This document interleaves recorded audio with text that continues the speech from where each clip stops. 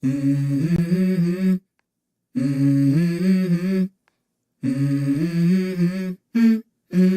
go.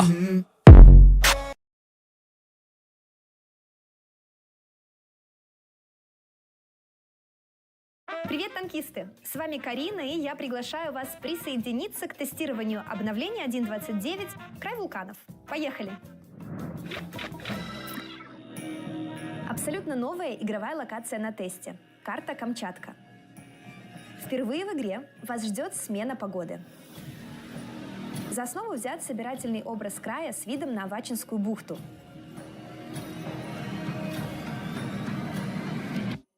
Живописные природные зоны с гейзерами и вулканами. Город, несколько небольших деревень и исследовательские станции. Специально для карты был написан новый саундтрек.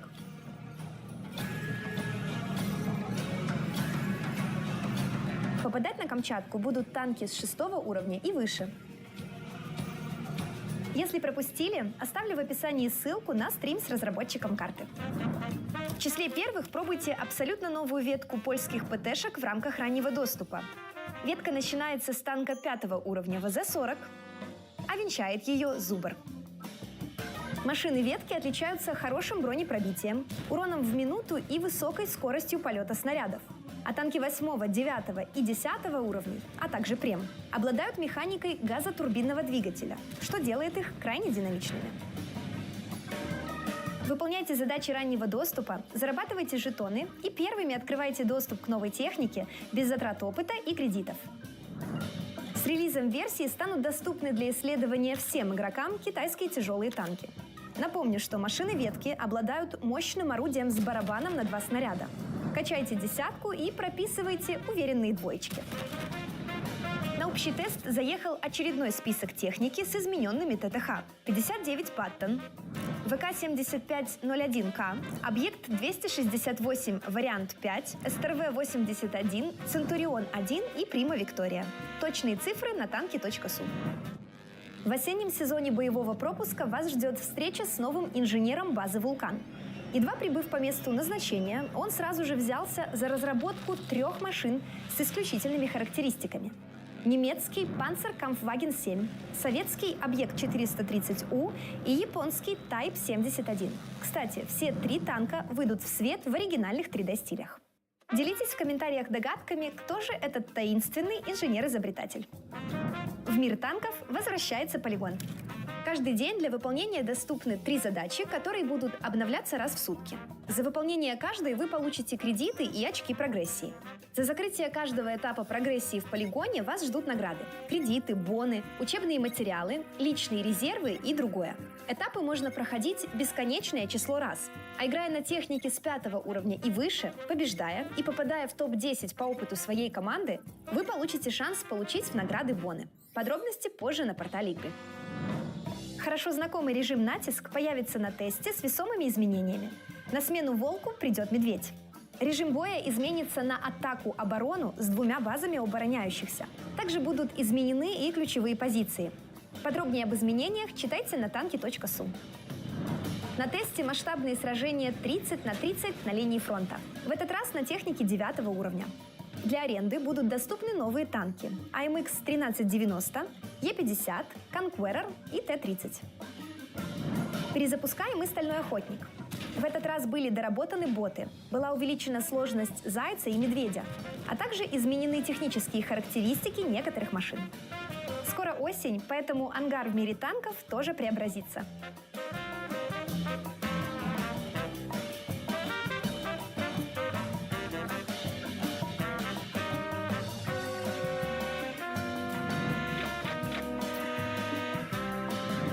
Не пропустите специальную дополнительную главу боевого пропуска по комиксу «Красная фурия».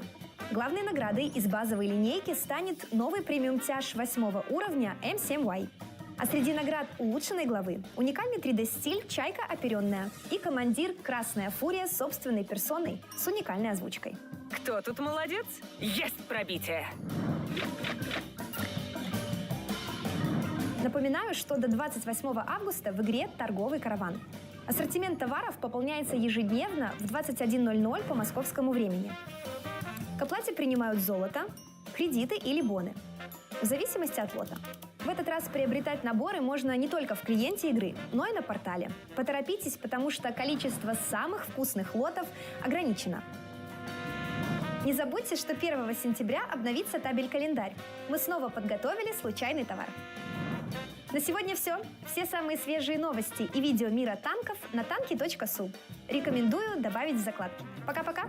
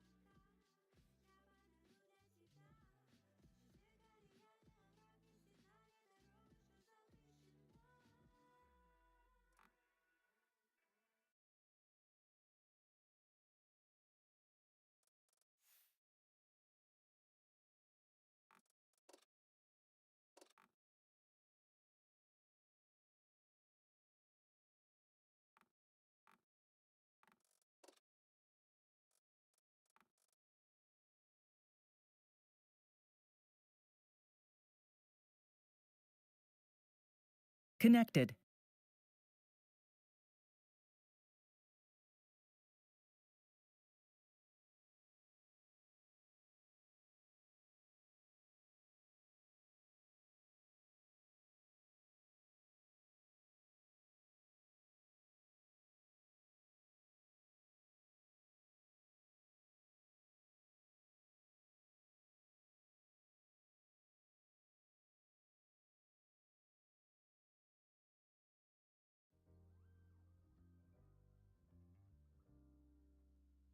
Channel switched.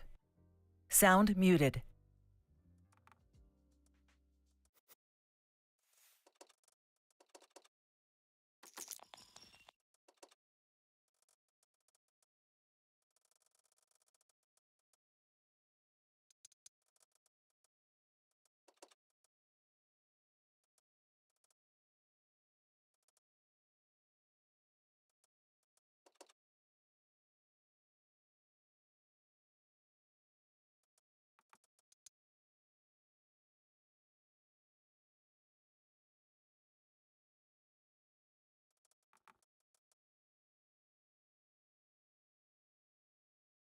Sound resumed.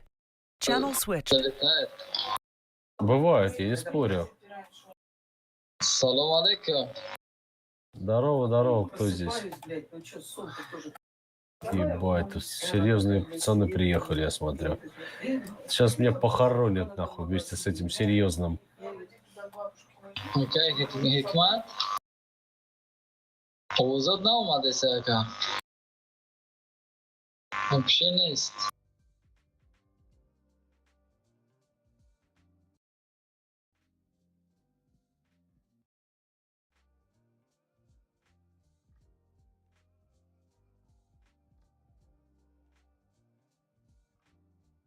Салом алейкум. Здорово, здорово, здорово, Хикмат. Да я тут никак, меня бьют и все. Видишь, Акаш, мы состоим сам этого. Ты что, пидешь, Серега? О!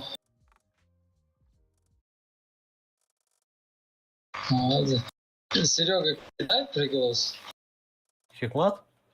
Да. Вообще, Пожалуйста, на иди изи. умойся.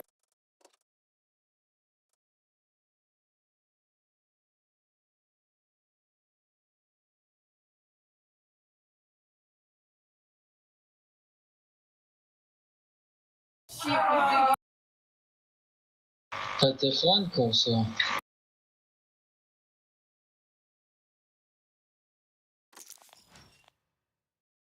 А чё, мы на 8 поедем, да, опять? Да, можно вообще на других. Ну, давайте 10, ну чё. Давай. Без проблем здесь. Да, да, ну чё мы вообще. Так. Первый пошел.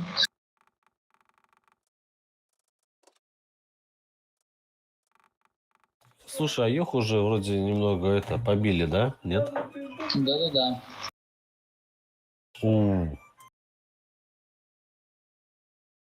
Бля, надо было включить клановые эти плюхи. Где эти трёхи у тебя? А ты чё? Чё? Не осталось вот этих плюх вообще? А я не знаю. Слушай, я даже не смотрел. Надо накопить. Там уже, наверное, нету, да ни хера. Короче нету. говоря. Все ясно.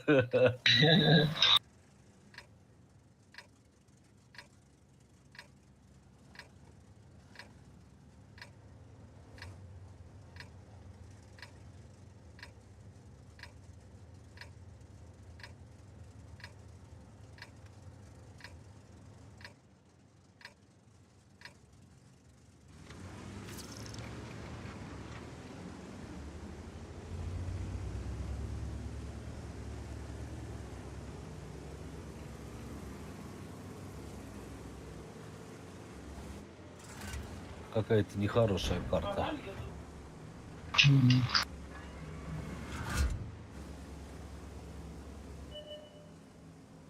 А чё, Хэвика понерфили вообще в говно или что? Я что-то не понимаю. Какого тайпа?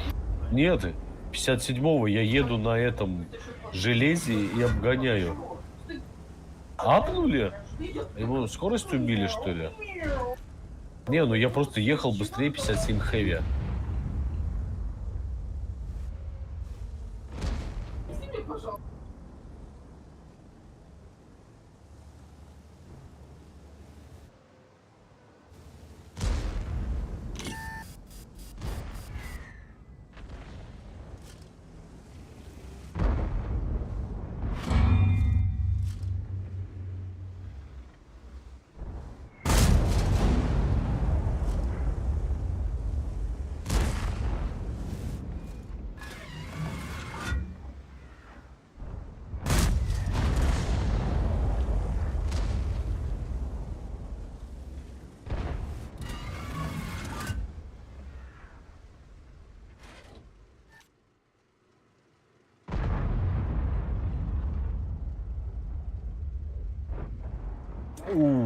Больно.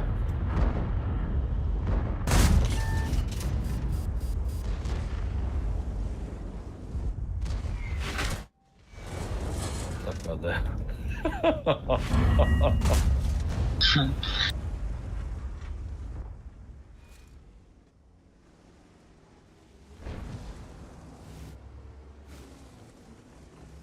Там никого? Не знаю, я там еще так сильно не выглядывал. Погоди, его там кто-то стреляет. Погоди, там кто-то на 400 ему дает. Кто-то может быть. А, стерва, да. Я понимаю, про что ты говоришь. Вот, стерва его бьет. Он его на катке, походу, держит. Смотри. Вообще, это победка. Почти. Я вот тут засветился, Серег, тут танк. Все, я понял. ЛТ, Ебр. Да. Ну, блядь, а что теперь сделать? Не, Ебр и этот засветились. А кто может? Юдас, блядь. Вот. Мамочки.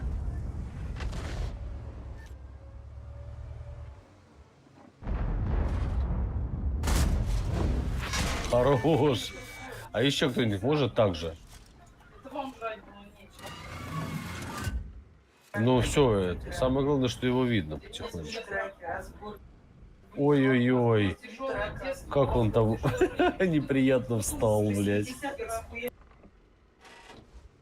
Я так сейчас наугад. Блядь, секунду не подождал, прикинь. Он туда приехал, гад. Ну ладно, сейчас этого убьют, дальнобойщика. Твоя бэшка поехала. Бэшка, ты куда, зачем? Че там, Юдаса не кончат?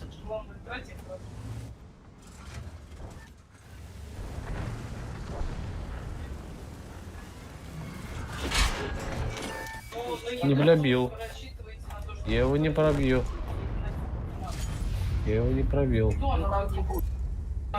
Не, надо Юдаса убивать. Если убьем Юдаса, мы через низ заедем и убьем их, походу. По-хорошему-то.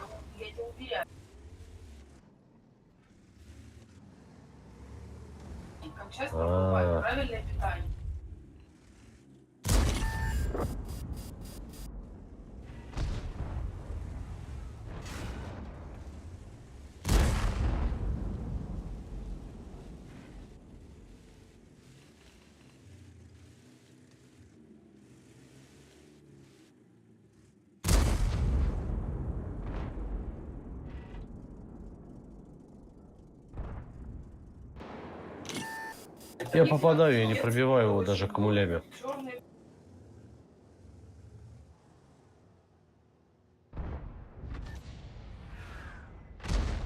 Ты там как, Фарик? Нормально? Это слава я им. Ну давай, живи за мной, слышишь? Да, вечно буду жить тут. Если никто не догадается. По блайнди, да? Не, вот сюда переехать. На СТРВ. Ну и похую, ладно. Хорош, минус арта. Хорош, минус Каен, нахуй. Сука. Что-то у них Яга прям бьет больно, я смотрел. Что-то знает, блядь, что ли? Не пойму.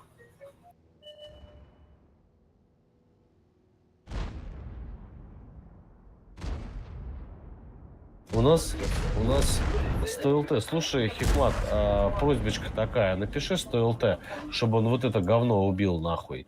Там у него, он на 2 выстрела. Ну, просто ты напиши и все. А там неважно, слушает, нет. Ну, как бы, ну и не слушает, и пошел он, как бы, далеко и надолго. А вдруг он послушает? Если мы сейчас там убьем, то мы... Я сейчас здесь уже один, блядь, остался. Сейчас, подожди, я Плутона заберу. Я, короче, сваливаю через пиздюлину от Юдаса. Ну давай. Че, они центр забирают, да? Ну, конечно, не заберут. Я хули им там делать. Все, сейчас я перетянулся, они там... Я тут один.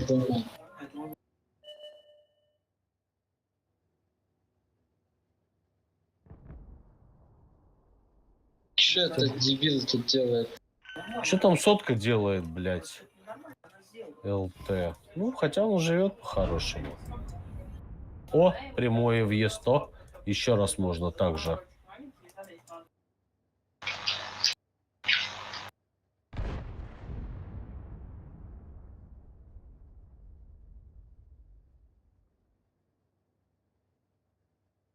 Бля, по ХП у нас вроде бы неплохо.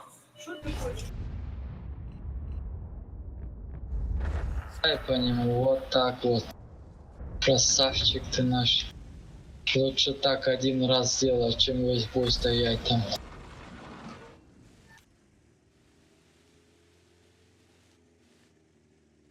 Сука в свете. Чё, ЛТшка, блядь, уходи вот сюда заедь.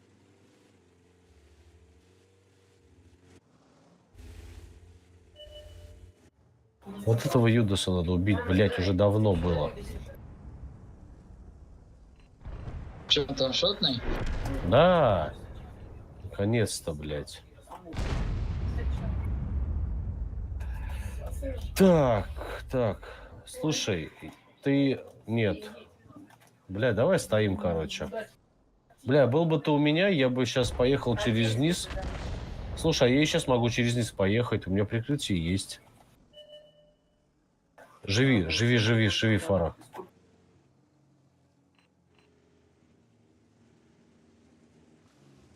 Блять, сейчас я тебе помогу, братишка. Сейчас я тебе помогу, братишка. Живи. Просто засейвись.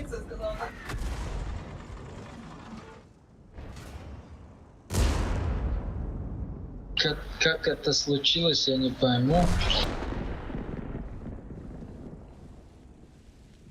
268, вот этого 5 можешь разъебать?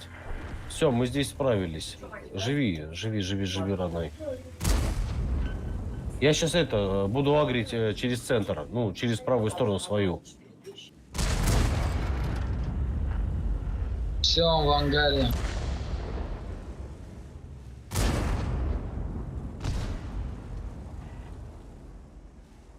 Ну и все. Слушай, ты там один, по сути. Ты можешь выдвигаться там на какие-нибудь позиции, стрелять, нахуй. Сука. А что, я последним выстрелом не пробил его, что ли? Ха-ха. Сука, не прошла альфа, ебать. Сука. Ай, похуй. Ага, я в свете. Леопард слева вот здесь. Ага, все, родной. Сейчас уже мы тут доедаем уже. Я думал, он на балконе стоит, и он здесь.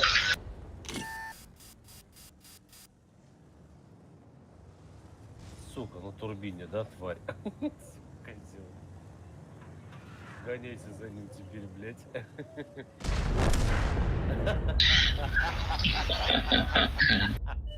Приехал.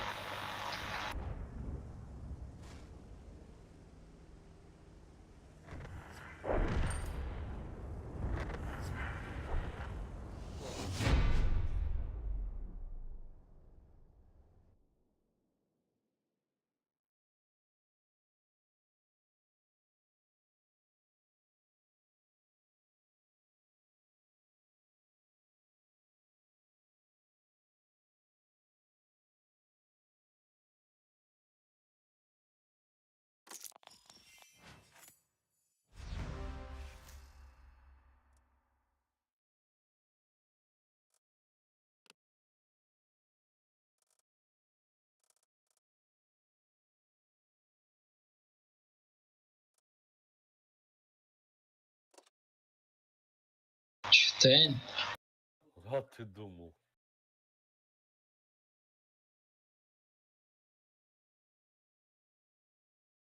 Давай имбу поставил.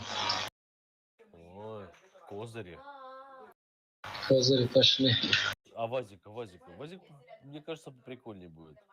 Ну да, Вазика тоже апнули, говорят. Мне кажется, их одновременно. Ну, короче, Вазик, мне кажется, поинтереснее. Попробую следующий бой взять его. Если не забуду.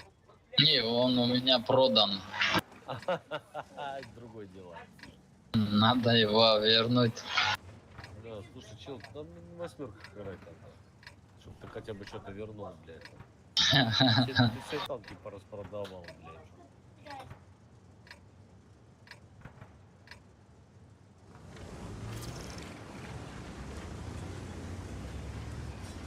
Когда разочаровывают, вот тогда и... Ну, видишь, и капают, блядь, а потом начинаешь локти кусать, как говорится. Да, мне кажется, я вообще не свою управляю.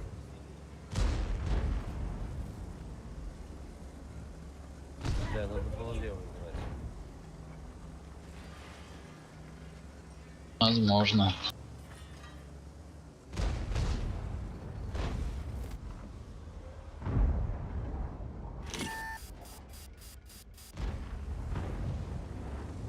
Еба, я попал. А где помощь?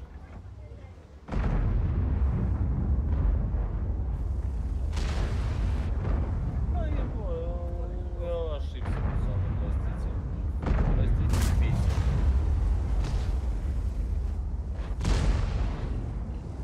Я один и неприятно, что я сделал?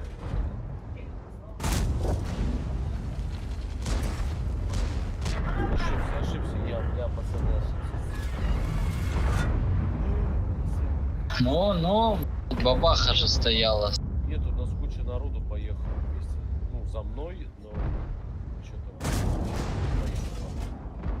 Что-то не приехали, да? Ну да. Поехали и не приехали. Нет. Пацаны вообще ни при чем. Говно, блядь. Сейчас, секундочку, пацаны, да.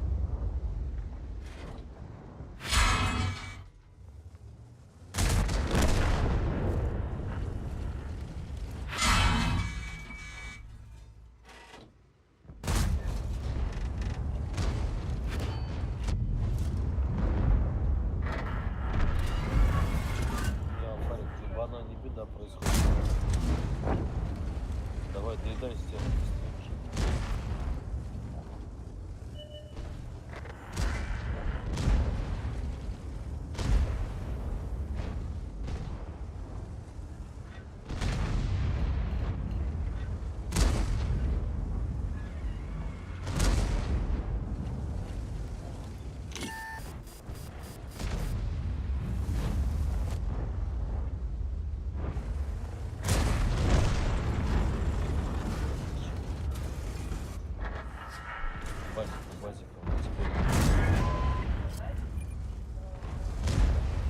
Хорош. Альфа не прошла, нормально. Юдас откуда? Сверху. Он сверху? Забрали. Мгм. Ну нет, короче, пацаны, если проебем, я ошибся. Ну хотя у нас Минотавр сейчас будет ебать. Хорош. Не, они не соснули. Нет, сейчас хорошо. Только не получается. Конечно. Не, ангар. А чё, он не попадает или чего? Он не пробил. Арта. У нас арта попадает, блядь. У нас сторож горы едет. На горе сторож. Сейчас он нахуй отсторожит, блядь. Я вот только... Смотри, сейчас бабахнет. Ума, блядь, на таком танке, блядь, сторожить поехать. Ну, чувак что-то знает. На нахуй. Видишь? Сука.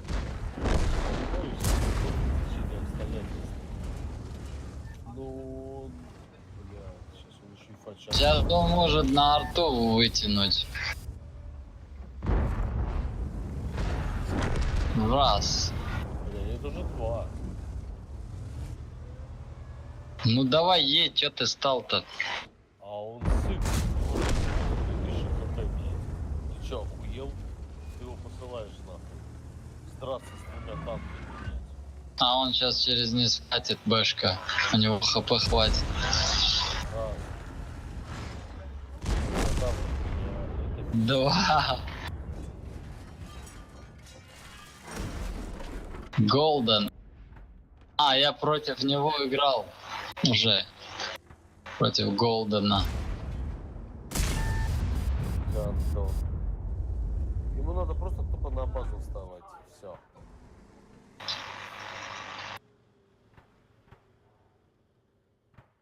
Да, да.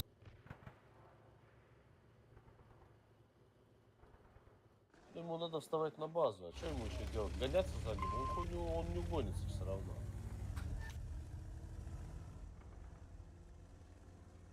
А арте надо прямо встать и тычку принять и забрать. Арте, блядь. Я не знаю, что арте надо, честно сказать. Ей надо руки нахуй оторвать, чтобы они больше на ней не играли, блядь.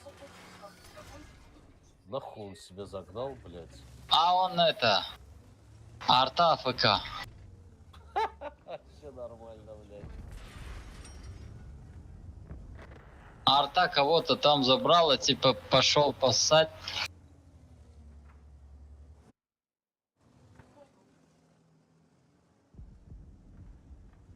Блядь, а куда тут можно встать, если честно?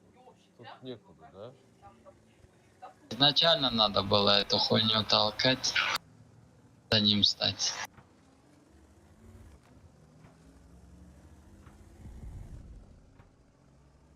Не, на ничью он может спокойно вообще так играть, правильно? Может.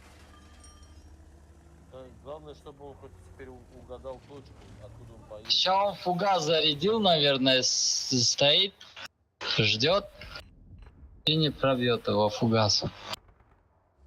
Просто вот сейчас он встал, там, блядь, 3 точки. Хотя, с другой стороны, да не, нормально. Ну, хотя... Сзади приехал. Сзади, он не знает, что делать он. Нет, он убьет все равно даже за барабан.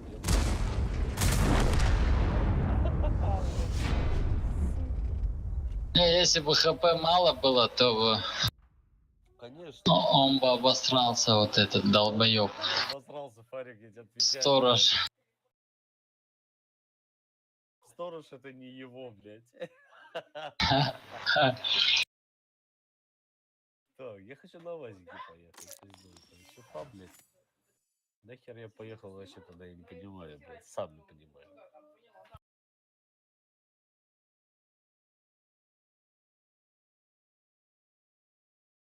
Сучок. На 279 играет, третью отметку, наверное, хочет. У них бэшка 8-8, да? 8-1, 8-1. Накидал.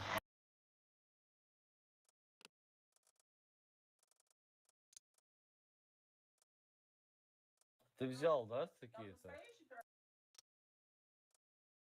В топах. А, у нас на 279.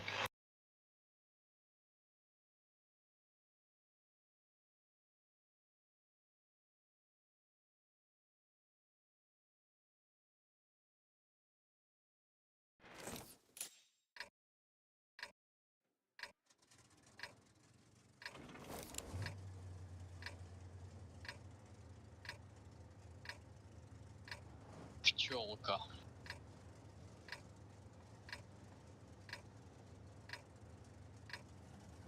Так.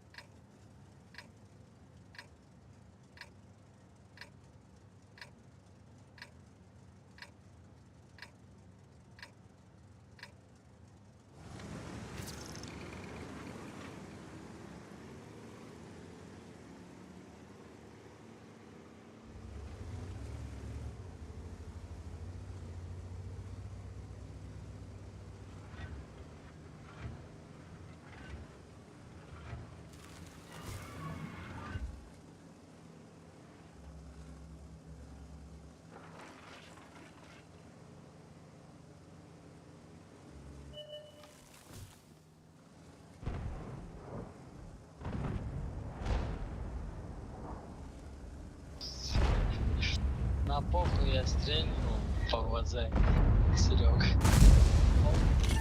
Ну, 403 урона. Что это такое, да, 277?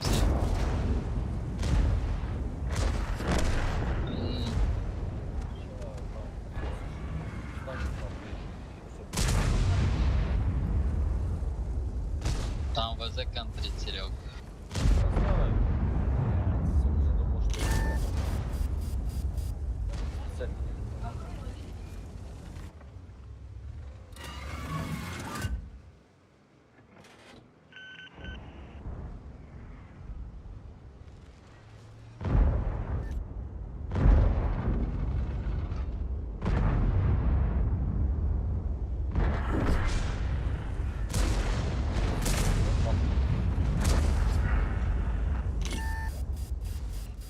Так, Вазик вышел. Давай зарашим его, Серег. Кого?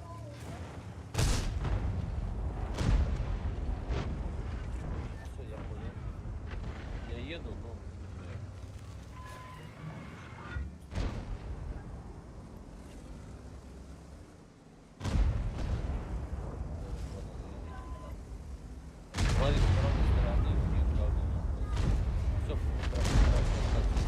Да-да, давай, давай.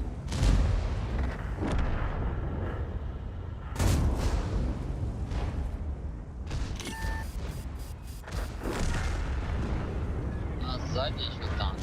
Да, Там большой. сушка убивает. Барабан. Давайте, работайте. Убейте, работайте. Спокойно, блядь. Должны просто проебать. Просто бомбу. Так сильно передок показывает. Жопой попробуй. Ага. Так.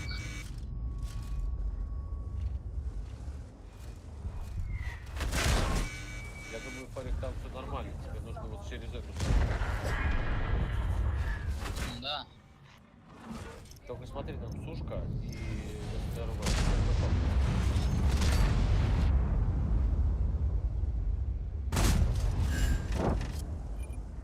Сейчас флажка поедет. Прокатывай, а что ты боишься? Ты получишь. 152 попал. Систему надо почему-то справа. Аккуратно я. И в ангар. Пизда. Ну это, блядь, это не очень везло, что в бою вообще едет. Я тебе клянусь. Вот честно. Не, ну,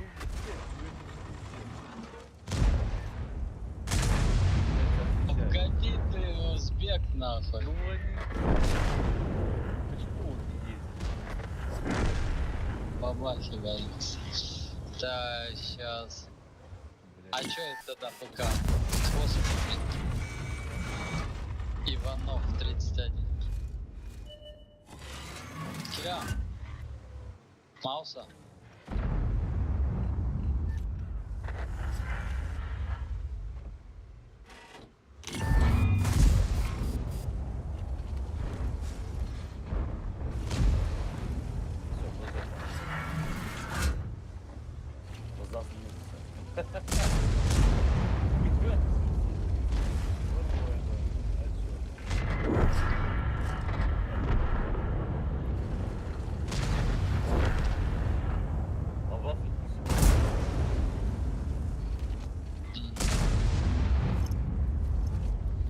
Иванов, давай шот. Ивангар. На нахуй. Тыка лишней помогла, кстати. А так бы сейчас тоже, Хикмат тоже отвалился. Космос, Паша, давай. Красава. Арту забрал, чувак. КП, блядь. 2300. Блядь. Не зови меня больше, я с тобой не поеду, блядь. Чё ты так? От кого получил-то? Я помог тебе, и у меня сушка 122, да, или какая там новая, вот А, эта барабан. сушка слава. заехала, да. Да, она мне прям бум-бум, я даже думаю, кто это, блядь. Она мне прям быстро вообще там, на чистую воду вывела, так сказать. Так, что у нас еще Не, я имеется? Вазика все равно возьму. Прикольно. Он такой юркий, блин, стал. Сейчас.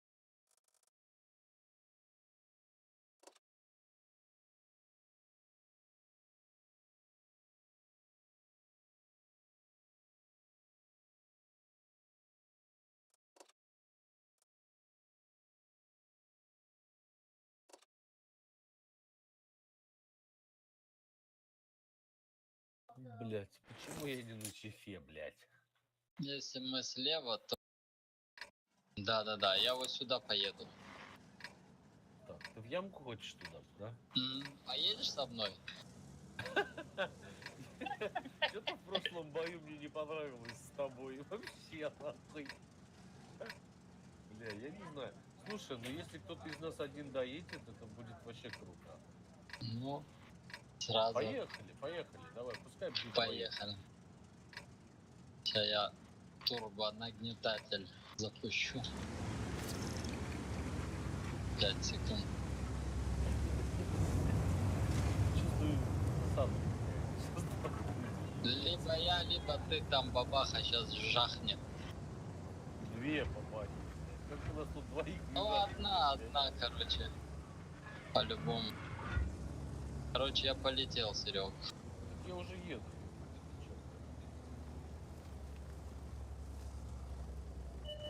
Па. Раз, стерва. Два. Кури, ёбаный. Козёл. Бах. Ну, давай едем. Да, у меня больше нет рему, купите стерву хотя бы.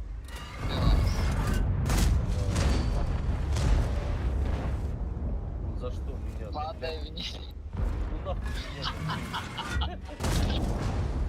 Падай вниз. Да я стараюсь. Давай, я уже красава. хотел, бля, братан. Куда ты не пойдёшь? Е3 едет, да?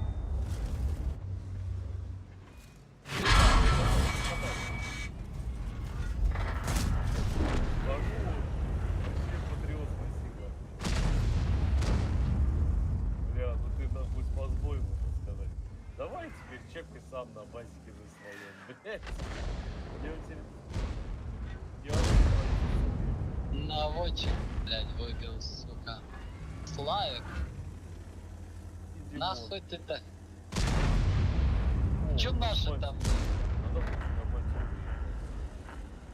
светить Да, приехал? да. Ну, блядь, его арта кидает, а попадает в меня. Бригада. стерва приехала. Смотри, смотри, пишет. Чё за хуйня?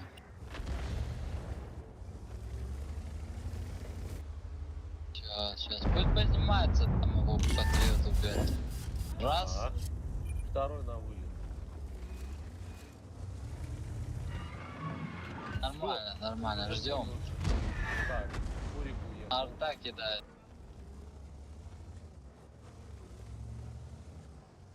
Ну же, мальчик, дай себе.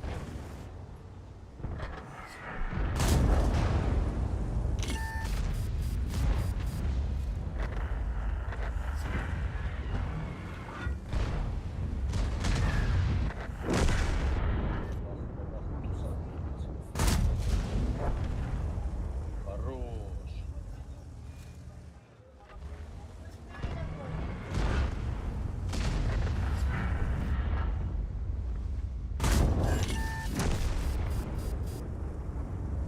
Ай-яй. Ай-яй. А, не про... Он тоже. Двое стреляют. Здесь. Те наверху?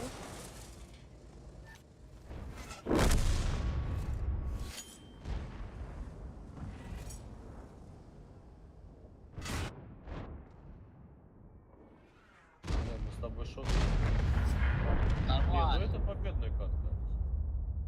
Нормально. Все Заехали с мужиком еще. Не знаю, как вы, конечно, но... карта. Он тут.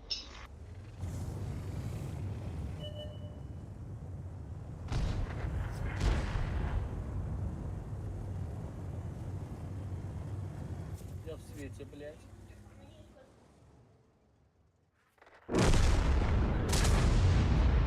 Сразу сводил, блядь. Сука. Не попал. Не, хиплап, со стервой, блядь, через плюху, да? От бабаки, да? А 1800 сказала, и 1600. Ну, блядь, это почти все лицо, ё-моё. Нормуль.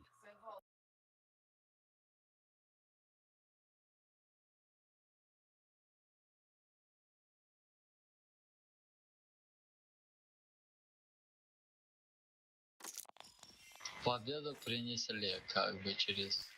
Я думаю, да. Потому что у нас со стороны СТ было вообще прям плохо, мне кажется. Мне кажется, плохо. Ну, Так нормально. как их ЛТИ... Ага. Особенно наши ЛТ, да. блядь. Наши ЛТ Меня- вообще у нас было по-хорошему. Так, на чем мы сыграть-то?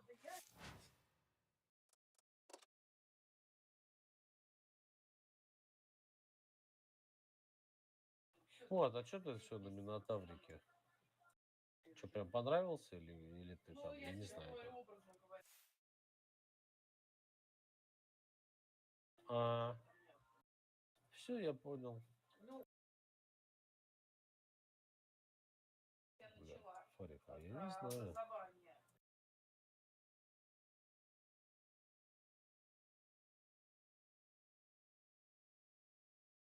А, Минотавр, я тоже выбрал, но у меня нету Минотавра. Ну, я хочу выбрать, да? Дайте Минотавра. Ай, корова. Италяшки поехали. Тогда я вот сделаю вот так. Рино Черонто надо купить, то тоже нормальный танк. Но он тяжелый, блин. Я не хочу такие. Вот я вообще в последнее время на тяжелых не играю. Я не люблю. У него 3000, да? Да. 490 и 7. Ну, да. Обалденно. Но у него там 4 секунды чуть. Нет, не 4, 3, наверное. Бля, честно, не, врать не буду. Не хочу врать. Не знаю, не помню. Но у него тоже какой-то КД такой между снарядиками. Ну, жестко кидает. Стреляет жестко. Бац, минус 500. Бац, минус 500. 1500 с барабана. Хочешь наебать, возьми себе посох Б. Да не. Я в следующем бою возьму. С вами поеду. Ну, попробуй. Слушай, помнишь Жека? Это типок Хаски. Помнишь? Ну, Я, прикинь, парализовал их. Пол Да, лица, да, я тебя отвечаю. Пол лица, короче, прикинь, там, пол тела, блядь.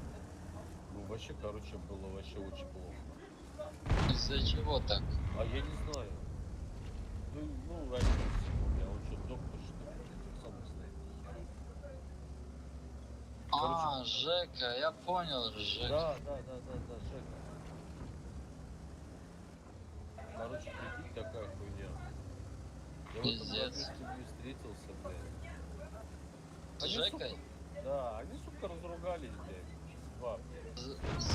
С Симом, что ли? Да? Из-за чего? Да, блядь. Да хуй их знает. Не За- поделили? Из-за Нового года, блядь. Короче, что-то они там... Пошли так, ну, разругались. Я тут брат, ты чё, хуй? Серег. А, ты сейчас. Сейчас.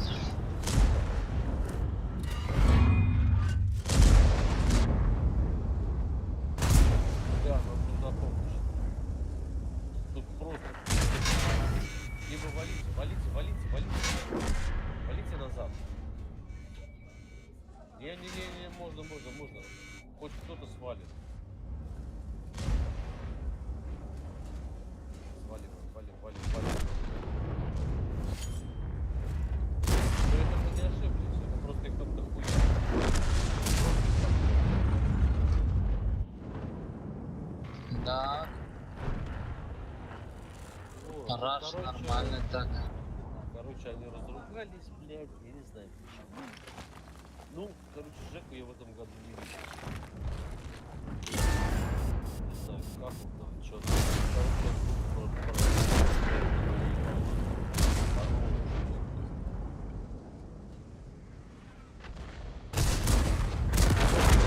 Да, ну его. Сука. Хуя. Я хотел А тут откадешиться. что-то, погоди, а тут что-то перекопали, блядь? Ну, Не первый раз.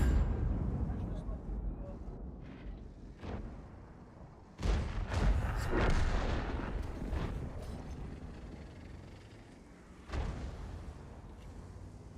вот туда, отсюда дали дорогу. А так, по-хорошему, Сима заебись.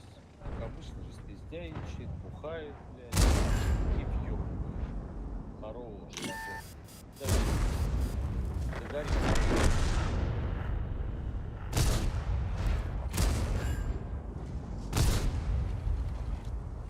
Ты помнишь, как мы говорили, что коров говно, блядь?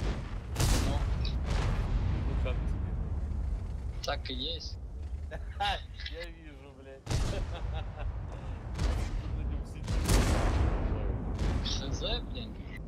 Ну потому что он такой фановый. Он не тащит, он фановый, да, такой какой-то. Ну хочется на нем поиграть. Я думаю, чё, давай проверю, чё. Ага, давай, проверяй. Так, у нас минус 4, братан, так что давай, нахуй, проверяй уже поскорей. 4, 3, 2, 1, давай.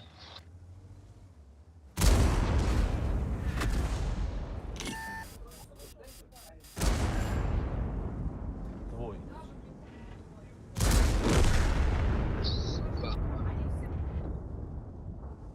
Нормально, ты косарь выиграл для команды.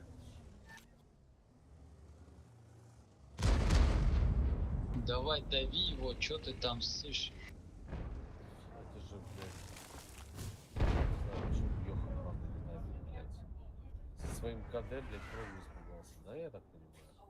Мгм. У Проги, блядь, КД между снарядами чуть-чуть меньше, чем у него КД, блядь.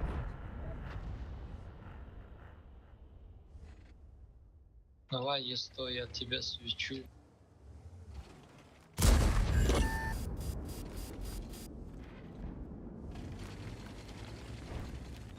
Смотри, Фарид, блядь, что не едет? Жопу смотри, Прога едет. Почему блядь, он может скачать? Йоха сейчас пизда.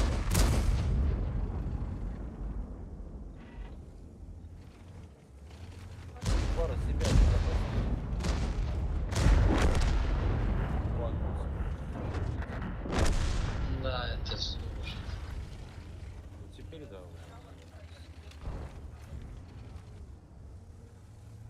Смотри, слева.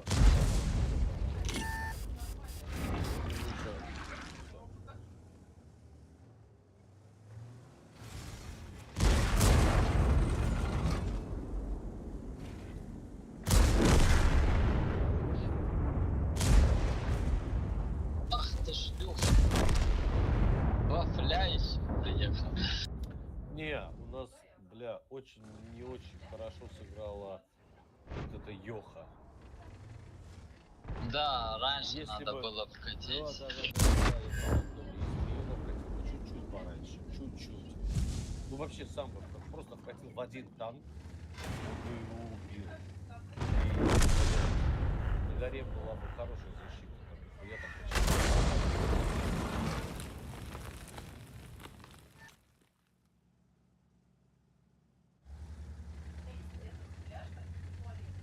Чё дальше? Конечно, Или на- конечно.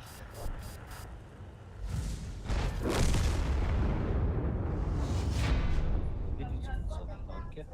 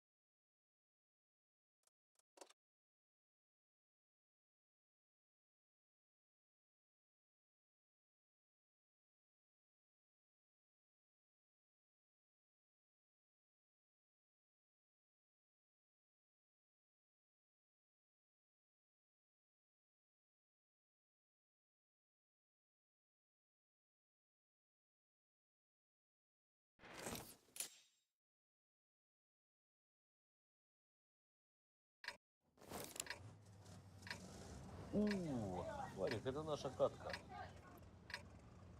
Мгм.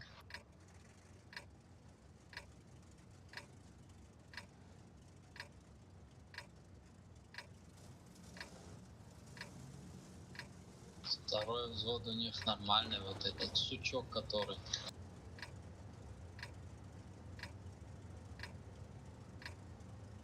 Ну что, на Цезарь или БЗ?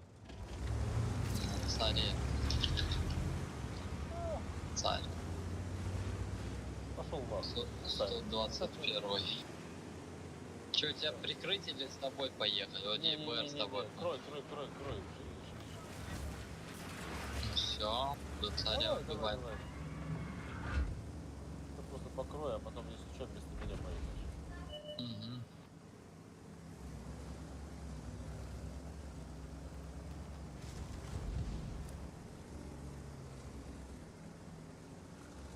Еблик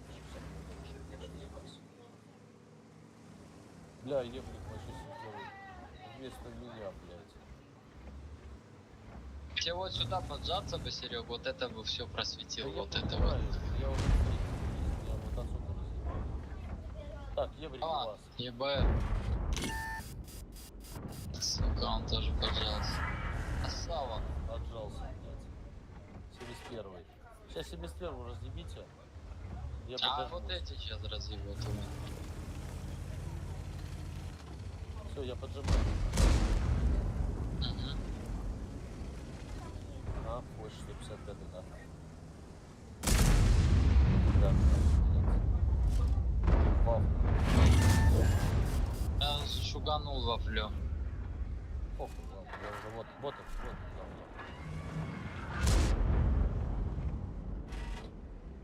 Подъехать, да, к вам? Лечу. Бля, я уже просто, ну, как бы... Я подбитый. Все, бейте его, нахуй. Ну, бейте, Стой. всё. Они сейчас справа будут давить.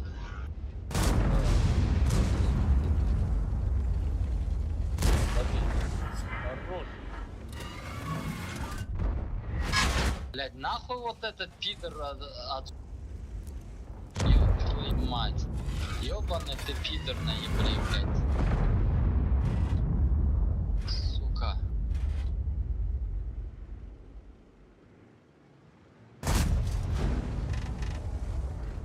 Олень ебаный Вот просто. это вот надо говно убивать. Ну, вам пацаны, короче, посчитать. Тут 71-й, 68, блядь. Сейчас они там тяжей просто это я уверен. Так, много чего. Я бы, блядь, поехал бы с одним хотя бы. Блядь. Так, все, я в ангаре уже, по-моему. Так, даже. Да вот этот пидор потом. Мадда ты задом. Что он стоят? Нахуй такой свет нужен?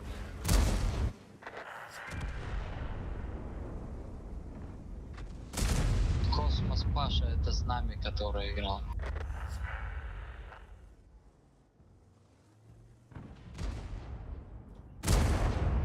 Смотри, давай. Аккуратно. Чё, КД он, что ли?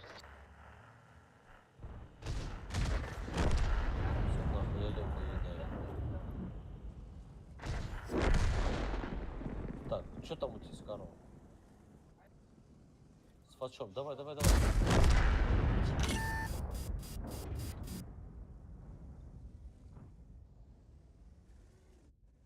Чё, у них там остались, да, там? 168 у тебя. Он скинул, он на КД. Аккуратно, он не один. Бать.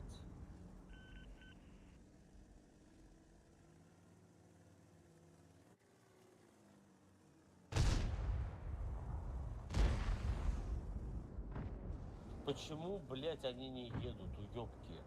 Едут уже.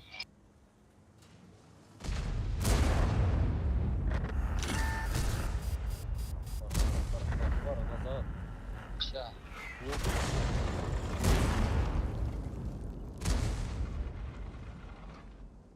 Арта не вовремя кинул.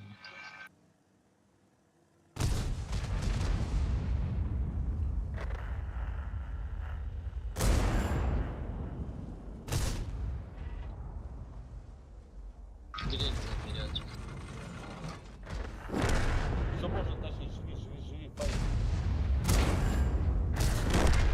Не пробит. Живи, фара. 10-7, 10-7. Тикай. Уходим.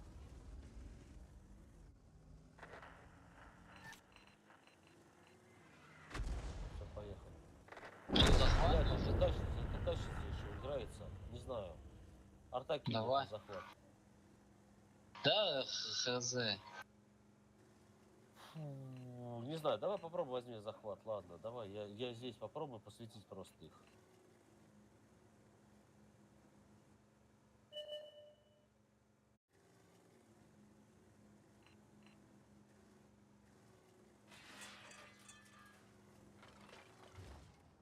Давай, попробуй взять.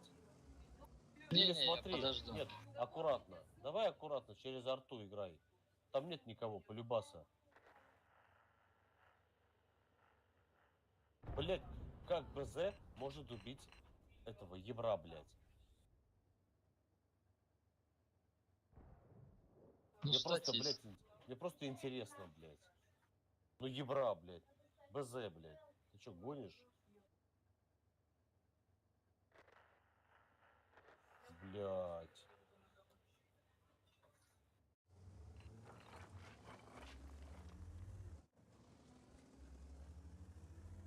Арта кинет, нет.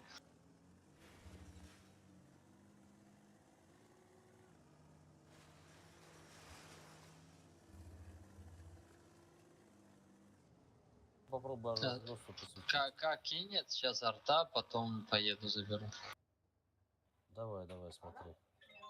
Я же попробую ставить какую-нибудь точку, чтобы этому светить нашему.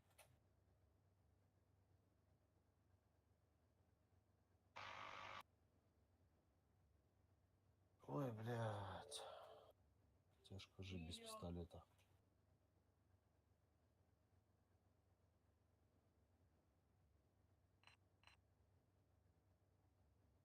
Но арта тоже блайнды даже не кидает. Плюха. Я думаю, наше время сейчас просто тупо стоять пока.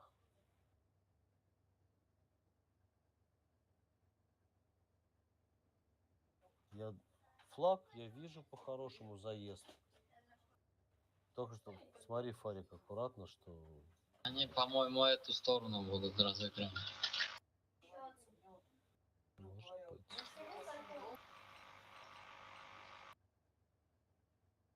Просто ты вообще не светись прям. Постарайся спрятаться. Сейчас у кого... Еще 7 минут, Фарик.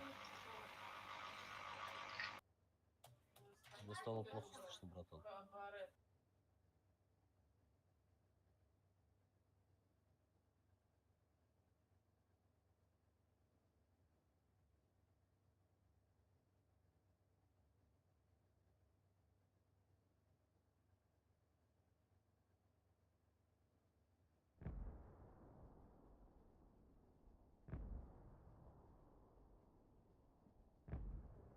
Арта даже не дрыкается вообще.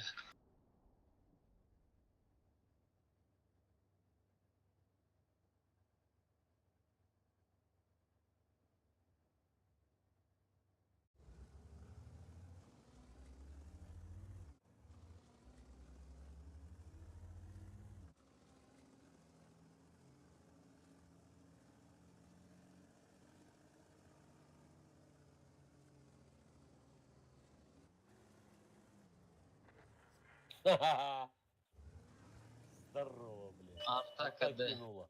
Арта кинула меня. Все, убей ее нахрен, Шилов. Все 2 танка у нас. О, крутой, поехал. Да. Пускай едет, а хуй с ним ебать. Прога.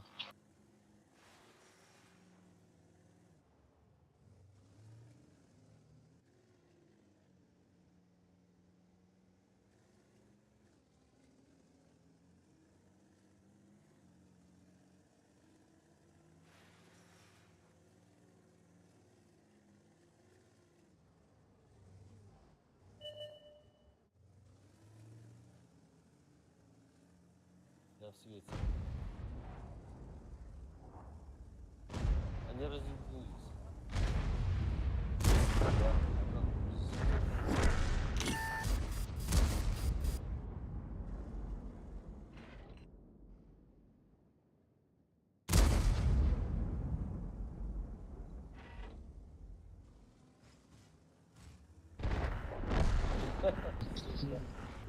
Блядь, какой козёл, сдался бы уже и все, а. Давай, Фарик, аккуратненько только. Бля, братан, давай сзади. Ну её нахуй. Не надо рисковать. Бля, он за тобой идет, походу. Уходи, Фарик. Бля, блядь.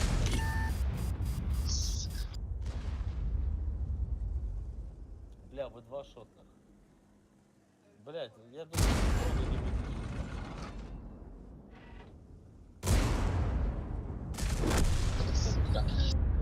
Да ну нахуй. Да твои Это прога, а я-то совести думал, отвечают. что этот оруженосец фуловый. Нет, он был фуловый, он уже, блядь, я так понял, он на прокатке. Сейчас он убежит, этот Дуди, блядь. Ебать, он ушел. Ёбаный в рот, блядь. Мудвин, блядь. Мудвин. Куда? Вы его хотите нахуй там до голода, что ли, блядь, довести, нахуй, чтобы выиграть? Я не пойму. Пиздец, он такой подалеку едет, сука. Пизда, блядь. Доигрался. Мордвин в ангар улетел. Блядь, 1900. Сейчас он 4000 не пробьет, пиздец, Серег, сейчас смотри. Да ну, нет. Да это все пиздец, это Ну, мы хотя бы- слили. Мыслили? Да.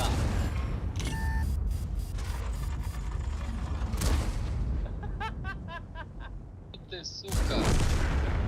Хорош. Заслуженная победа, братан. Он там 6 забрал, смотри. Кто? Вот этот пидор на базе. А, на БЗ, я думал, наш прога, думаю, А нихуя. он там 6-7 тысяч накидал, по-моему. Ну, может быть, я не спорю. Но у нас есть Гудвин, блядь, который подставляет, блядь, щеки. Сначала левую, потом правую, блядь. Минус по Бля, косарю. Дуди. Дуди, блядь. 45%. Гудвин, ебаный, блядь. Мы отдали бой какому-то долбоебу, да, чтобы он выиграл. Ну, я затащил. Сейчас говорит он всей семье, наверное, нахуй. Не, ну ладно, хуй с ним, выиграл, и слава богу, честно. Ну, блядь, я, блядь, старался, он скажет. Я, блядь, знал, где ехать. Я поехал вон там, блядь, специально. Сука. Ну, блядь, что делать? Все, всякое бывает. Да удалите этих ЧС. 1800, блядь. 2200 тебя? боев у него там. А, я думал, у тебя в ЧС, нахуй, 1800 Нет, человек. 1100 средний урон. Ну, он страдает, нахуй, с реализацией. Не, ну, слушай, ну он выиграл, блядь, он победил. Он попал один раз, блядь. И самое главное, похуй. Да. Автоприцелом поехал, просто там ему повезло, что... Да, на каток, и он просто чуть побыстрее оказался. Так, чё, в низинку ебанем, да, Фара? Да? Да. На водичку. Давай ты в низину, я сверху. Нет? Давай. Да, похуй, Потому я что- в низину. Тебя кто будет крыть отсюда?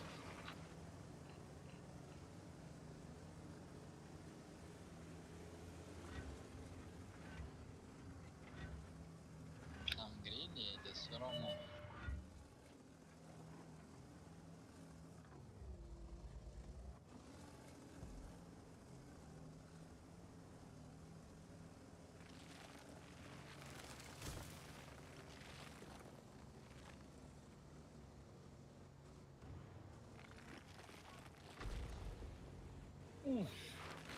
Больно, блядь.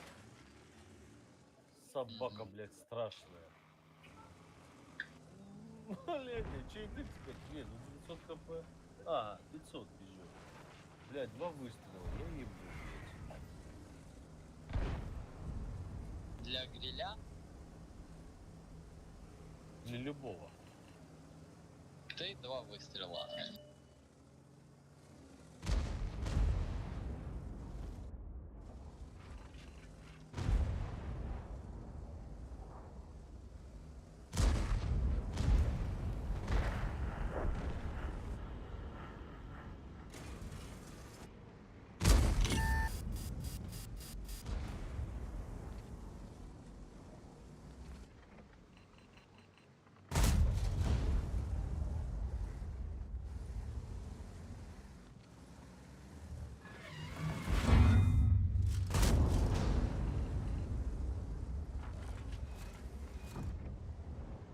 А, сука.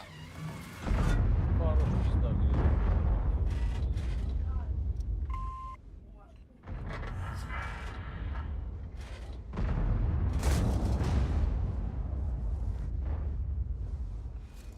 Блять, сзади ТВК приехал, да? Блять, сейчас я перезвоню человечку. Короче, он мне должен минут настроить, братан. Так. Че без меня? Дайте сейчас это отдам.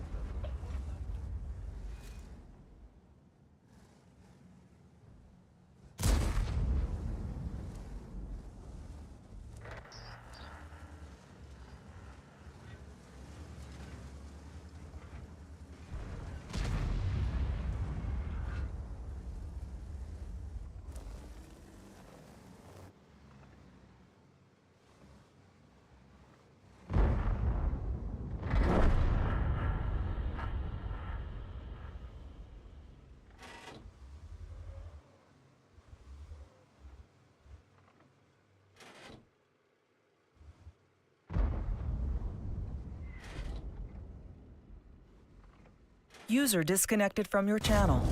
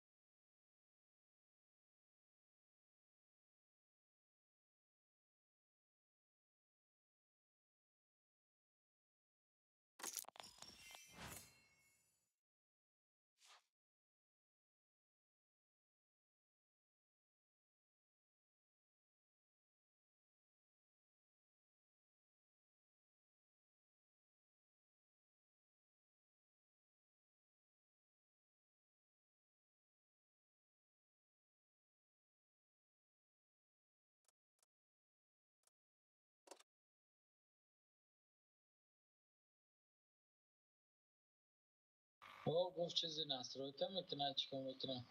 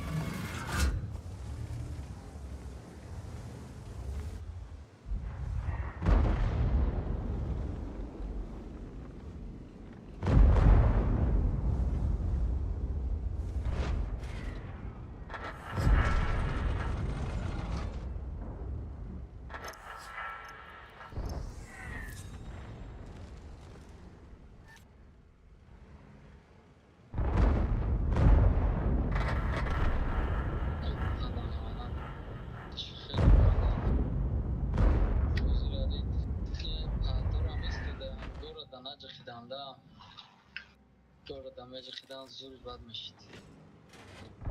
Позиция дашт.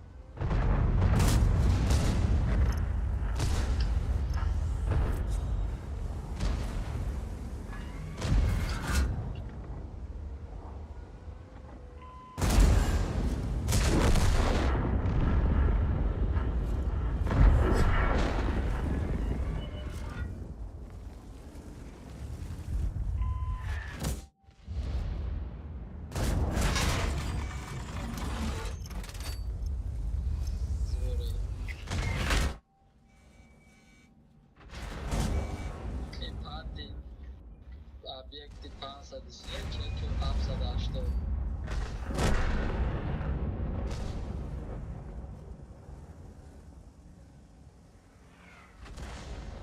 Go away. Irabi. Ами объект 580.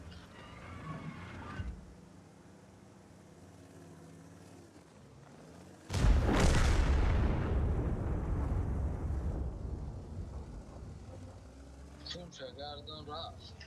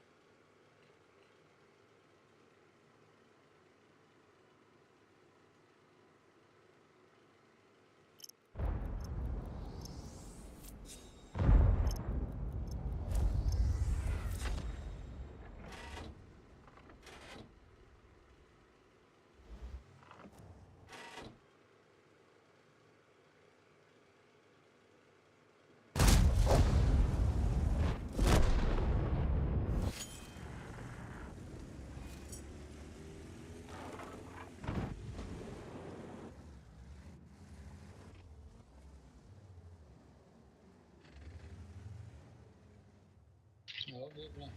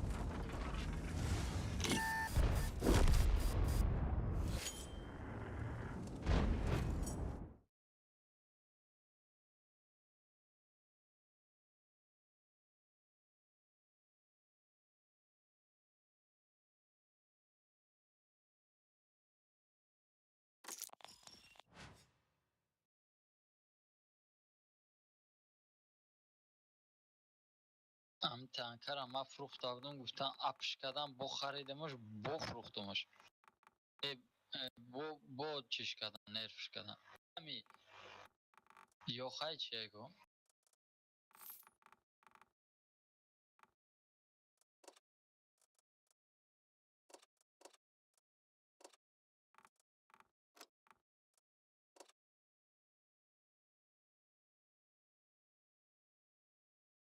бо мефурӯшимаш чӣ? Сильно накаданашев сурҳона уже бемаъни шидаги ҳамин свидениш безибай.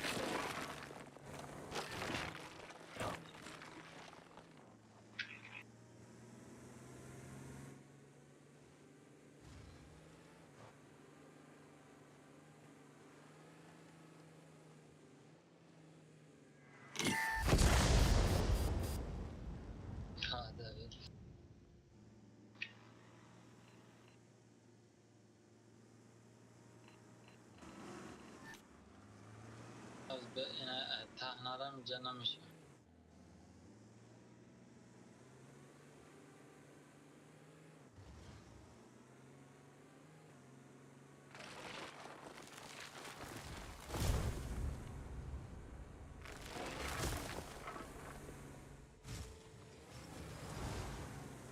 یه بچه ها مینوس 800 چطور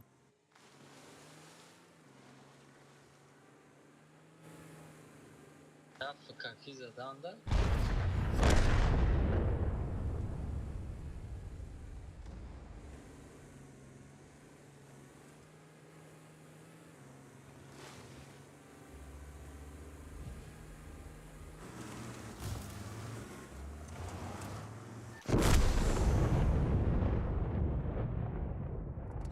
این بولو هی توبه این رفیه اگه جو زده سوید نشده. نامرد نامرد.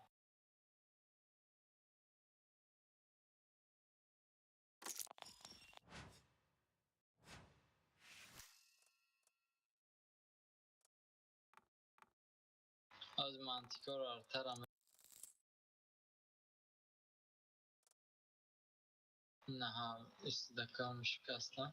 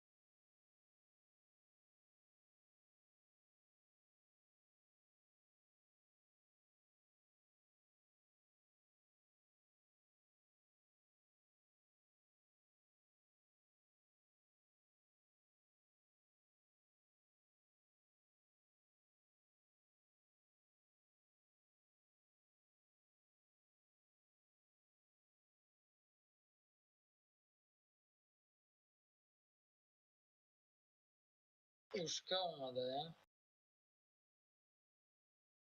اوشکا ایرا کشتنی اومده. گل خب ببریم کمه ایرا نگاه کدشتا یه چی منطقه رو زد تشکیل میکنم. جتی تیتوشون برو.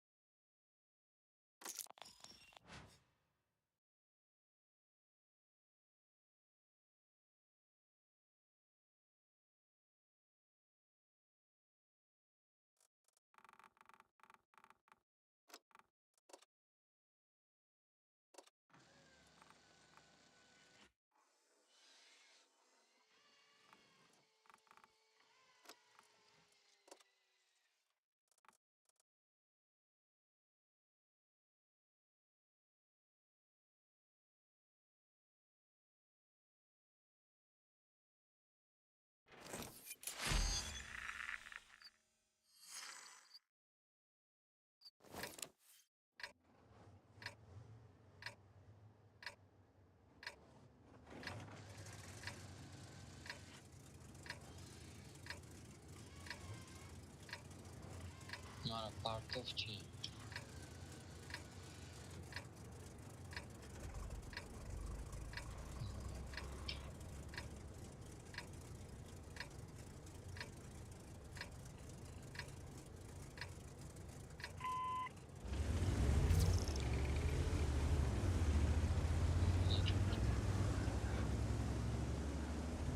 Загрузка интерфейса мегаме час пейс кудаем-то. Ага, не бойдаем. Ага.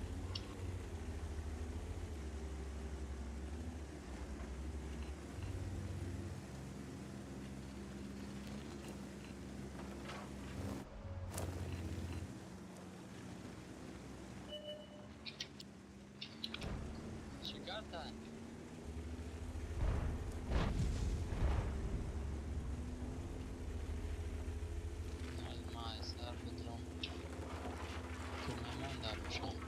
Загрузка интерфейса мега ошибка дора чиз дора ки партоям под як агар ки айсар бадром қабул мекуна бо загруз чӣ мекуна накуна бо то анга рафтан чикор кардагиам бузуки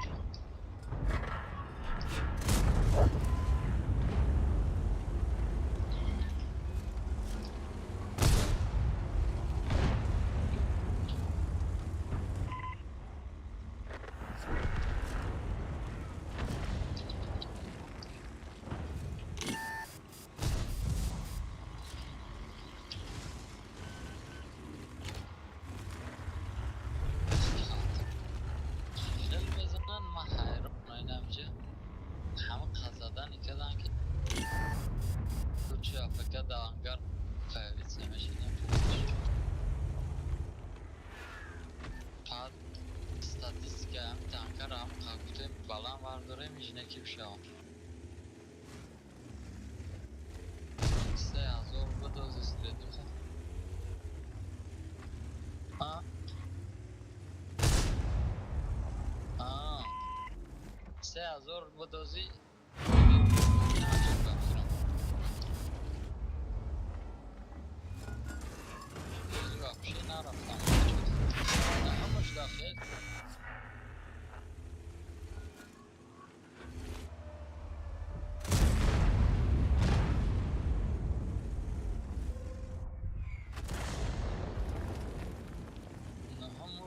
хела сӯзай бо. Да.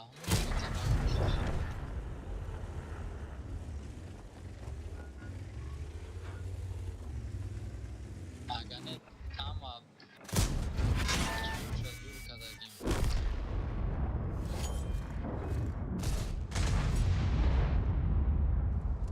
Усовершенствовани задагим ҳама шава. Чизиш намераса.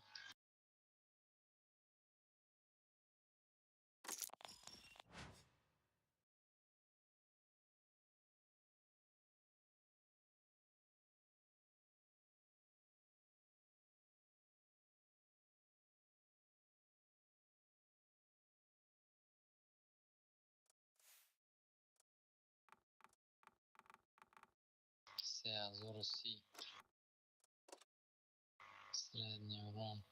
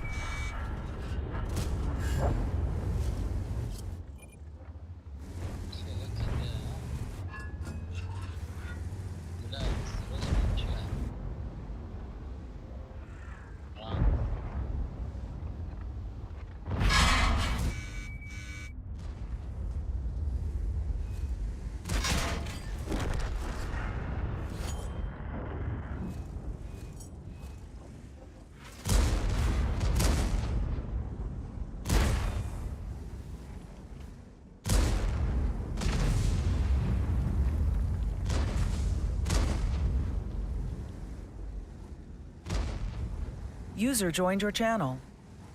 Здорово, банда. Здорово. Че, подошел? Да.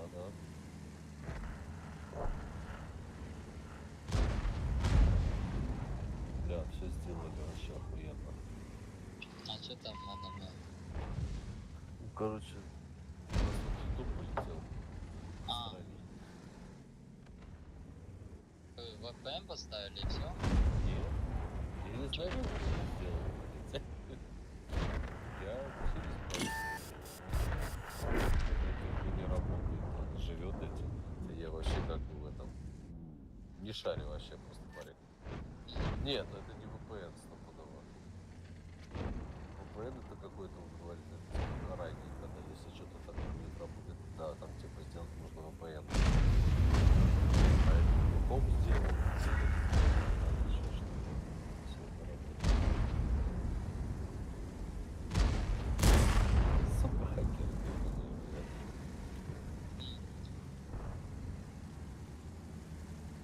Блядь. Ой, так набит, блядь. Честно. Блядь, а он вот такой оказался, сука, что если бы я знал, блядь, я бы, блядь, кто рядом с ним рядом пройдет и пиздюлей, блядь. Честно, блядь. Да пиздец, человек. Он молодец, блядь. Сука, добрый. Просто он добрый, хороший человек. Бля, ну конечно, у меня там сейчас, блядь, включи камеру туда, включи камеру сюда, блядь. И, конечно, нахуй, как долбоёб, блядь, я даже не знаю, как мне камера начинается.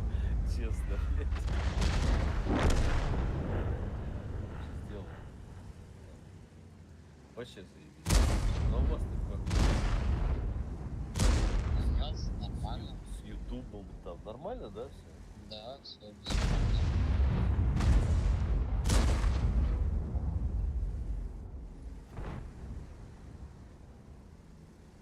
Кто это ФВшка делась-то? Меня хочет забрать.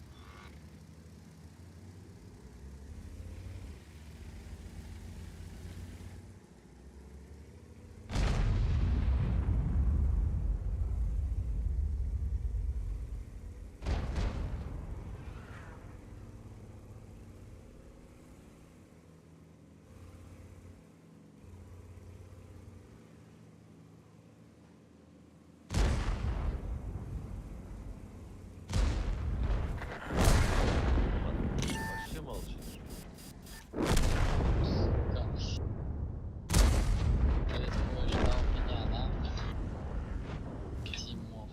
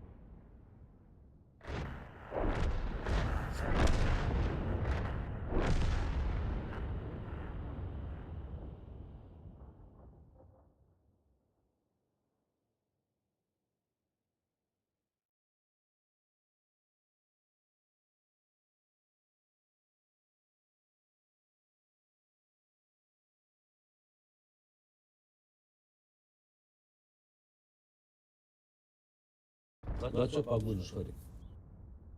М? На чё погонишь? На концерте. Как мадам Джей?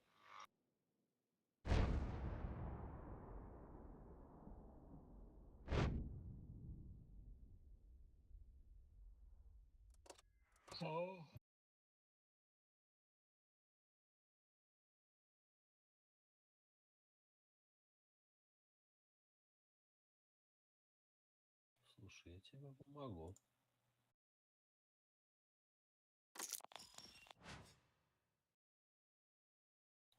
Не, братан, я же отходил по делу, так сказать. Я, блядь, Я вас всех пересплю.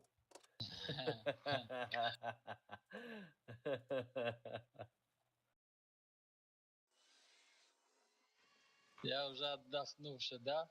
Я вообще бодр, сильный. Ну, блядь, честно? Жми в бой. А, блядь, опять я. Нахуй ты мне даешь плюшки эти? Я отдохнувший, так сказать. Бля, я там вешался на море, пацаны, я отвечаю. Я, блядь, в палатке сидел, как гнус, блядь, как котенок, блядь. Ну, я не могу, нахуй, сидеть, ну, когда там жара, блядь. Это, ну, невозможно, блядь. Это пиздец. Я сгорел, нахуй, в первый день к хуям. Центр заберем. Со мной поехали? Давай, да, я гол, да, я с тобой, поехали.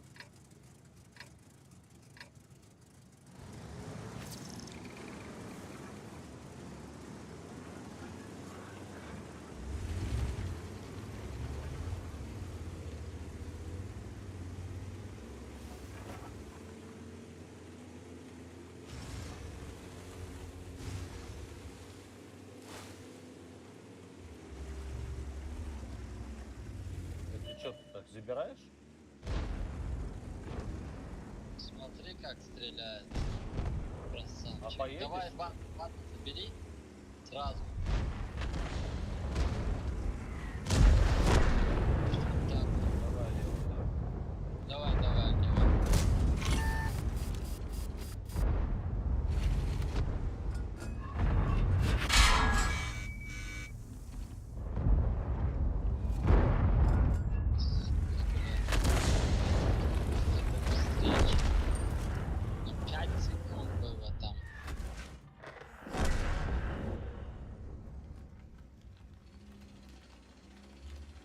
Че, вкатим? А, там бабаха. Бабаха, КД, вкати. Поехали. Рафте какая-то.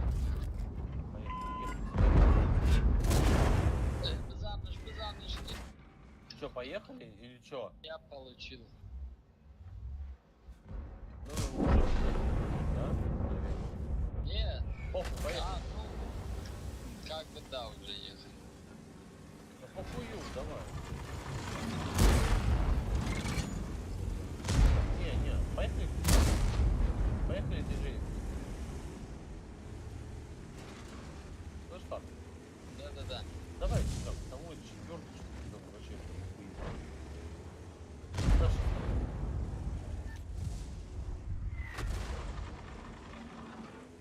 3-1, нормально.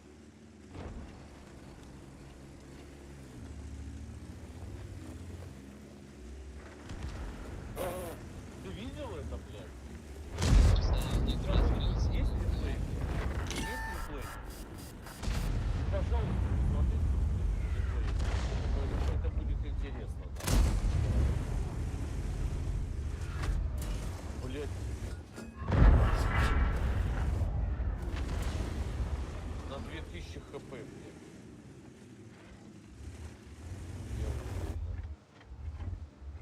Ты чё, в камень разбился, что ли? Не, бля, а вот здесь это? Ты хочешь наверх хотел забраться, да? Да. Ты в камень разбился, да? На 2000? Об камень, да. Сейчас я на... Ладно, тогда. Это чё было? Это сейчас было... Знаешь что?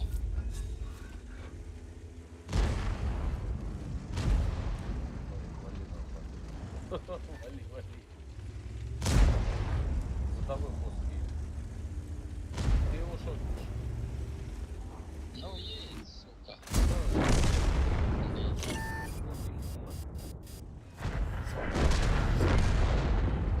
Блядь. Но все равно, мне кажется, с такого расстояния и я не должен был разбиться хотя бы на все хп, блядь. Вообще не нужно.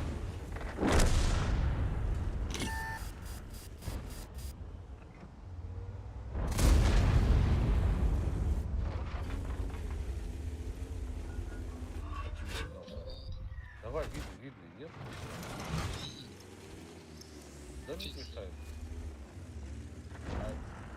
Хорош.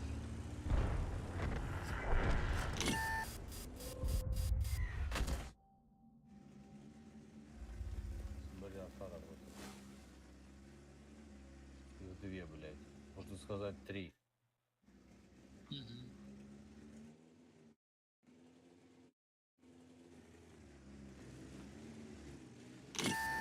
Блядь. Ебать там я, да. Почему наши, я что-то не пойму, а почему наши до сих пор вот здесь на этой линии стоят? Ой-ой-ой, Хикмат, не надо тебе газовать, мне кажется. Тебя сейчас яйка по спине ебанет. У нас вот эти стоят вообще там, я не знаю, что они думают. О чём.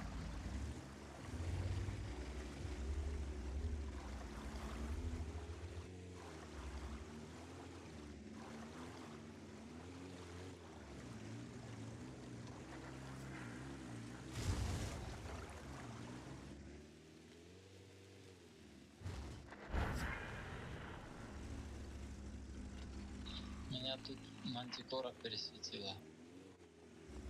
Где? Со стороны их базы? Мгм.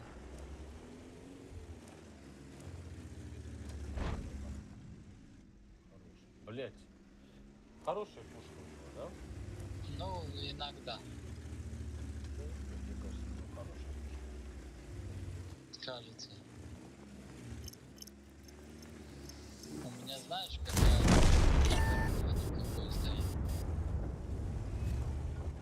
Все боновое стоит, но все равно не попадаю. Это из-за подкалибера, может. Убил красавец 119. Нормально, блядь.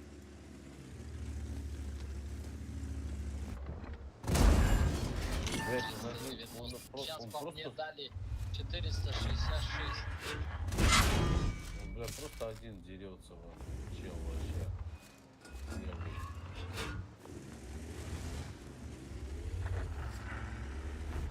Вообще молодец 268. С поджогом, да?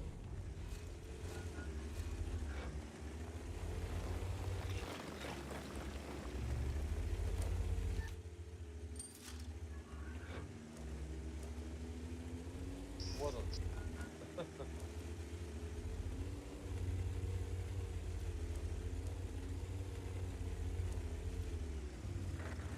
Вот так. Как я, короче. Нормально. Союзники разбитые. Да, таких союзников нахуй и врагов не надо, нихуя. Искать и искать, да? Мне кажется, вот я Опять разбился, но и выкинула. вообще. Что-то выкидывает меня, не знаю почему. В чем проблема. Хорошо играешь, наверное. Бля, ну вот там, где я пытался заехать, ну там стопудово, ну там я не должен был разбиться был. Ну, там уже не заезжается, понимаешь? Ну, блядь, ладно, не заезжается, на 2060. Че у Нихуя тебя там себе. за 2060? 2000 ровно. Тебе Блядь, закалка стоит? сейчас я тебе скажу. Так, живущий, да? 2080. Че, закалка или какая-то Нет, хуйня стоит из этой? это из этой, да. Мгм. Ну, это много, блядь. Ну ладно, на косарях. Там хуй с ним, я согласен, еще как бы спора нет. Ну, когда прям на фулку, прям, ну это вообще издевательство, блядь.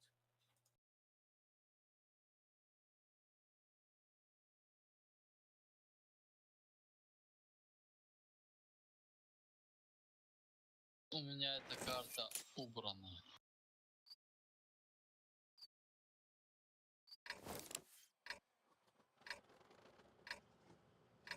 Возьми шапку. М-м. Разнообразие тоже.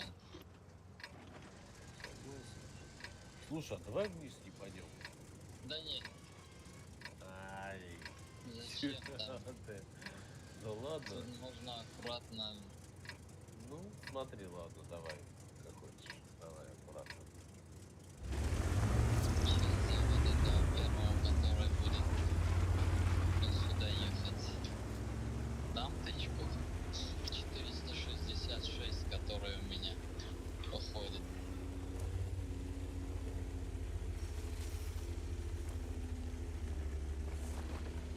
Так. Вот ты говоришь, классная пушка, блядь. Почему я не попал? Я даже не видел, блядь. Не знаю. В бочину он едет, в бочину я стреляю, не попал. Вообще снаряд куда делся?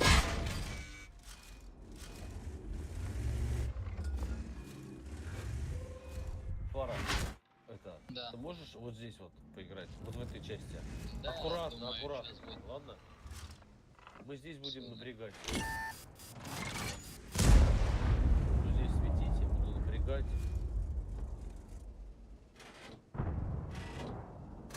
Даша стрелит, нет? Блядь, вот этот крамваген долбоёб. Ну сам стрельнул, дай мне тоже стрельнуть. И вот там, Как в свете. Сука. Туманы. И это, блядь. это Вот там такой вот уже просто иду. охуенный танк. Так, Фарик, сейчас придумаю. Короче. Давай, я лечу в этого футюра. Мы с тобой вдвоем его просто разъебем. Он -1 у него, они может на КДушка. Хую, давай просто разъебем. Всё. А, нет, он у них на базе.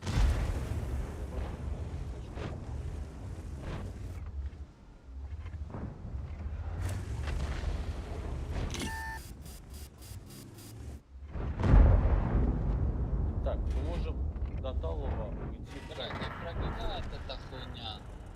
А ты говоришь, классно. Классная пуха. Ну, да.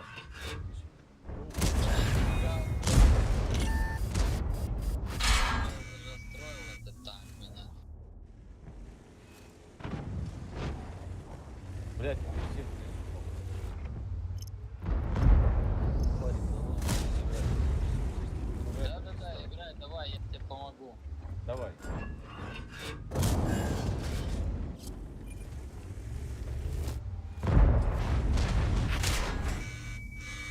Я в свете фарик.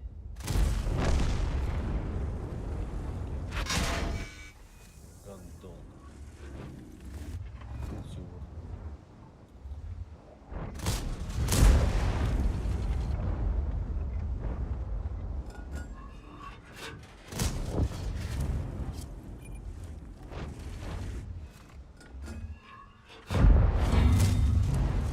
Критически. Не пробил, сука. Отлично. Свою один разбился. Вот этот, блядь, мешает риску. Кто? Окей, клан. Стреляй вазету.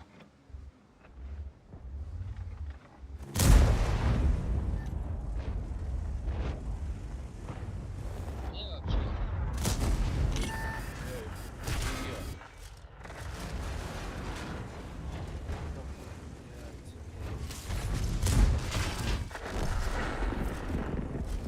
Хорош, ёх. Дерись. Хорош, ёх, ты надоедаешь.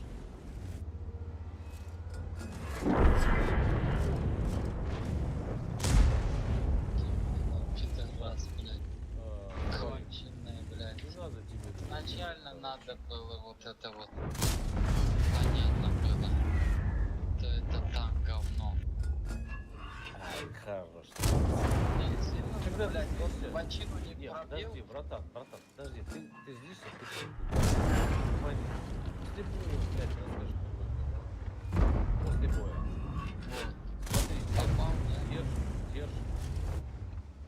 Ну он же держит, блядь.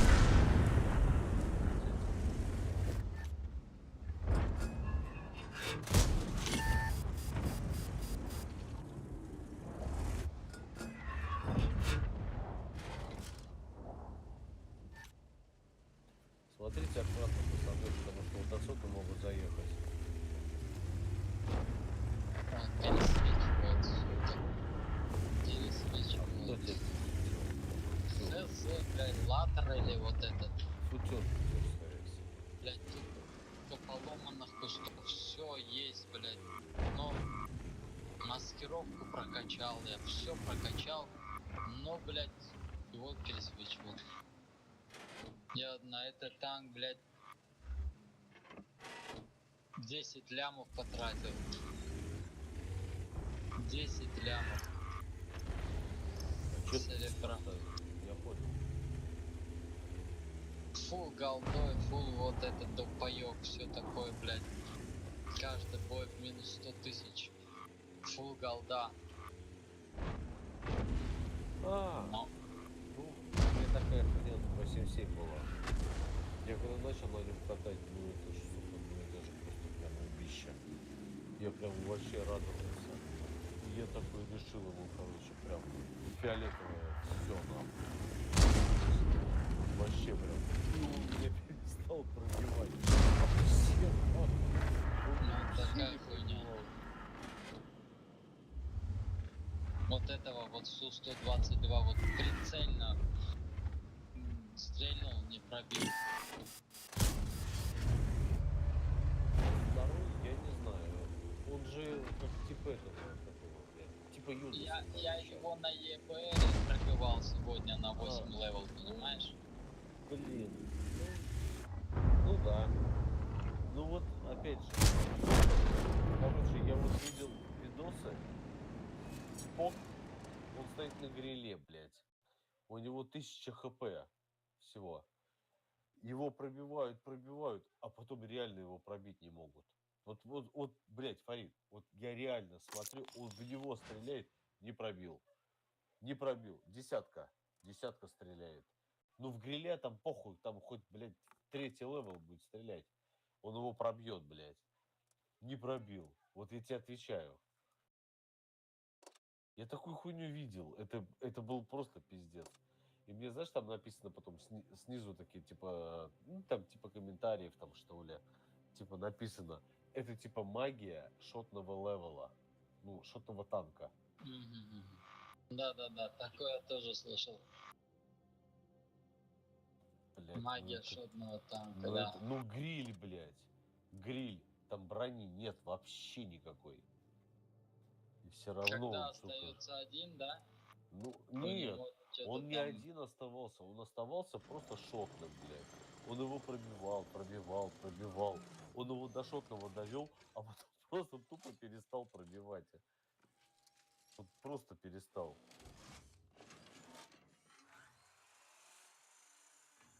Так. Где этот? Дайте хоть я на концерте тоже прокачусь. Где он у меня есть хоть?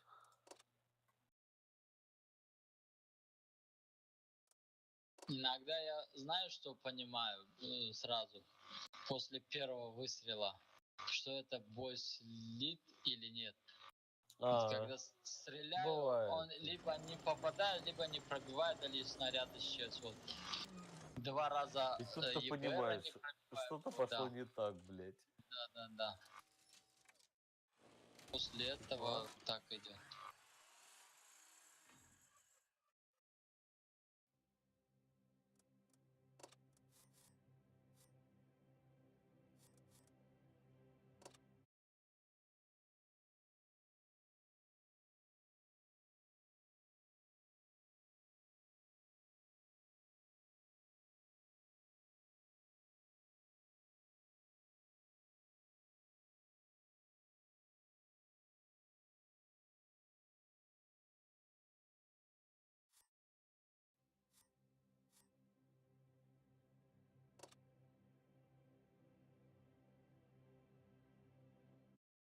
Да, Фарик, мы тут собирали, короче, пацана в школу. Нам же в этом году в школу идти. Ага, ну и как? Это пиздец вообще. Это такой ужас, нахуй. Оказывается, у нас тут, короче, я об этом просто я не знал. Каждая школа выбирает свой цвет, выбирает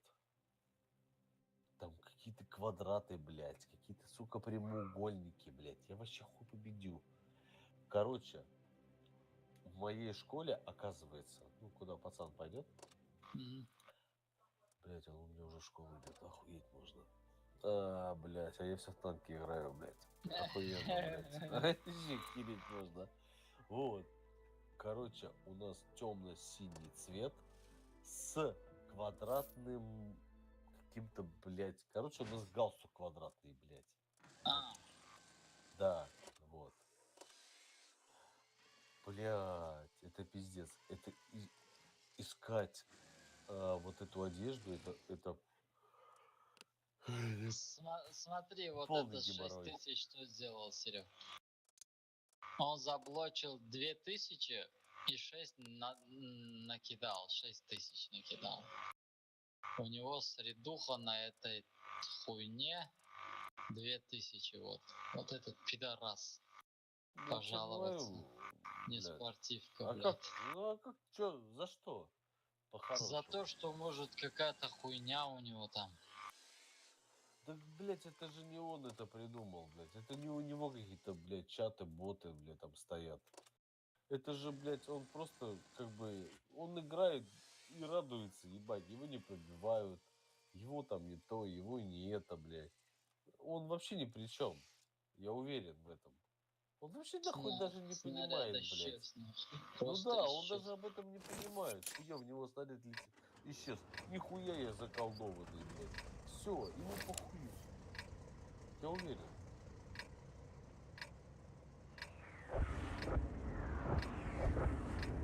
Блядь, короче, мы собрали пацана, я не знаю, тысяч, наверное, блядь.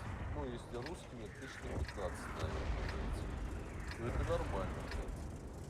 Если на русские, не считать. Ну да, это как хотели меня пойти. Это еще потом смотри, сейчас. Потому что фломастеры, блядь, всякая хуйня. Фломастеры и там Да, еще. да. А что?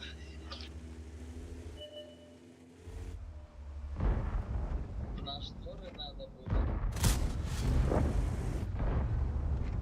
А. Центурион стреляет, красавчик.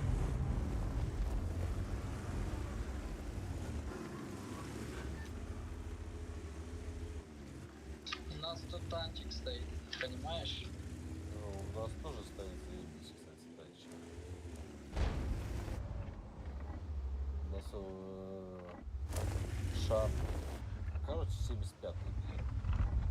Стоит заебись.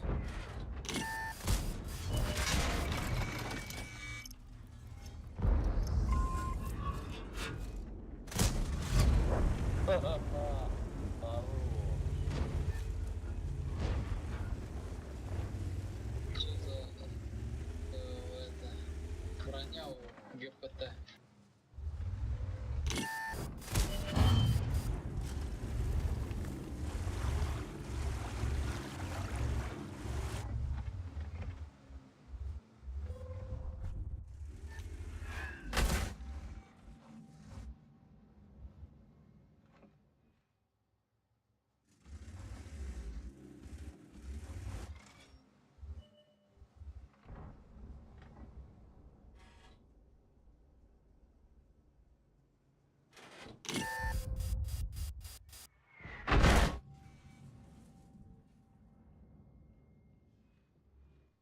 Хорошо, я в следующий раз Хаену ебану.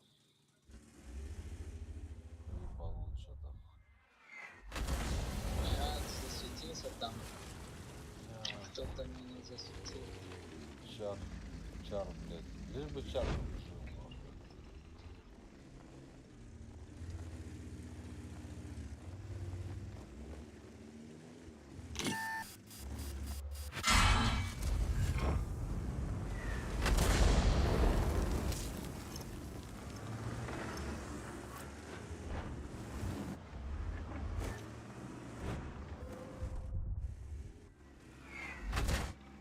Не, ты его светит, когда он стреляет.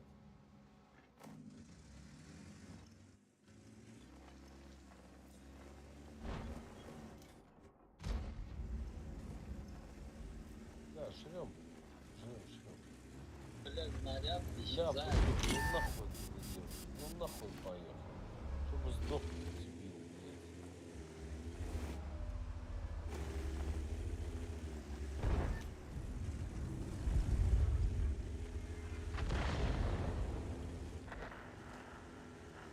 Вот это пиздец, это просто нахуй. Это для команды, но это просто минус нахуй. У него охуенно.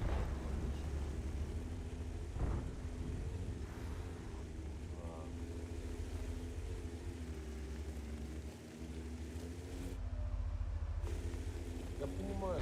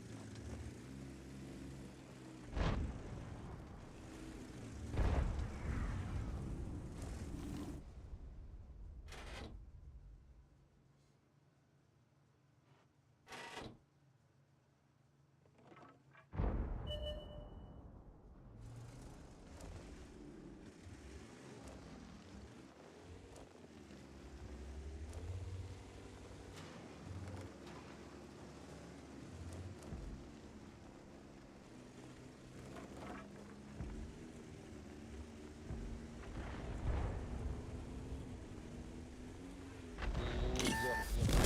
Зачем?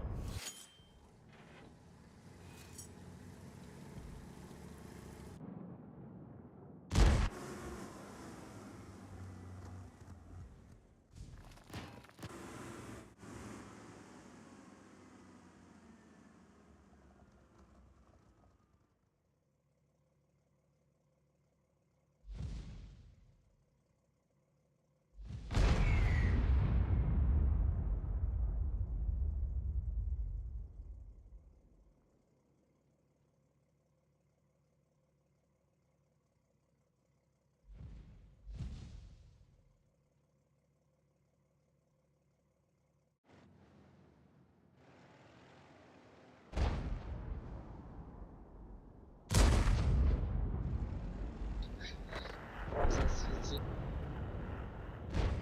Я файл. Помощь нужна. Смотри, прямая, блядь, от арты.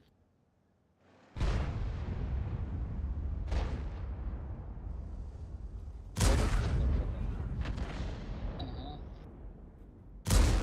Да.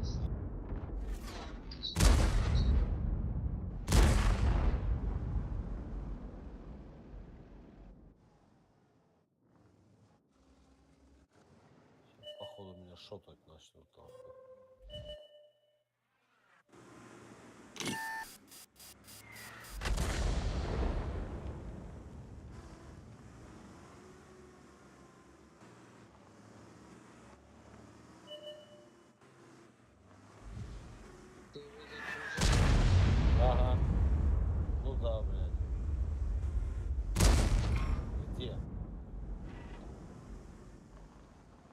лучше пробовать, чем сдохнуть.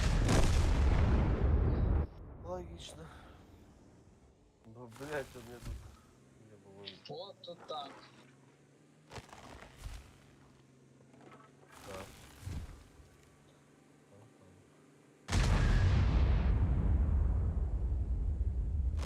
Чел, я готов свести нахуй. Шармуле. У них 2 штуки этих шаров. Наш так бездумно, так глупо умер вообще, блядь. Ну, была, блядь, просто позиция.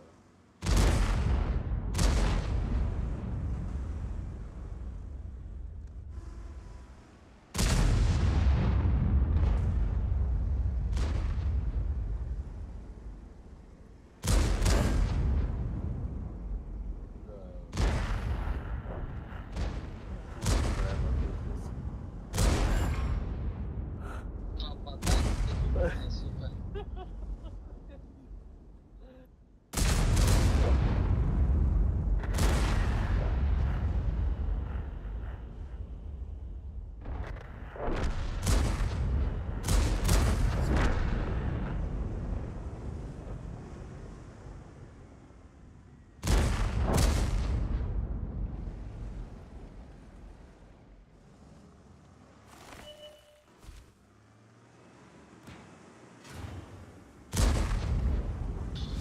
Он подпрыгнул.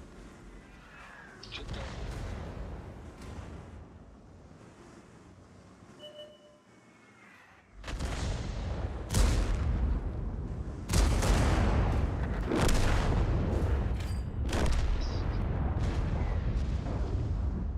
Блядь.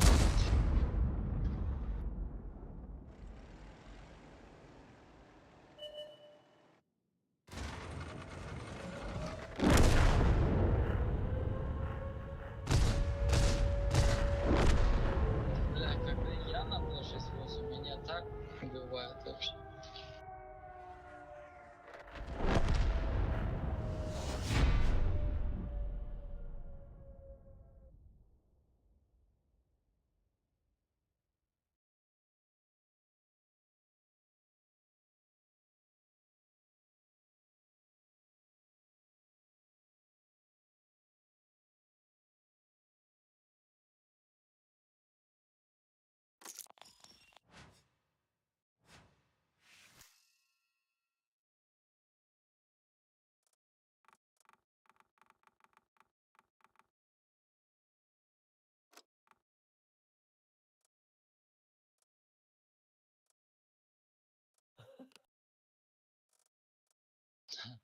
Мне сейчас один тип пишет, короче. Вы не тянете на свой процент. Тебе или всем? Мне, я не знаю, всем? Тебе тоже написали? Не. Ну только мне, значит. Ну, наверное, я не знаю. Ты напиши про взвод или... Я у него... Я ему просто написал, я стараюсь, блядь. Че я ему еще, блядь, напишу, ебаный в рот. Я стараюсь, и все, нахуй. Ой, блядь. Я не знаю. 47% пацана. Ну, я же стараюсь. Ай, блядь, ужас какой-то. Ай, сука, чудо.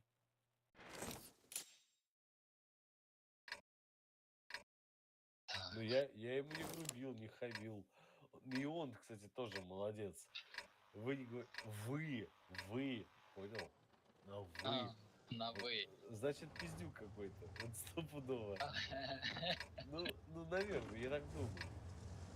Возможно. Вы не тянете на свой процент. Я у него смотрю 47, блядь, думаю, ну ладно, пусть. Че я его обижать буду? Я стараюсь. Легион Зевса у них там. Взвод первый, да? Куда едем, да? Нахуй мы стали? Вперед. Ладно, нахуй мы с тобой. У нас с тобой ни УВНов, нихуя нет. Нахуй.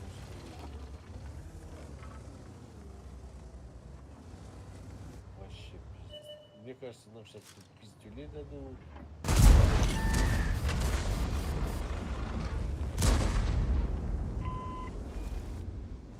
Левый. Базук нашел.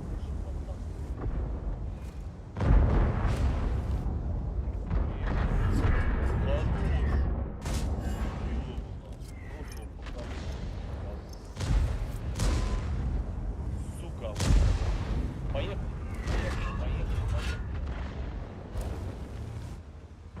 Давай, дедочка.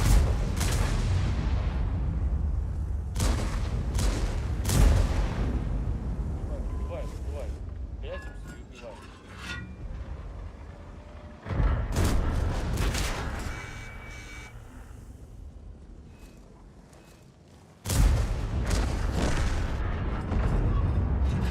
Опять снаряд пропал.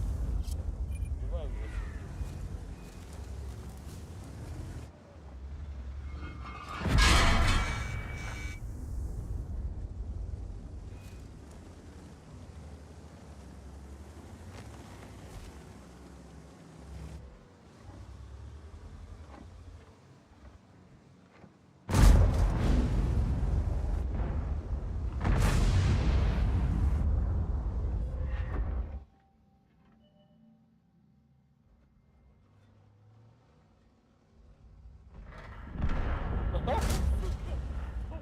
Блядь, ну как же так, а? Ну, без бабахи я. Ну кто, блядь? Ну надо было прекратить их, Влад, надо было убивать стерву и арту.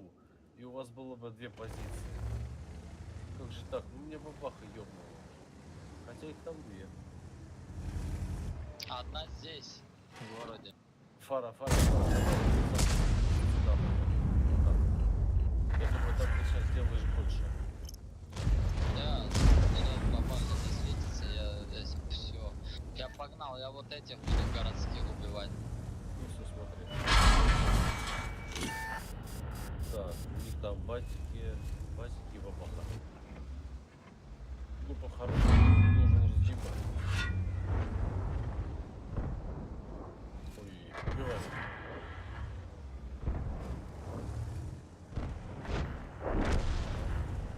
Бабаха.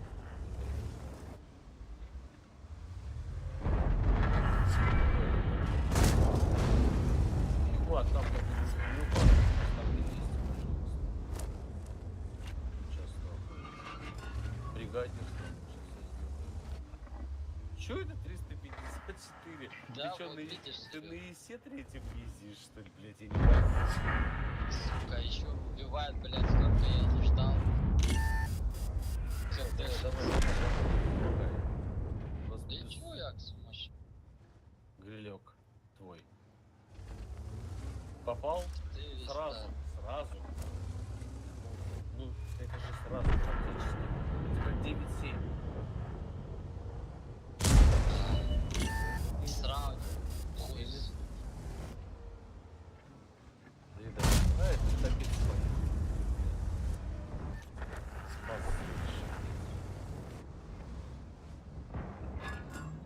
Лучше собственной мочи, блядь.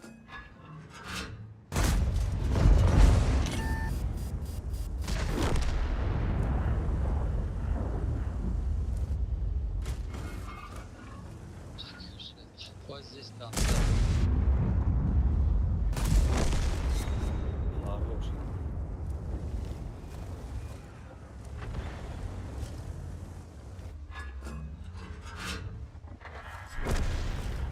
Вот все плачет, блядь, плачет такой, типа, как говно танк. Я сейчас посмотрю, сколько накидал, блядь, в конце. 700. Блядь, я все плачет. Да. Блядь, а сколько у нас? 10? Не, блядь. Сука, ты стреляешь нахуй, даже не останавливаешься, блядь. Ну это было на похуй. Вот смотри, блядь, я же стреляюсь, вот оттуда попадает чувак, вот смотри откуда. Ну, блядь, я не видел Да как откуда. получилось? Так вот вот сюда стрельнул на А3, блядь. Чувак, ты едешь на Я ходу, еле, стреляешь я в танк еле... и попадаешь, блядь, что тебе надо еще? Не, ну почему я стою, не попадаю? И вот у меня Ну, альфа, вот это я не знаю. альфа у меня проходит 354, вот. Ну, это было, блядь, я видел, да. Ну, а у меня вообще 1700, нахуй. 377 по тайпу 5. А у него брони дохуя. Наверное. Да. Наверное, я не буду спорить. Я на нем же поеду. Блядь, чудо. Ну, просто как бы, ну, я не знаю, как это считают. Ну, денег ты мало башляешь. С Давай артой. вот с этого начнем. Ага. Бля, давно мы здесь не были, да, вообще прям? Вот давно, блядь. А, это вообще, не, косяк, мы. Да. Блядь, и я нахуй на Давно не 113 было. Ой, бля, с моими военными, я не буду, блядь, я не знаю. Ты падай вниз, Серега, вот сюда. Вниз? Давай. Сжимайся вот Ты сюда и все, поможешь? жди там. Конечно, я тебя буду Всё, бля, прикрывать там. братан, я с тобой. Ты вот Давай. через центр едь, вот сюда Да. подожмись, я тебя буду крыть отсюда. И никто к тебе не полезет. Я, короче, на тяжести, да, а он на ЛТ, блядь. Не, стоит. Не надо, ладно. И он мне говорит, ты падай, говорит, ты же туда, А я что на ты СТ знаешь, тебя куда прикрою, ехать? Ты блядь. спросил, я А тебе я- подсказал. а я на СТ буду тебя крыть, блядь. Представляешь Ну себе, чё, блядь? я леопард ПТ, нахуй. Ой, блядь, чувак, вообще ужас. Уже в свете. Так что Да, вот я здесь тоже. у тебя ЛТшка. Сейчас я гриля ебаш. Минус нахуй 750. Уже двое стреляют. ЛТшка едет.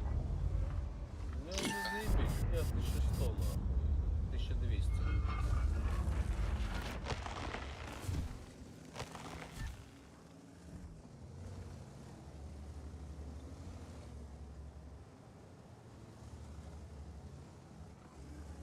Так.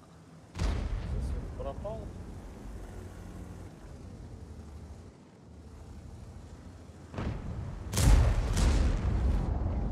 Сейчас будет клан Барбаросса, блин. Смотри, пара. Смотрю.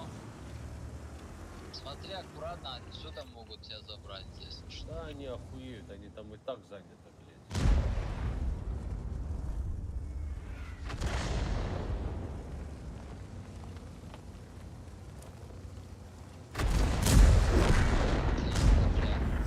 Ебать, ЛТшка 1300 бортом стоит. нахуй. 1300, Видишь? блядь. Это, А там ты говоришь. Я не говорю, что ты плохо что-то делаешь. Я просто охуеваю, то, что я на 113 свечу, а ты на СТ стоишь. Ты стреляешь, блядь. Что там у меня? Помогаю. Так, сейчас лечу. Так, сейчас базу надо еще там.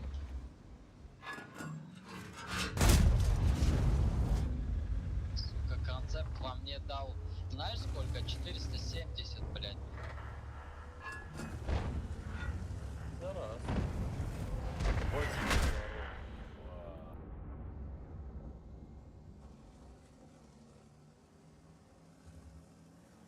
Бля, здесь надо давить, Фарик. Наводчик. Потому что там сейчас будет пизда, нахуй. Надо там сейчас тяжелее. Движок выбили, блядь. Не лезь, не лезь. Ага.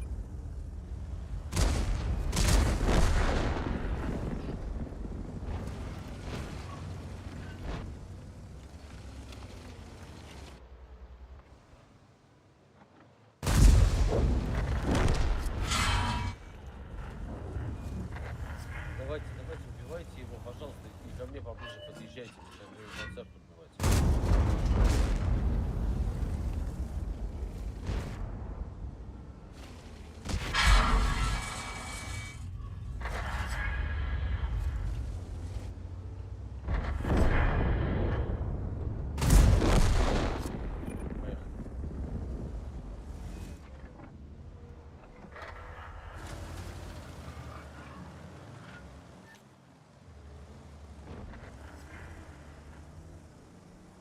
Фарик заебал, не убивай.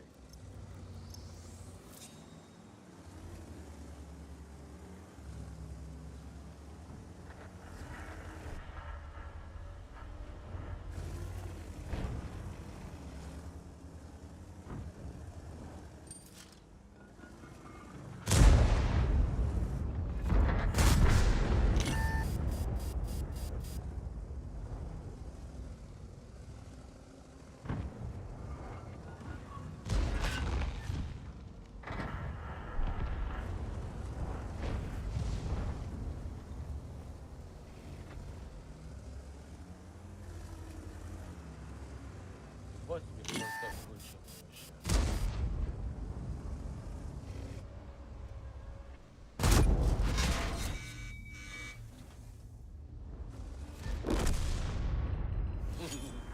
Как так?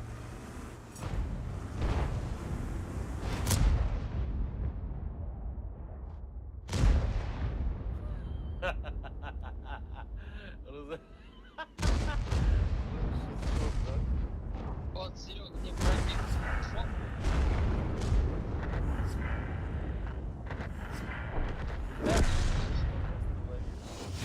И просто он остановился, прям блюху нахуй. Пазы я имею в виду.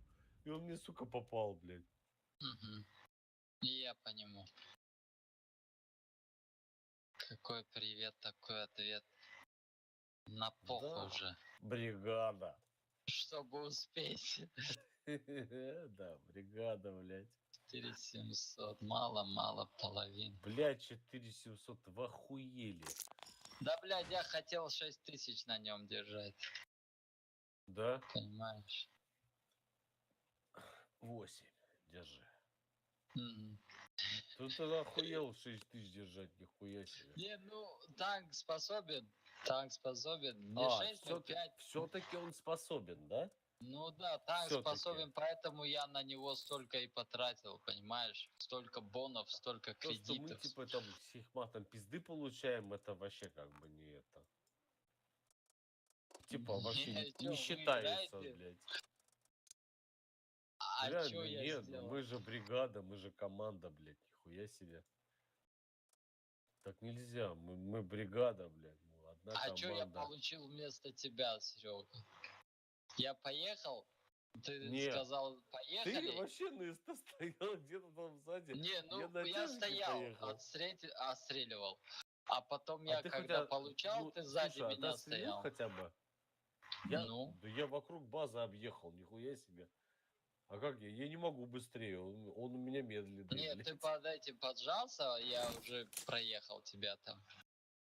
А, ты вниз справа спустился. User was moved to your channel. Кто это сделал? Значит, у нас уже TJ. А, я-то думал. Блять. А почему я внизу? А, что, лево играем?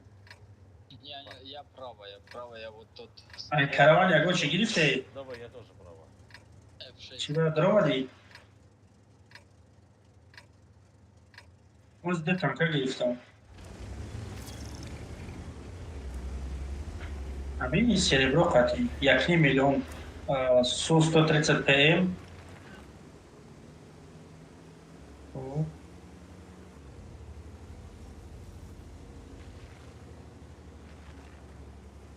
И смотри, 1,5 ляма я купил Су-130 ПМ.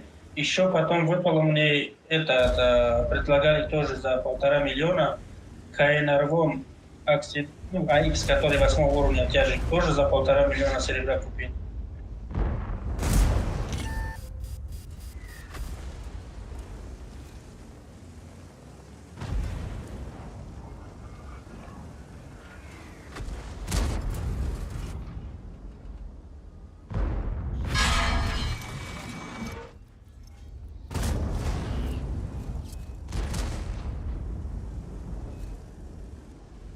Это же А почему продавать их нельзя, что ли?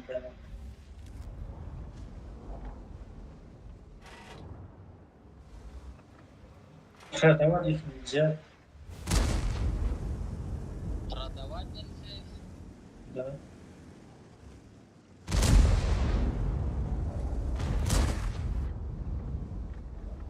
Стоит так-то вот 11 тысяч золота, но я купил его за 1,5 миллиона серебра. Так, давайте по бою, пацаны. Там, после боя, там, говорите, ладно?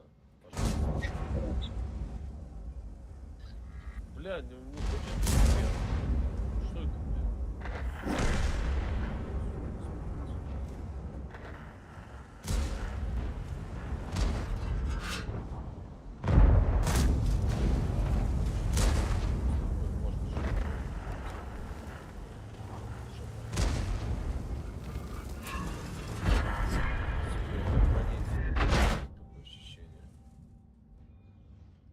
Хикмат, смотри дальняк. Попробуй. Я свечусь. Я свечусь. Сейчас.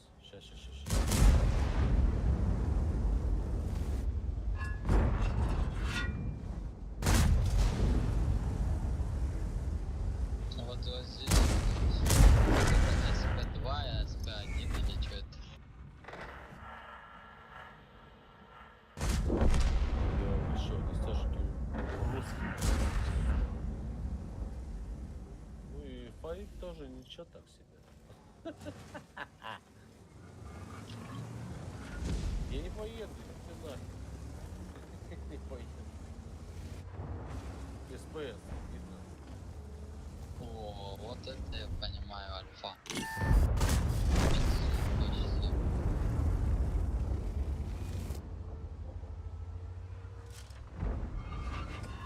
Не, кричу.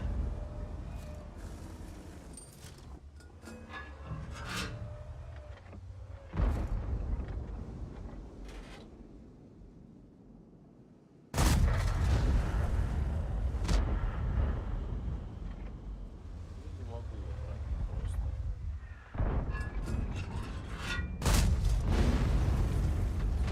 Я вообще почти ноль нахуй. Сука, я играю. Кого?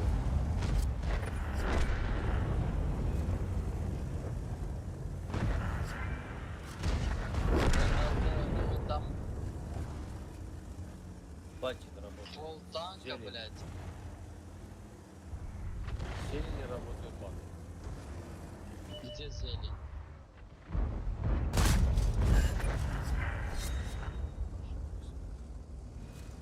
Сейчас еще я еду. Вот.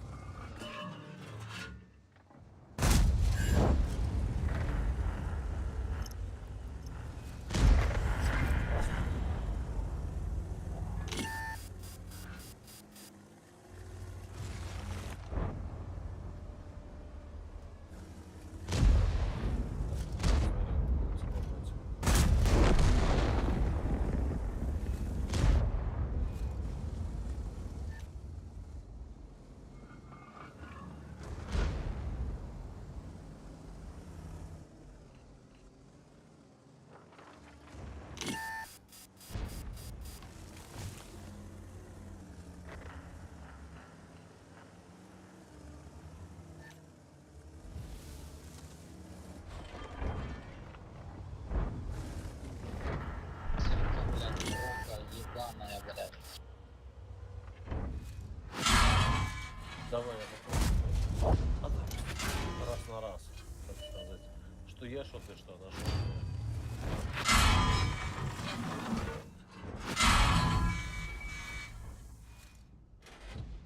И вангар.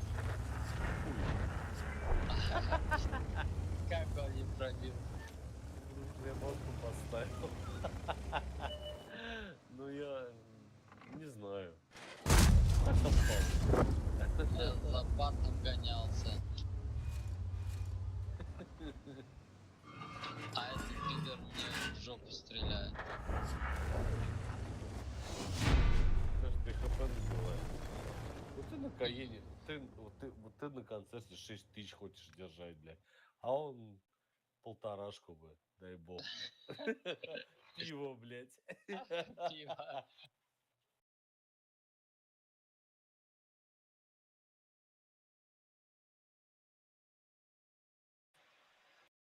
Закончили бой.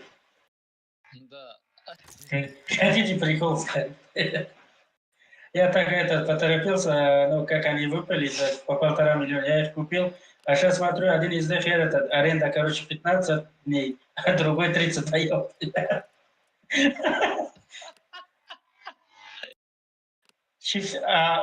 Главное, смотри, да, главное то, что... И танк. Да, смотри, главное то, что Чифтейн выпал 8 уровня, за него предлагают, блядь, 18 миллионов серебра. А эти, смотрю, по 1,5 миллиона, просто купил ангар, бросил серебро. А я ж думаю, что я их не могу продать, блядь? Правильно понимаю?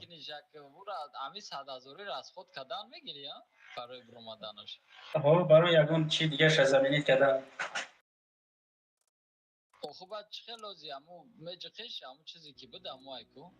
Не, бо дигар мешавад, бо алиш мешавад. 100,000 замин мешавад. Ягон предложение дигар мегалта.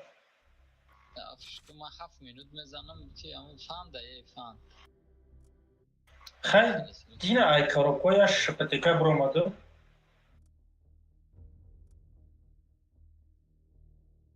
коробкара нагу ки ман 4000 галдара айдастодам. Сар парвайрона. Дина Ҷаъфарам 10 коробка гирифт, 3 чавуй кард, я имрӯ биромад, 7 дигаша ирӯзуй кард, чӣ биромад Марс? Буламада ҳеч набиромад. Айман, хеле қият. Ты за 1,5 миллиона купил на 7 дней танк? Не, 15 дней. 15 дней. Не, ну, а на сколько? На 15 дней. На 2 недели, короче. За 1,5 ляма. Да. Круто. Поздравляю. Можно на нее фармить теперь, да? Блядь, от души. А что, 15 боев? 15, ну 20 боев это, ну, можно 1,5 миллиона фармить. Блядь, это пиздец, сука. Это круто. Вообще, я не знаю, но кто это придумал, он, сука, юморист, блядь. Стопудово.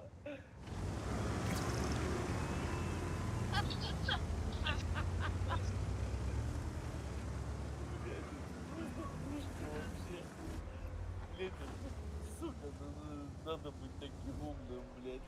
Ебать.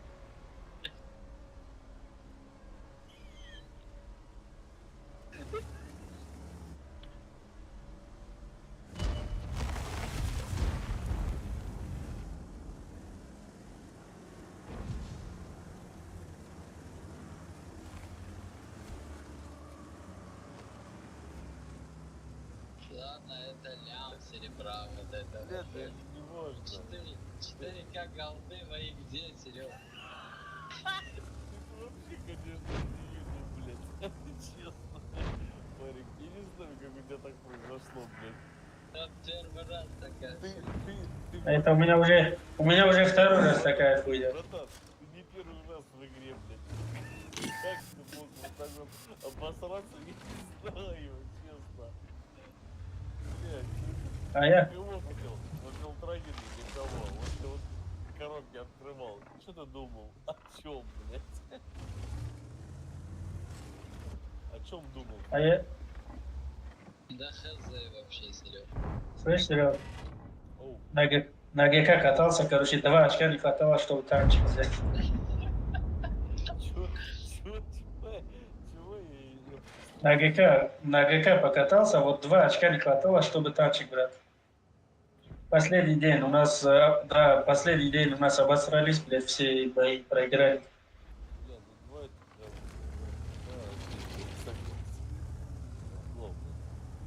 да, Попал, короче, 7508 позиции, и вот 2 очка не хватало. Надо было там 1940 очков, а у меня 1938. Вот как думаете, ребята, аукцион сейчас идет до 26-го, сколько можно поставить на чипа, чтобы выиграть? я не вижу тебе чип, братан, поверь.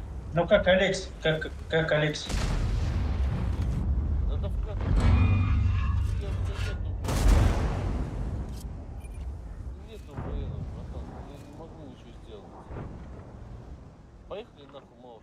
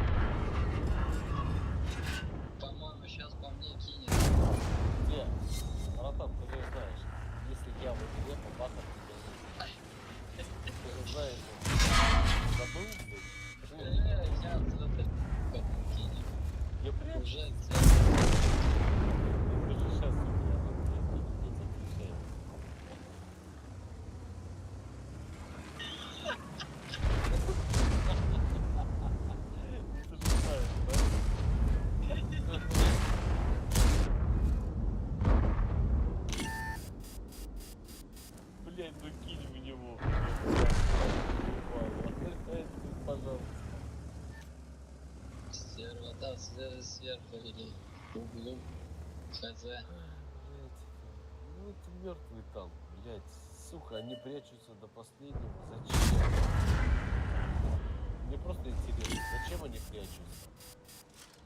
Ну, чтобы потом получить от них 20 человек поебать. Ну это глупо, блядь. Ну дерись ты со всеми. Играй, как можешь. Нет, они нахуй прячутся. Опять такая хуйня, ёбаный. Они найдут какую-то нахуй, какое-то укромное местечко и сидят нахуй и ждут.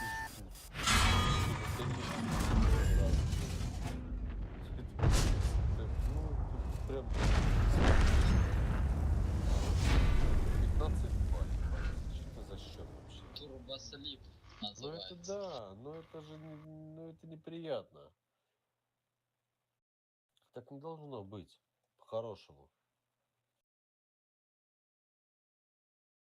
Ой, похую им. Всем похую и нам похую. Я сейчас еле как.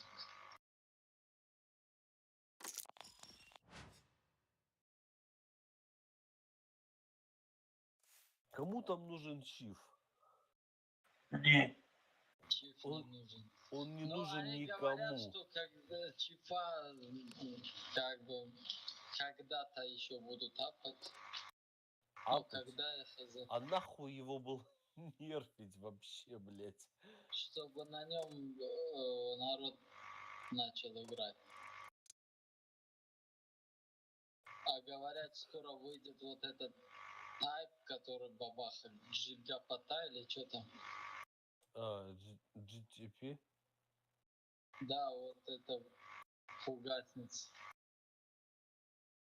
Ну и, блядь, это будет пиздец, наверное. Это тот же тайп. Type 5 Heavy? Ну да. Нет, Type 5 Heavy мне помог нахуй выиграть 2.6.0, если честно.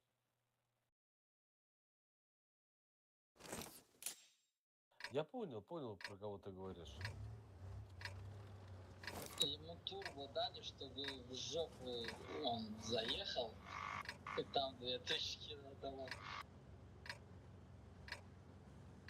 А то тайп слишком медленный. Ну, Type был вообще неубиваемый, нахуй, просто. Он был охуенный. По Малиновке по центру карты, да, ехать? Не. Я точно помню, что я выходил на ПЗ, на этом, там где ЖТ. Энс.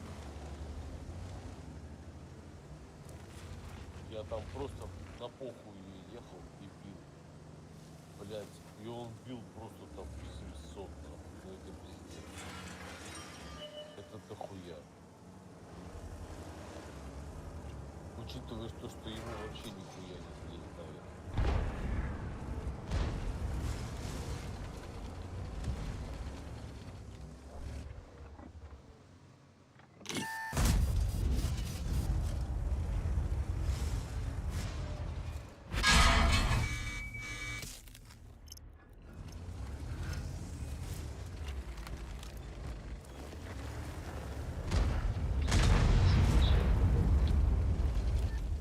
Балаха, что ли?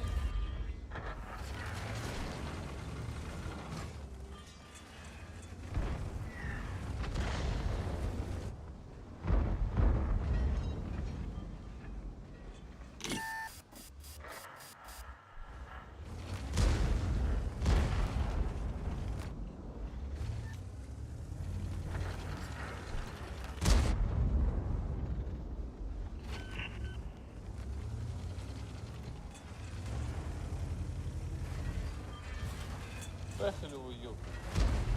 Там уже жопа приехала.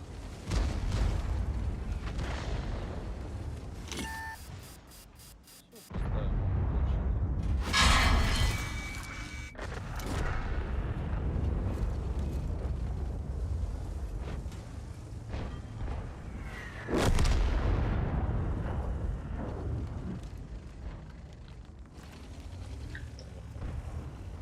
Что, мы едем, нет? Поехал. Ага.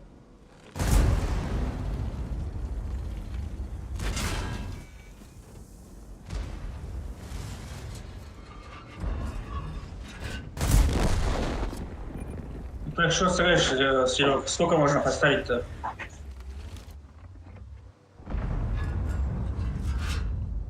Серега в бою. Куда ставить? Бомбы на аукцион на Чифа.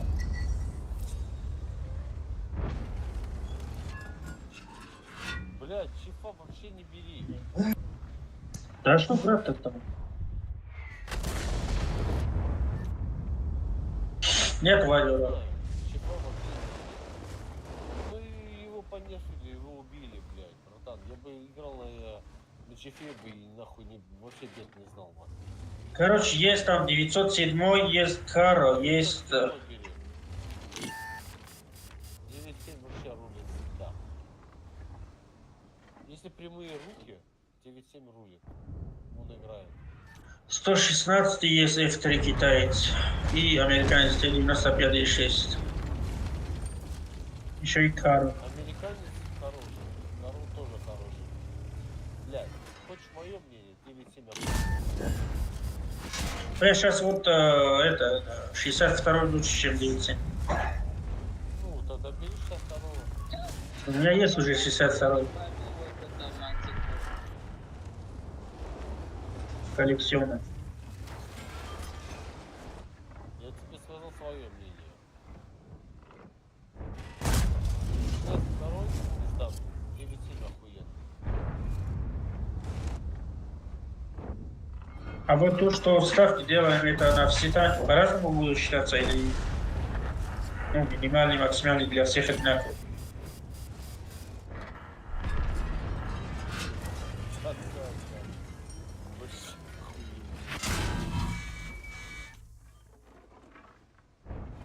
Ну чиф вообще ни о чем.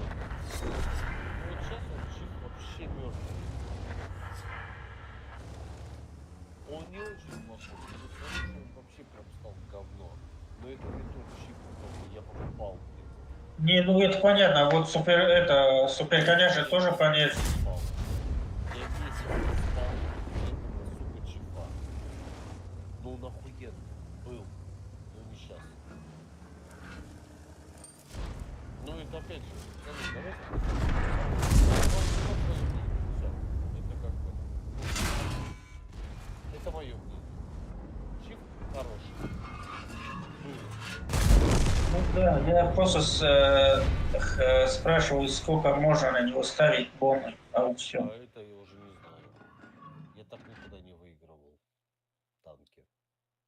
все время вроде 50 дрался. тысяч. Сколько? Я всегда дрался. 50. 60 тысяч бон?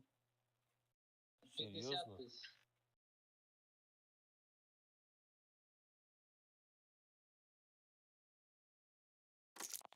Нет, это же закрытый аукцион.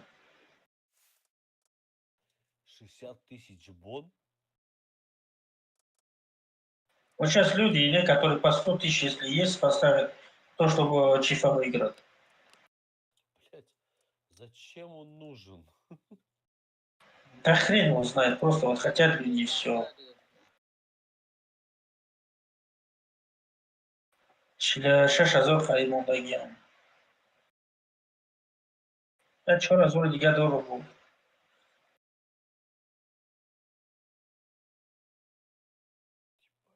Пиздец, такие. Столько бон, блядь, срать, это вообще ужас.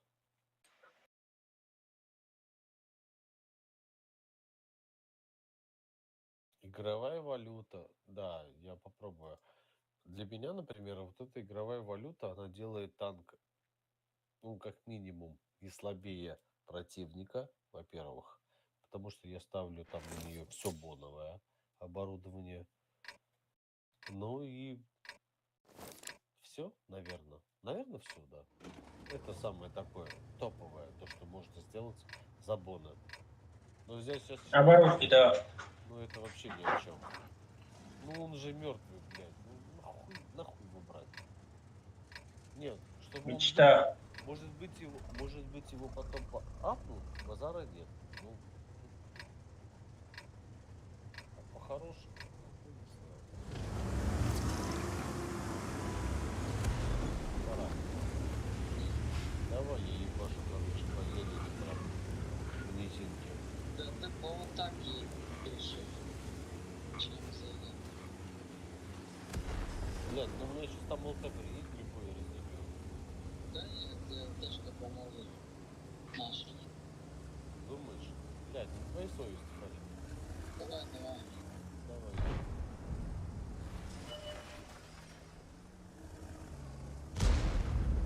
Бля, я бы светил, что-то. Далеко.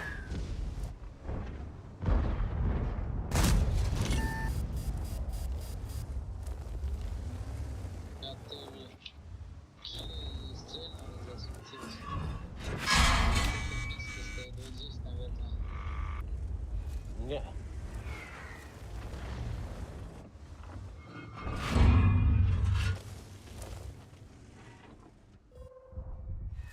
Играл. Я поджимаюсь. Ага. Есть попадание.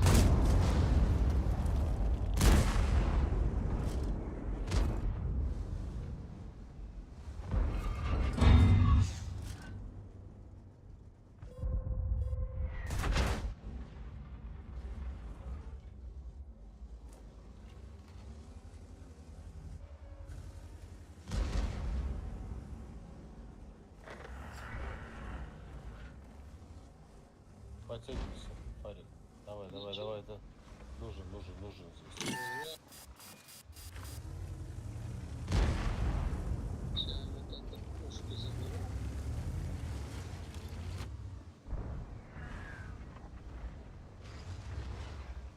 Давай, братишка. Мне нужен, ты мне нужен. Не убивают. Падай вниз. Падай вниз, Серега.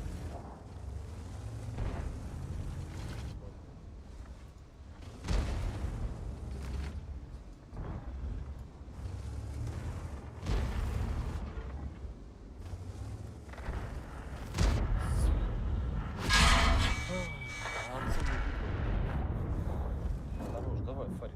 Мне кажется, я вообще весь флаг продавил, блядь. Я вам все показал, братан. Давайте, работайте.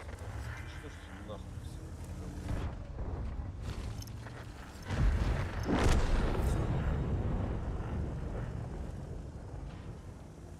Фарик, дружище.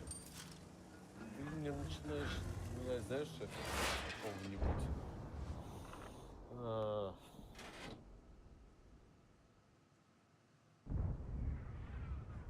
Стримера какого-нибудь хорошего. Фариху минус 4000, братан. Нормально, это задача. 7, давай.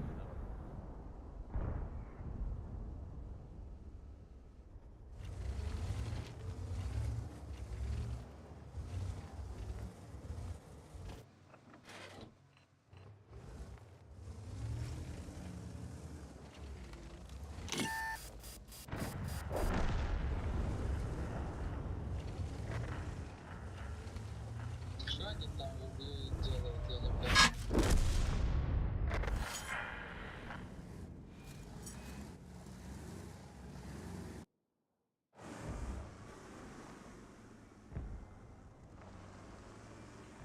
Окей, маты забрали.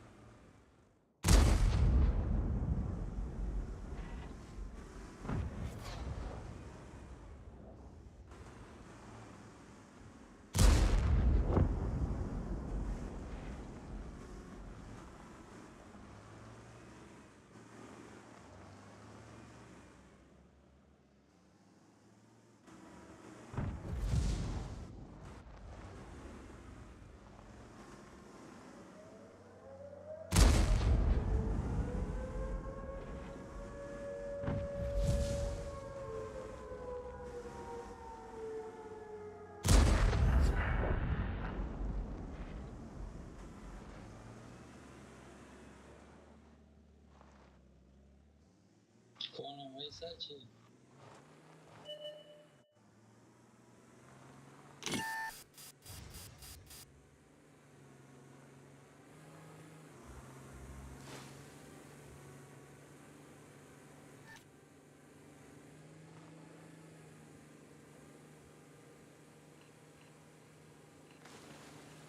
Akıllı Cunoş.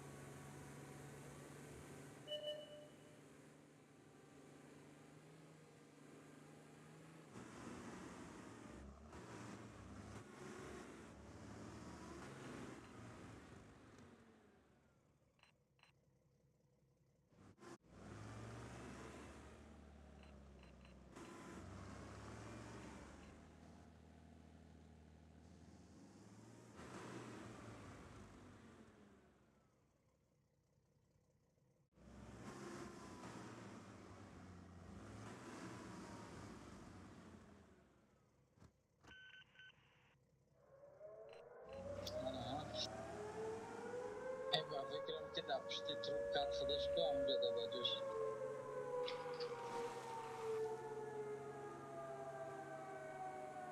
супер кума.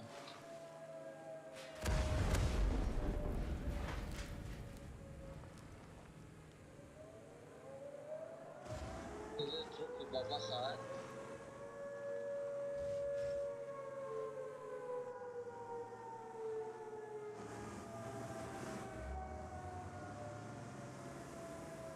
Ну это супер кума.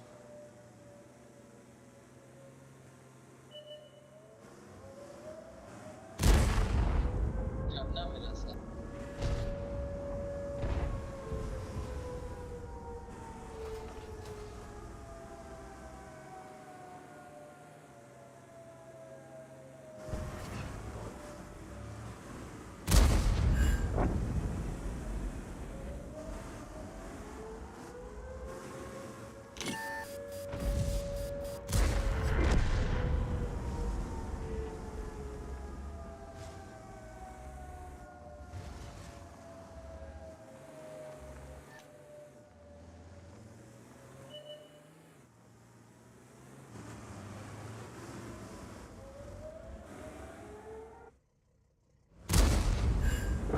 Ха-ха. Хорош. Блядь, все ты, блядь, не так едешь. 478, нихуя себе СТ, блядь.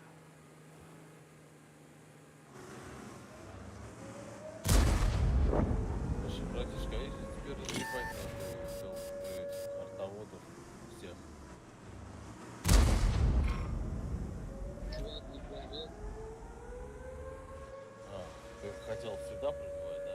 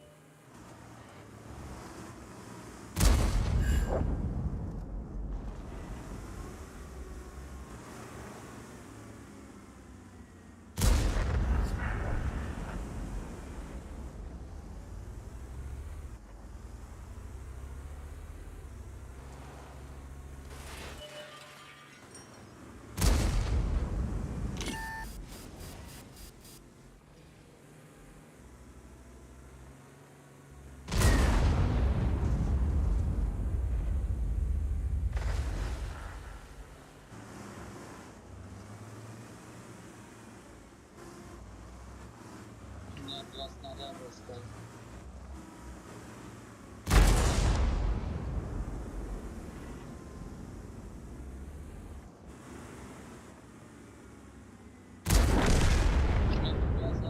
Это голда.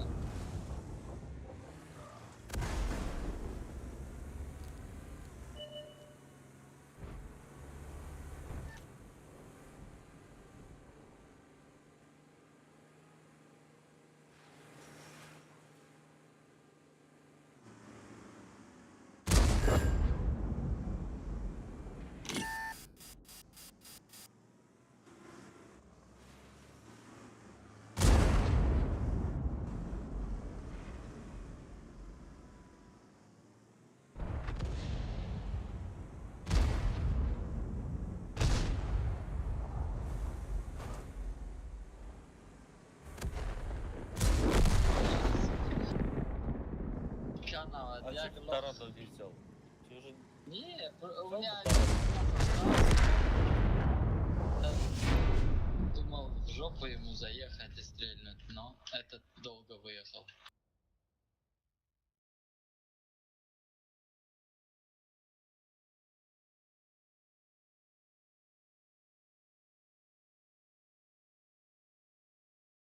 Он, наверное, думал, что я сам могу добить. Возможно, он дал мне вот это вот. Этот К-91. Нет, он не думал вообще. Посмотри на проценты у него. Да я только что посмотрел на твой этот, ебать, 8. Кто там должен? К-91, да? Мгм.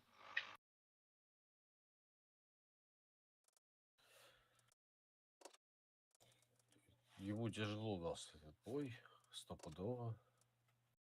Ему каждый бой дается, сука, тяжело, я отвечаю, блядь.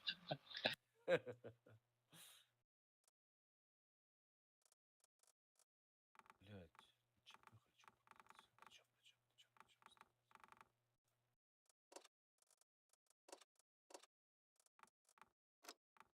Ой, насколько уже надоели эти танки, блядь, это пиздец. Давай вот так. То, что стоит 50 тысяч бонов. Я не знаю, 50? Ну, Бля, 50 это до хрена. а ребята некоторые по 100 тысяч ставят. Вот за него? Мгм.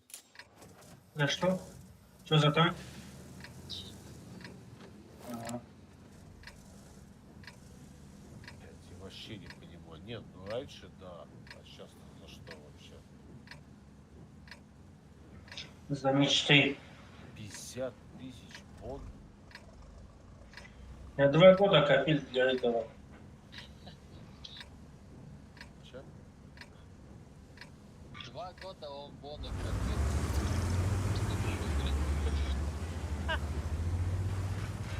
Серьезно? Сука, вот 2 очка не хватало, чтобы просто так взять. Вот на это вот? Вот Да. это вот, да. Бля. 2 года, может быть, назад он был бы хороший, я не спорю. А ты прикинь, сейчас люди покупают 50 тысяч. Хороший такой танк 2 года назад. А в итоге получает через год вот это. Чудо. Которое, блядь, ездит и стреляет больше раз.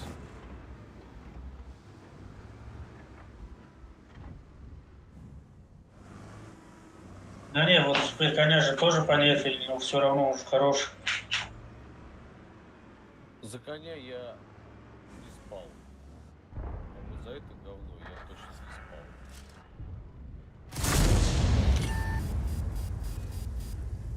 Месяц не спал, вышел говно. Это за это обидно. Вот я 2 недели не спал и не получил этот говно, тоже обидно. А я, бля, месяц не спал и получил вот это, а потом еще его и убили. Вот это облом. Сука, надо же тогда 2 очка. Фейк. Фара, Здесь, подъехай, но- пожалуйста, к нам.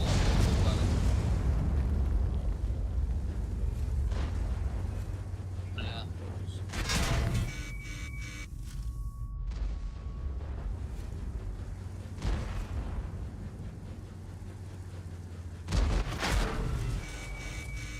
Бля, просто мы здесь можем. Реально мы здесь можем продавить, но там нам нужна поддержка. На сзади нет никого.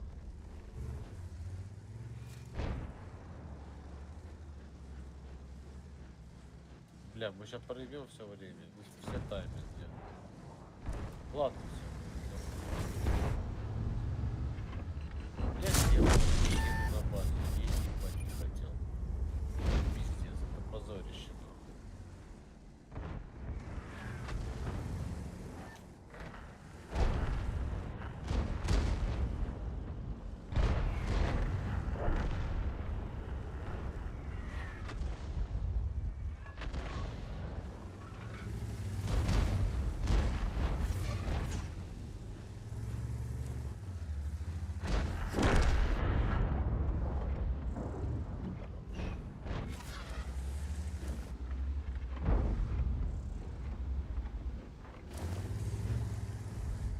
Смотри, кстати. Давай, давай.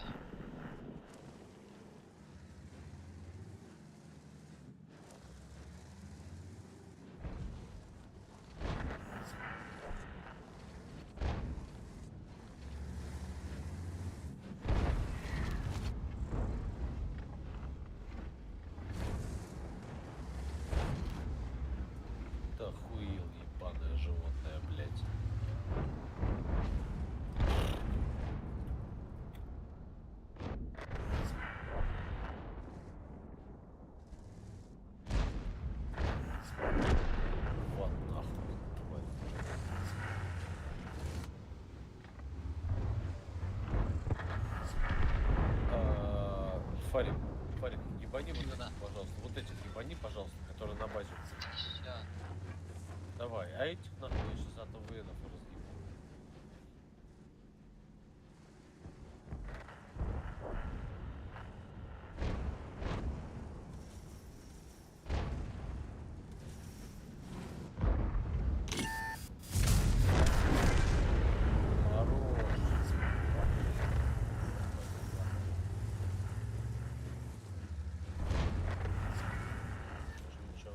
Выцеливай, Серега. Это ты, блядь, да? Козел, блядь. Я, блядь, плохой танк, ебать. Выцеливай. Да пошел ты, блядь. Только плачь. Это самый. Химат, не бери его нахуй вообще, никуда. Пизду. Давай. Чтобы не ёбнулся, блядь, больше.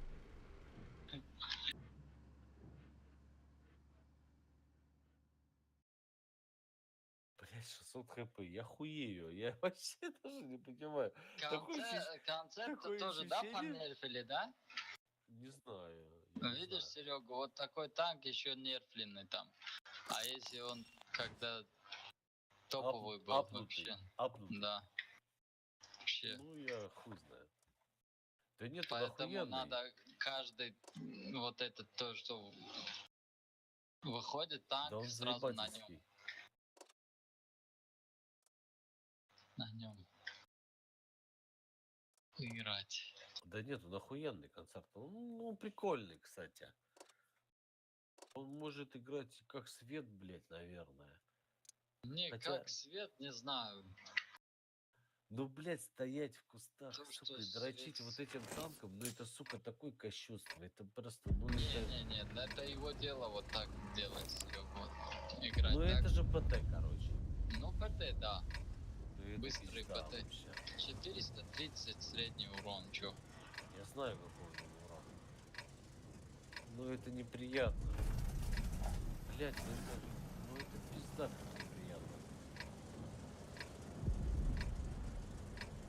А вот чисто чтобы поиграть, подраться. Ну, Ты забыл? не на нем же. А почему? Блять, хотя пизду, леопард такой же, да, убогий, А, блин. Не знаю. Я не хочу. блядь, Это- ну я я так даже не не играю. перекатку светил. Блядь.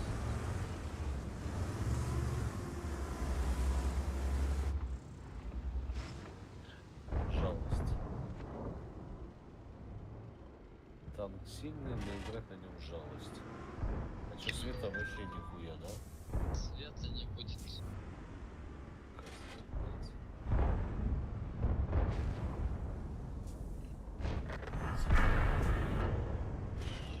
Конечно. Конечно. Что вы хотите? Победы. Победы.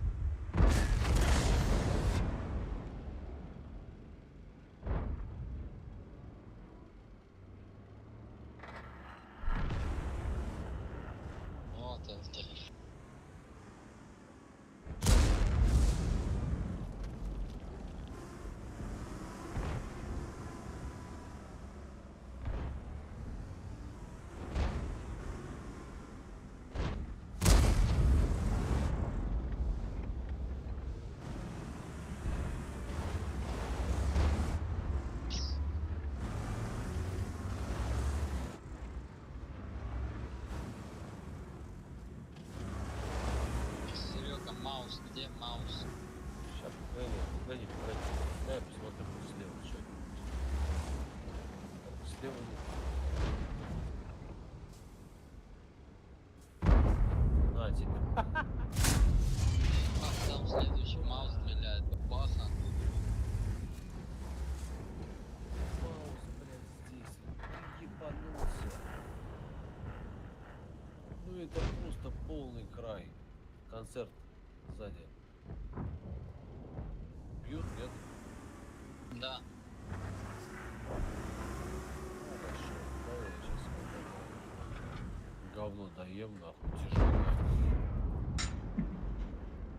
Ебать. Это надо быть таким ослом, нахуй.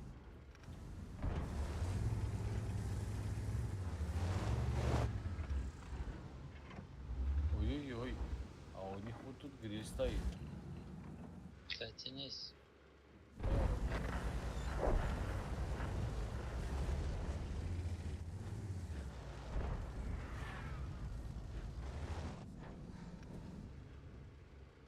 Сейчас через здесь проеду.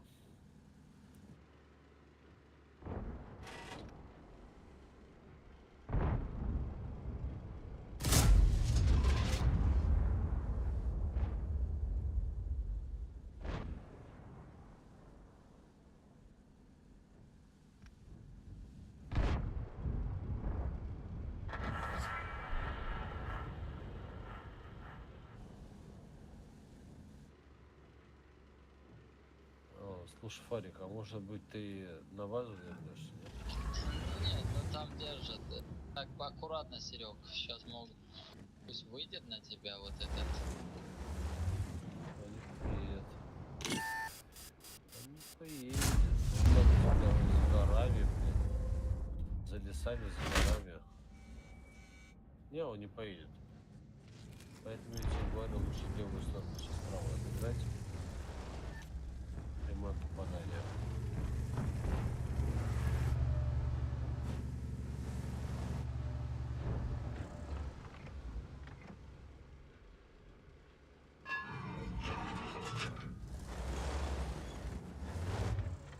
Не, вернуться-то я могу, но эту сторону бросаем.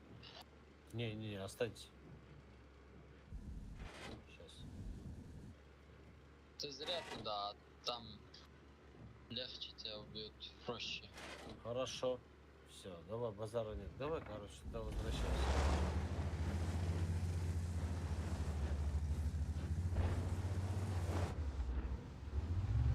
Отыграй там. Там играй. Мы здесь сами будем играть.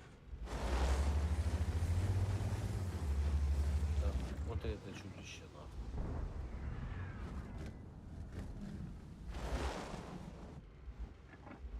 Давай, играй. Да. Сейчас. Это мы сейчас попробуем его в башке разъебать.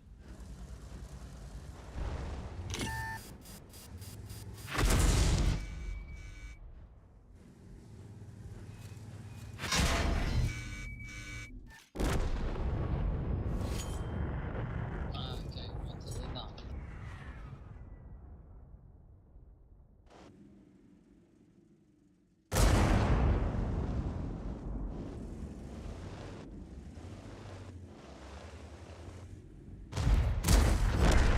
Ай, красавчик. Ебать я такой.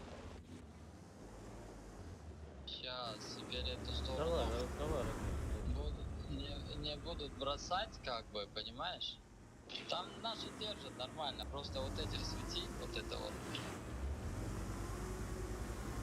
Давай попробуем, давай.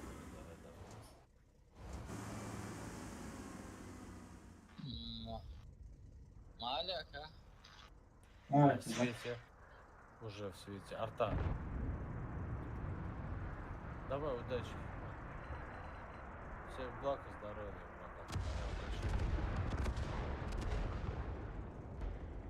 Серег, ты далеко. Disconnected.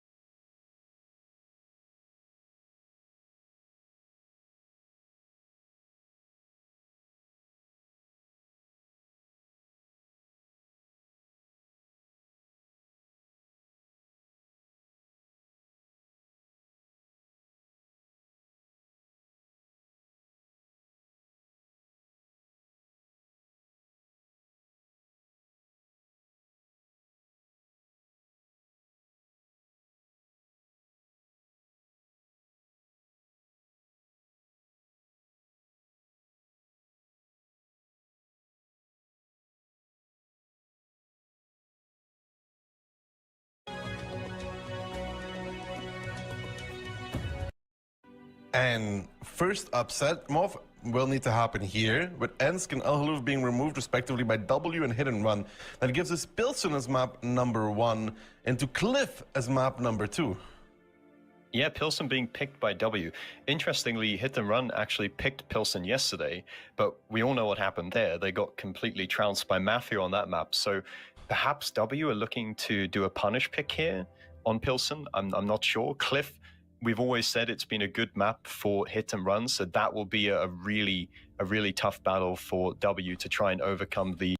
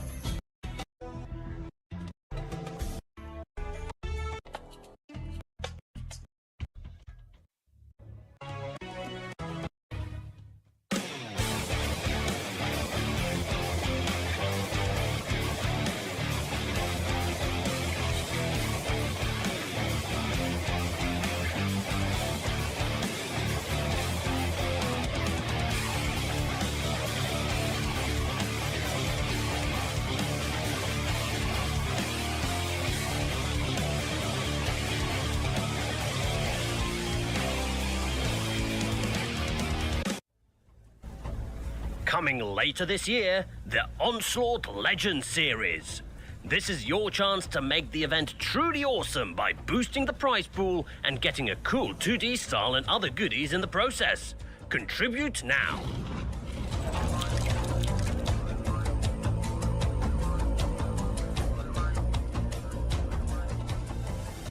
Hello, ladies and gentlemen, and welcome to the Onslaught Legends Series Qualifier, day number 2. I am joined not by Kihan, but by Moff today. How are you doing? I'm doing great, Daki. We've got a lot of games coming up. It's going to be a bit of a marathon for the teams and us, but I'm looking forward to it. Yeah, especially for the lower bracket teams, it's going to be quite a run. But Moff, we do have an amazing set of drops available today for people.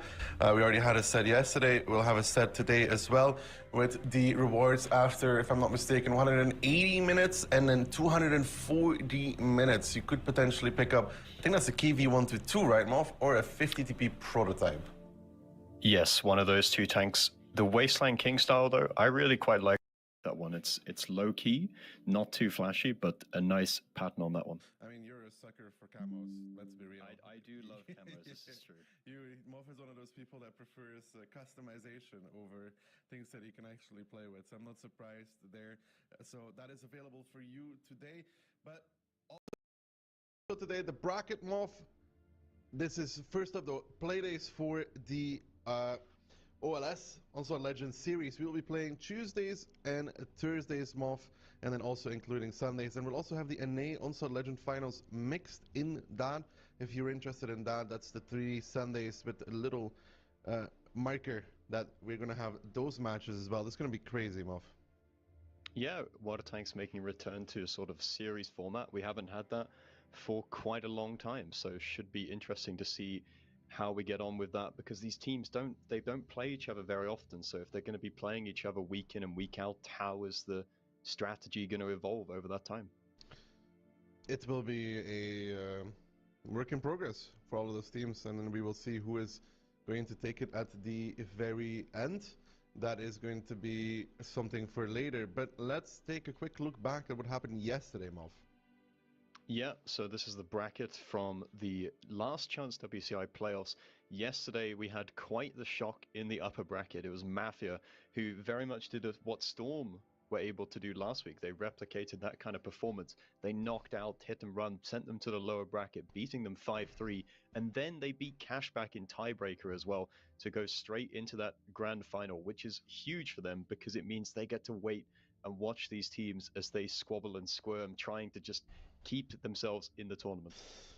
Indeed, and unlike Storm, they didn't even need to go to the lower bracket for it. So Mafia waiting for W, it will be, or W or Hit and Run, it will be a very long day if they make it all the way to the finals. Of 3 best of 9s that they would have to win from that lower bracket semis.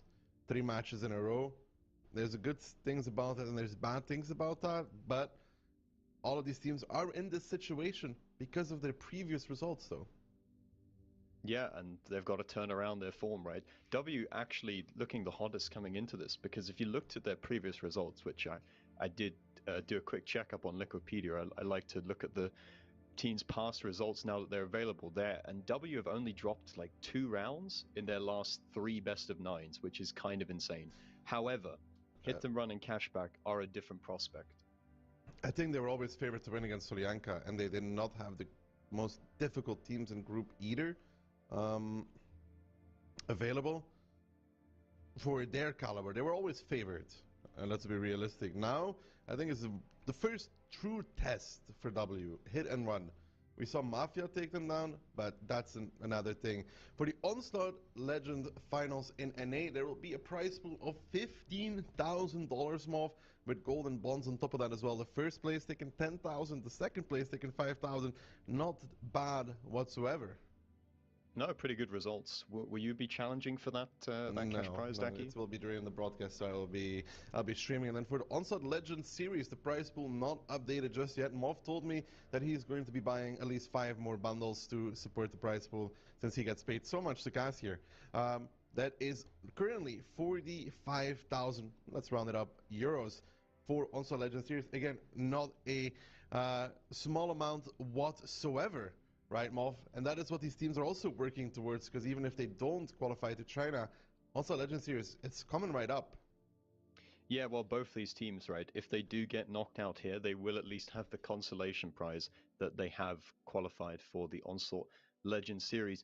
W, this team, international roster, they've been through a roller coaster over the last 2 weeks, so many ups and downs, but this is really where it counts, right? This is the last chance. This is make or break. You have to prove your mettle here, and they've got a lot of good players, but we know that they've struggled in those clutch situations in the past. Hit and Run, however, have been there and done that, but they don't look too good right now either. That game against Mafia yesterday, really, it looked like a completely different team. They look very shaky recently, but it's time for the nitty and gritty for these teams.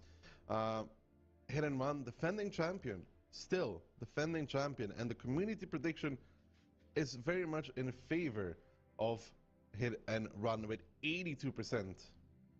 Yes, that's not really any surprise that the community has gone so heavily in favor of Hit and Run. Plus, they're going to get the Polish buff. There's a lot of Poles out there supporting their boys from Hit and Run. So if W do manage to overcome this, then it would be quite the upset. And first upset, Mov, will need to happen here, with Ensk and Elhaluf being removed respectively by W and Hit and Run. That gives us Pilsen as map number 1 and to Cliff as map number 2. Yeah, Pilsen being picked by W.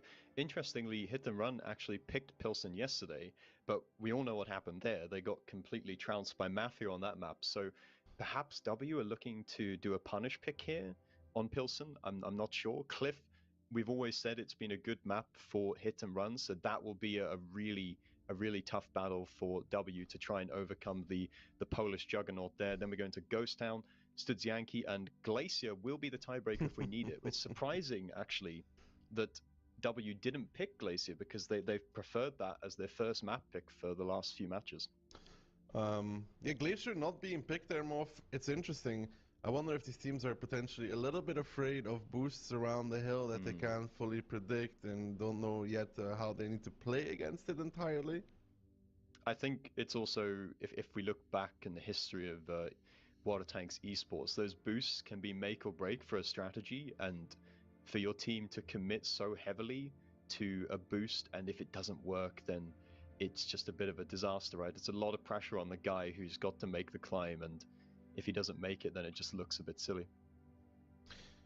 Yeah. But usually the person doing it put in so much practice that most of the time, for the better teams, they're reliable because you just do it over and over and over and over and over again until it's kind of just muscle memory. But that is going to be for much, much later. Match number 1 between Hit and Run and W is about to get underway on Pilsen. Predictions, though, all of us going with Hit and Run, but none of us really convinced with them winning cleanly. I think Hit and Run have enough credit stored up to keep the faith for us. W, like I said, they had good form coming back into this, but last week was just such a disaster that you've really got to be huffing some copium to fully, truly believe that they can make this upset. Stranger things have happened, Moff. Hit and Run does not look like the team that came to victory in China last year. They look very much different even from the independent show match from last month. So can they do it now? Big questions are in front of us. How will Hit and Run perform? They're going to bring an i7, a mouse, an E50, a 432, double V4, and an RHM. Meanwhile, W bringing also a mouse, 277, E50M, double 430U, 2684, and an RHM. So a lot of DPM from the side of W. But both teams really liking the 2684 pick on this map. Yeah, and Hit and Run just slightly heavier, Moff, you could say, right? With that added i7 versus 277, and then also with the 268V4, that's what I would consider like slightly heavier all around. But it's basically the same style, though, the same philosophy almost on tank picks. Yeah, similar lineups being picked by both the teams. All tanks spotted by the lights, no missed planes here at the start of the game. I believe Mentos has just used his second plane to re-establish the info. So all of those tanks, you can see that Click, Fruga, and Miku, they're all lit up. So Hit and Run know exactly where they're going. They definitely know that W are going towards the field here. And they are going to get one strike from the side of W with the 277 of Itox getting on towards that. Mentos is going to be taking a strike in return as well. Won't have it in time to stop Itox from getting it. And W now starting the rotations back. They weren't sure just yet if they were going to go back or not. But now with the info being taken by Frugo, they will see that Hit and Run has not pulled a switcheroo. They are still simply capping. Itox might be able to reset Panzer Fury and to strike another person. But then, Moff, there needs to be a reaction. There does need to be a reaction, and Itox is taking a bit of damage to try and peek and get some resets. I don't know if he's actually used his strike yet. Solo is moving into the cap and his mouse to block it, but that's going to trigger the push from Hit and Run. Piotr just driving past. They're actually going to ignore the mouse, which is probably the correct play. They're going for the higher DPM tank of the 277 of Itox. They're going to pick him out of the round, but W have some tanks here. Frugo's here to provide crossfire, and they're trading reasonably well. Solo picks up Piotr in the mouse, a very important kill. Frugo now peeking around to punish Ketsa in that 432, non-connection coming out from that V4. Gotcha Baby in a very strong position as well, now starting to farm out on towards Franek. Doesn't connect on the first one though. They need to still be careful. HP is all even at 6v6, and Monster in the meantime on the field, starting to make his move. Nobody there to support that RHM of Clorf. Solo now in trouble as well in that mouse, starting to get farmed by Ketsa in that 432. Not much Solo can do against it. 432 with that heat pen, absolutely amazing at this kind of engagement. That will be the mouse going down and out. Frugo in trouble against Franek as well, but Gotcha Baby coming back in to try and support his team captain, as in the field still it's a stalemate between the RHM and the E50M. But currently though, Hit and Run up a tank and up in HP. Yeah, W are in a bit of trouble here. Gotcha Baby is pushing in on Franek, trying to pick up the kill, but he's in such an awkward position here. He's completely in the open. He's taking damage. He's Amract. He picks up the kill on Franek, though, which is critical. Monster is trying to hunt down Clerf in the RHM, but he's just going to bail out of that one and run away. Miku and Click trying to navigate their way through these tanks from the side of Hit and Run, trying to avoid taking as much damage as possible, but Miku gets picked up. I think that was by a strike from Mentos. Click running through the middle of the map, but W, they're running out of HP, and tanks here. Ketsai is just hunting down this other 430U. Yeah, Ketsai has been an absolute monster in this round for Hit and Run, picking up crucial kills left, right, and center. T-Stack finds Frugo. Ketsai now chasing down Click. He wants to make it to Hit and Run for the first time, I think, in this tournament, will win their first rounds. in a match, and W already looking at a 1-0 deficit, and that was pretty good from Hit and Run to isolate that 277. Looked a bit close at some point, but in the chaos, they just seemed to edge themselves ahead. Too many not such great positions from W. Yeah, Hit and Run, they found the pressure point, they found the overmatch that they wanted, and W didn't quite have the guns in the positions that they needed to be able to effectively cover the likes of Itox and Solo. It seemed like it went textbook for Hit and Run. It's like exactly what they wanted. They wanted to bait them in close to the cap circle so they could push off with those 268s, and it worked beautifully. It did work beautifully for them, the double V4. Let's see if it paid off. I mean, Piotr did only one shot, but it was a crucial shot. But then we talked about it. Katsai in that 4-to-the-U, popping off in this round, 4k damage, 2 kills as well, doing what he's supposed to do. Good pen ratio. T-Sec as well, 6 out of 6. Everything he hit, he penned. Branek, no complaints there for that mouse either. Same for the i7. Overall, pretty good. Monster, everything he hit, he penned. So, all in all, the hit ratios from Hit and Run on this match, pretty good, pretty solid.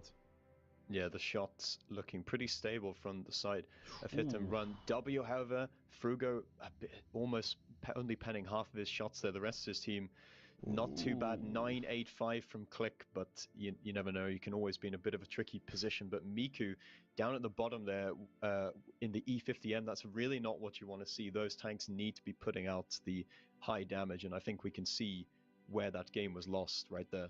I mean, pen ratios from W just worse, actually, than the pen ratios from Hit and Run, especially on a tank like Frugo's V4. Some bounce on Katsai at least once. When you're able to do damage to those high DPM mediums like that, it makes them play a lot more cautious. So all of the stuff kind of adds, because this round was pretty close for a long time. It was 6v6, about 1,000 HP between them, but Hit and Run just with the better positions. Yeah, Hit and Run, like I said, they found that gap and they were just able to go in. I would say Mentos's plane in the beginning was probably quite critical because it gave them the advanced info, right? Normally the early plane, even though it's useful to spot all 7, it doesn't really tell you anything. You can turn around. Because you can just turn around, right? The teams always do this game of chicken where it's like, oh, we're going this way, and then they immediately switch it up. So that critical second plane, Hit and Run, they probably already knew what they wanted to do, but that second plane gave them the confidence to think, okay, yes, we can actually commit to this cap play.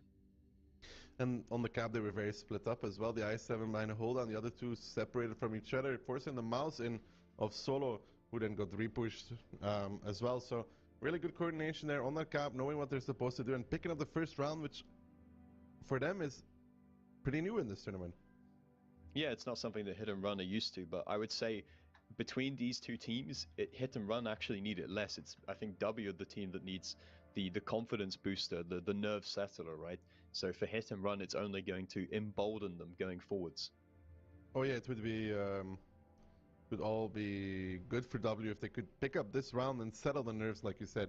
Get that round on the board, play from that point on, because once you have won, you're not that stressed anymore. W is going to try and pick up their first round with the mouse, with the 277, with the E50, the double 4-to-the-U, the 268 V4, and the RHM.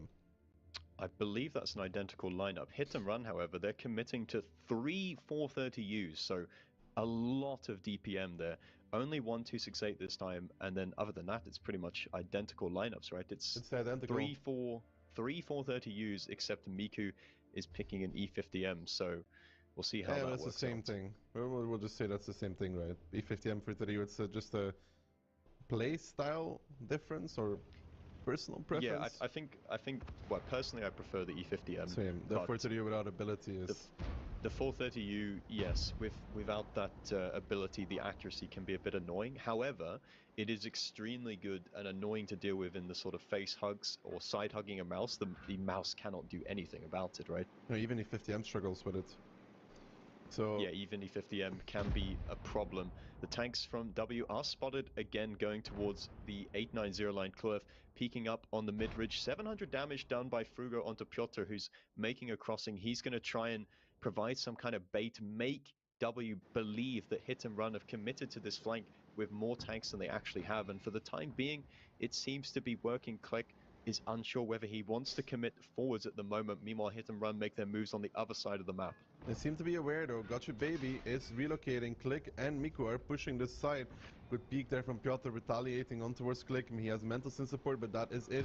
Now though, the middle is already starting to get pushed yet again by Hit and Run. Similar story as round number 1. Ketsai already behind Solo. A big strike on towards Panzer Fury and Franek though. 700 taken, and Solo in again a very nasty situation where he probably doesn't want to be. He's focusing out the guys on the right, which is exactly what he needs to do. But this mouse is not long for this world. But this time they're focusing out Solo first, and Itox is in a much better prepared position. Piotr goes down, but that was inevitable. And Solo still hasn't been killed yet, so it's looking like a much better position for the side of W, because Itox in that anchor spot is also still alive with full HP. They're pushing on towards Gotchu Baby now, and he's got to try and bait around these Hetzerex there. He's trading it out with T-Sec in the meantime. Frugo's there to try and support. The rest of W need to come in fast now though in order to save their teammates. Itox getting pushed on by Franek and Panzer Fury, but those two are seemingly running out of steam on HP as well on that Fortitude and that mouse. Panzer Fury dropped towards a 2-shot. Franek also a 2-shot. They will find Itox with a combination of Mentos from behind, and now W, like you said, needs to come back in and start picking up the kills. They find T-Sec. Ketsai now, the hero from round number 1, in trouble in that Fortitude. He doesn't have the speed in that Fortitude to run away from the D50M. That's the beauty of the D50M, the speed as well. And Miku, good shooting there, already hitting one fire, might even hit a second one actually on that Fortitude. He does hit the second fire. Matchbox City for Ketsai. He's on fire, just in a different way than round number 1. He gets picked up by W. Miku needs to be careful though. They cannot throw this round. They're firmly ahead, but these kind of crossings, Moff, they're not good. Yes, a bit over-eager from Miku, trying to close the game out too quickly, and that could be a big strike, but Miku just about gets out. It takes down Frugo, though, sends Gotcha Baby to a one-shot, and Miku gets picked up in the meantime. W, the chaos in the end of the game. Hit and Run are thriving in it once again, and they are clutch in these situations, and somehow they have turned a losing situation into a winning one. Franek gets picked up in the mouse, but that's not too bad for the side of Hit and Run. What a throw. What an absolute throw. Miku took so much damage. This is what I talked about even with Gotcha Baby for a little bit. It's like, sometimes in a round, even though it was chaotic, you just gotta slow down and realize we're far, far up. We don't have to really do anything right now. Just chill out and relax. And they weren't able to do that. Miku takes like 1k on the crossing. Is even lucky that the strike doesn't double kill him and Fruo. And they tried to go for the kill far too soon. Yes, the ability to be slow and just look around and react to the situation is really a blessing. Clove is taking the radio tower, but this is such a difficult situation for W to win now, because Mentos has all the HP, and that is the perfect tank to have the hit points on. Pan's Fury is also not a one-shot for the strike, and never mind about the strikes actually, because Hit and Run have control of both of them right now. Click is going to try and make a play. He's going to try and sneak up on towards Pan's Fury. Pan's Fury is a one-shot normally for the 430U, but Mentos is there to put in the shot, so it should be traded out. And it's a bounce shot from Pan's Fury. Click actually picks up the kill. So if W were going to recover in this game, that is the way to do it. Now they need to somehow isolate Monster. There comes the strike though. Mentos is pushing Click in the meantime, and Klurf is not watching as Mentos will put the plane as well. He'll be approaching from the front. Click is turning around. Mentos comes from behind and picks it up. Good coordination there between the two, and even then now Klurf needs to somehow find Monster while Mentos is taking the strike, and this is just a disaster for W. Yeah, it's almost impossible for Klurf to win this. He's going to have to somehow miraculously Amarak Mentos here. Even if he kills Monster, it's very unlikely that he's able to win this round. Like I said, having the HP on the RHM in the end game is just so incredibly valuable. Klurf probably at this point just giving his team a little bit of time to debrief from what just happened. And Mentos finds Klurf, and Mentos will chase. Mentos will put the strike, and it will hit home, as well as Mentos with 4 kills. Crucial player in this round. 5k damage. Oh no, it's switched over. Crucial player in this round, getting those 4 kills. And W, we talked about nerves after this plunker of a round where they really threw it. They threw it so hard. Yeah, everything was going in their favor, right? They made the good early calls, but just in that critical moment at the end, Miku's just a little bit over eager to try and close out the game. Hit and Run still had good positions, even though they were down HP. If W were able to reset after getting the kill on Ketsai, they could just go back, reset the situation. Miku I mean, after they killed Ketsai, they just have to slow down. yeah, Miku would be pretty much full HP, right? And then they can rotate. I mean, they can just do whatever they want. They just need a little bit of time They just need to have have a little bit of patience and slow down the game in those hottest moments to be like, okay, stop. Just chill. We are very much ahead. Let's just play it out. Yeah. On the other hand, though, we got to give Hit and Run a lot of credit because they are just able to turn this situation around because their comms are presumably, I mean, they're probably quite chaotic, but the comms are flowing well. Everyone's got crossfires. Everyone's set up to support and cover each other, and it just works. Good stuff from Hit and Run. W even more worried now, Moff, and it doesn't really get better for them that much. The next map, Moff, do you remember which one it was? It is Cliff, which is the sort of map that we would generally associate with being a Polish powerhouse map, a hit and run map, an invul map. But it's also the speed of the map, right? When you're down 2-0, you can be 4-0 here in 5 minutes. It can be your match point pretty much instantly. Also, W, they did pick Pilsen, so they've gone down 2-0 on their own map pick.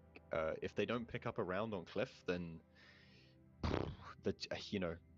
reverse sweep is always possible, but to go 4-0 down, like, surely you're going to drop at least one round in the next 5, right? I mean, you'd hope so. At this point, you'd hope so. I'm just really worried for Cliff and W, which are going to be already nervous, probably a little bit tilted. I mean, I think everybody on that team is probably a little bit tilted after that round. They're like, we threw it, man. We threw it so hard. And it could have been even worse if Miku got striked and Frugo at the same time. That would have been just a nail in the coffin, right? Like that would have been double kill, absolute fatality for them. But it's also just the memories of last week, right? It's like, oh, we threw. We've got to be better. We don't want to be this throwing team, right? And that experience right there, just getting slapped in the face like that, it's just bringing up those old memories. It's really not where you want to be. No, it's not where you want to be if you're a W player, not if you're a W fan either. Let's hope for their sakes that Cliff is a map they are very ready for, because they're going to have to bring it here. There's no lifelines for these teams. There is no lower bracket of the lower bracket. This is it. You lose this, you still have Onslaught Legend Series, but you will be watching your competitors have a good time in China and potentially pick up a big chunk of money as well. Yep, Hit and Run up 2-0, going on to their map pick of Cliff. W are going to have to turn it around here and now, otherwise surely their chances of winning this series and qualifying to China are in the mud. We saw W already play Cliff, if you remember. It's pretty light, like the double BZ against Solyanka. Wonder if they're going for something similar this time around. It looks to be that case. Double TVP looks to be picked by W, which is really quite a commitment, right? To take double TVP, if they have to really over-deliver in terms of clip potential, otherwise their team is going to be in a lot of trouble. Hit and Run, on the other hand, very heavy. Almost a perfect counter, I think, to TVPs. 4 BZs, an IS-7, a CS, and an RHM off. TVPs struggle with this. Yeah, the Hit and Run side is pretty much designed to just torpedo straight into those TVPs, and the TVP can work great, but it's such a finicky tank to play well, let alone play decently. W going predominantly towards the 1-2 line, but they're not going to meet that many people there. It's only T-Sec going there in the IS-7 at the moment. Hit and Run mostly going towards topside. There's a CS from W who's playing topside as well, so we'll see what this double TVP is going to do. They are spotted going in towards Donut. Are they going to be able to shoot tanks going up the hill? I don't think that's even going to matter though, because Miku is getting commit straight on towards. It's a 2v1 and Miku is already dead in this situation, and the rest of Hit and Run are just going to leave him be and just go and fight the Donut. Yeah, Miku in a lot of trouble in that CS63, missing a shot against Monster as well, who is just allowed to overpeak continuously against him. Klurf is trying to help the CS63 of Miku, but I don't think he's going to be able to do nearly enough to make anything different there. Mental's coming in with the kill as well, and now the overpush from W. Frugo leading the charge, even in that BZ, down towards the one-shot. Can he get the kill shot before he dies? Can he actually find it? He does find it, very important. And now can the TVP strive? Can they reload? Can they get back in? They need to continuously make these clips happen, but so far it doesn't seem like it. Solo's just about getting off of reload. Can he make those 4 shots? The ignite comes out on towards Piotr, but he has a fire extinguisher. Piotr then shuts down Solo and the TVP, and now W with 4 tanks left standing have gotten rocked and rolled by hit and run, by this aggressive opening. It's gonna be 3-0. Yeah, hit and run just plowing through these TVPs. They've got so much HP, so many guns left alive, and they really had W's number in this one. They read the situation perfectly, and W were completely outplayed. Miku got farmed in middle, and even when W tried to make their move in Donut, they were just pushing back into middle where there was more crossfire from Mentos and Monster, who had already picked up the kill on Miku. So this is probably the most one-sided game that we've seen so far today, and that is going to be an absolute tilter. Yeah, it's not looking good for W at this point. 3-0, and we talked about Cliff being a fast map. They don't have a lot of downtime here to get back in it whatsoever. They have about 3 minutes from now on, at best, to go into the second round of Cliff. And if they lose that one, it's 4-0. I mean, anything is possible on the last 2 maps, but 4-0 recovery, I don't believe in it. I have never believed in it. Nigh on impossible to make that one happen, but hit and run, just simplifying things. You could argue that W, I mean, I said it before the game even started, double TVP, it's such a heavy commitment, well, a light commitment really, but to make the double TVP work, they've just got to put out, you're asking so much of them to make this game go in their favor. The TVPs, I think the lineup that Hit and Run brought is almost like a straight counter to this lighter setup. Yeah, and the double TVP, they both did like 1 and a bit clips. Part of that damage is probably just from being rocket boost rammed into by BZs, really. And to be honest, like for the TVPs to be worthwhile, you either need to be trading off of them immediately, or the TVP needs to do like at least 2 clips, right? 2.5 clips almost in this. Yeah. Realistically, you want them to do 3 clips because so they kill a BZ. They're the 430Us and E50Ms of this battle, so you need them to do 4K. For it to work. The other question mark is Miku going towards middle in the beginning, when the whole team from Hit and Run was spotted going north. I suppose from his point of view, what W would have liked to happen in that game going hill is for Hit and Run to go hill, right? So Miku's like, okay, they're going to go hill.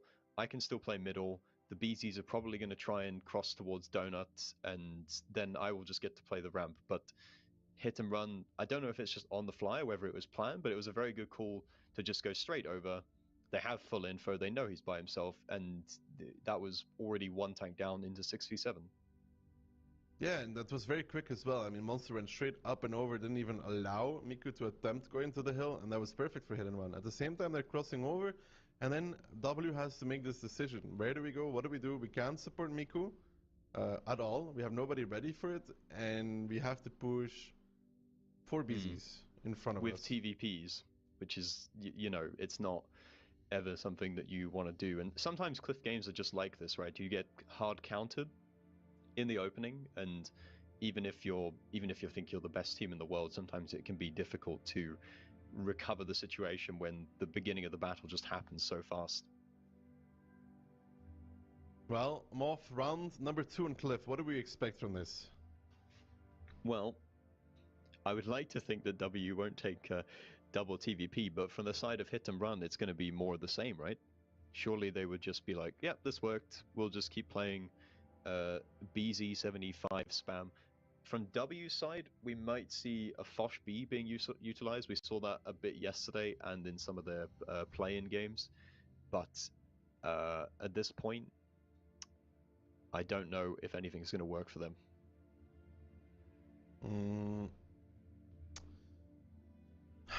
Let's see the style W is bringing. Double BZ, triple BZ, they're switching a little bit. Forge B, double CS, and Archim, so no TVPs. And then Hit and Run against them off. Yeah, it's another simplistic lineup from Hit and Run. Triple BZ, triple CS, and RHM. So Fall Brawl, it's a very flexible lineup, right? They can commit anywhere. They can go for hill, they can play for middle, they can play for 1-2. With the Foch B, you kind of know that he's going to be on the 1-2 line, right? It would be very unorthodox for the Foch B to be playing topside. You almost never see the Foch be playing topside. He's almost always on the lower. So they're trading that Foch B out for another BZ for the hit and run side. And the Foch B going lower with a CS63. The split from hit and run, 4-3, 3 BZs lower. And the CS is already turning around from Miku. This could be potentially good for W, but the Foch B has actually stopped in H2, and that's to aim up towards the hill. Klurf is going to take it immediately along with Itox. Good HE shell from Mentos. He's going to put one in. All three CS connecting on towards Itox, so the initial trade's going slightly in their favor. The damage is coming in from the bottom side, but the Foch B cannot effectively focus one target there. The BZs have made it up into Donut, and they're going to be able to shoot Frugo in the back here. He's going up the hill. It's very delayed, and Ketsai is just going straight over. Going to try and ram Klurf off the side of the map. HE shell into him as well. Doesn't even care that he's on less HP. The triple CS are trying to go in and get the game done. There's a big strike, though. That's a very big strike. From the side of W, who come in there. Itox now down to a one-shot. He gets picked up by T-Sec. There's a CS sniping in the background. Tarks picks up the kill from the lower side as well. The triple BZ from the side of Hit and Run are going to try and push on towards Tarks, but that's not really the best pick right now. They're trying to push down the middle to try and do something because they're losing the hill right now, Moff. Mentos coming in with the RHM will probably save it, but not before Klurf picks up the kill against that CS63. It was a big strike, and they're actually going to push Tarks off. Is he going to take damage for this? Here.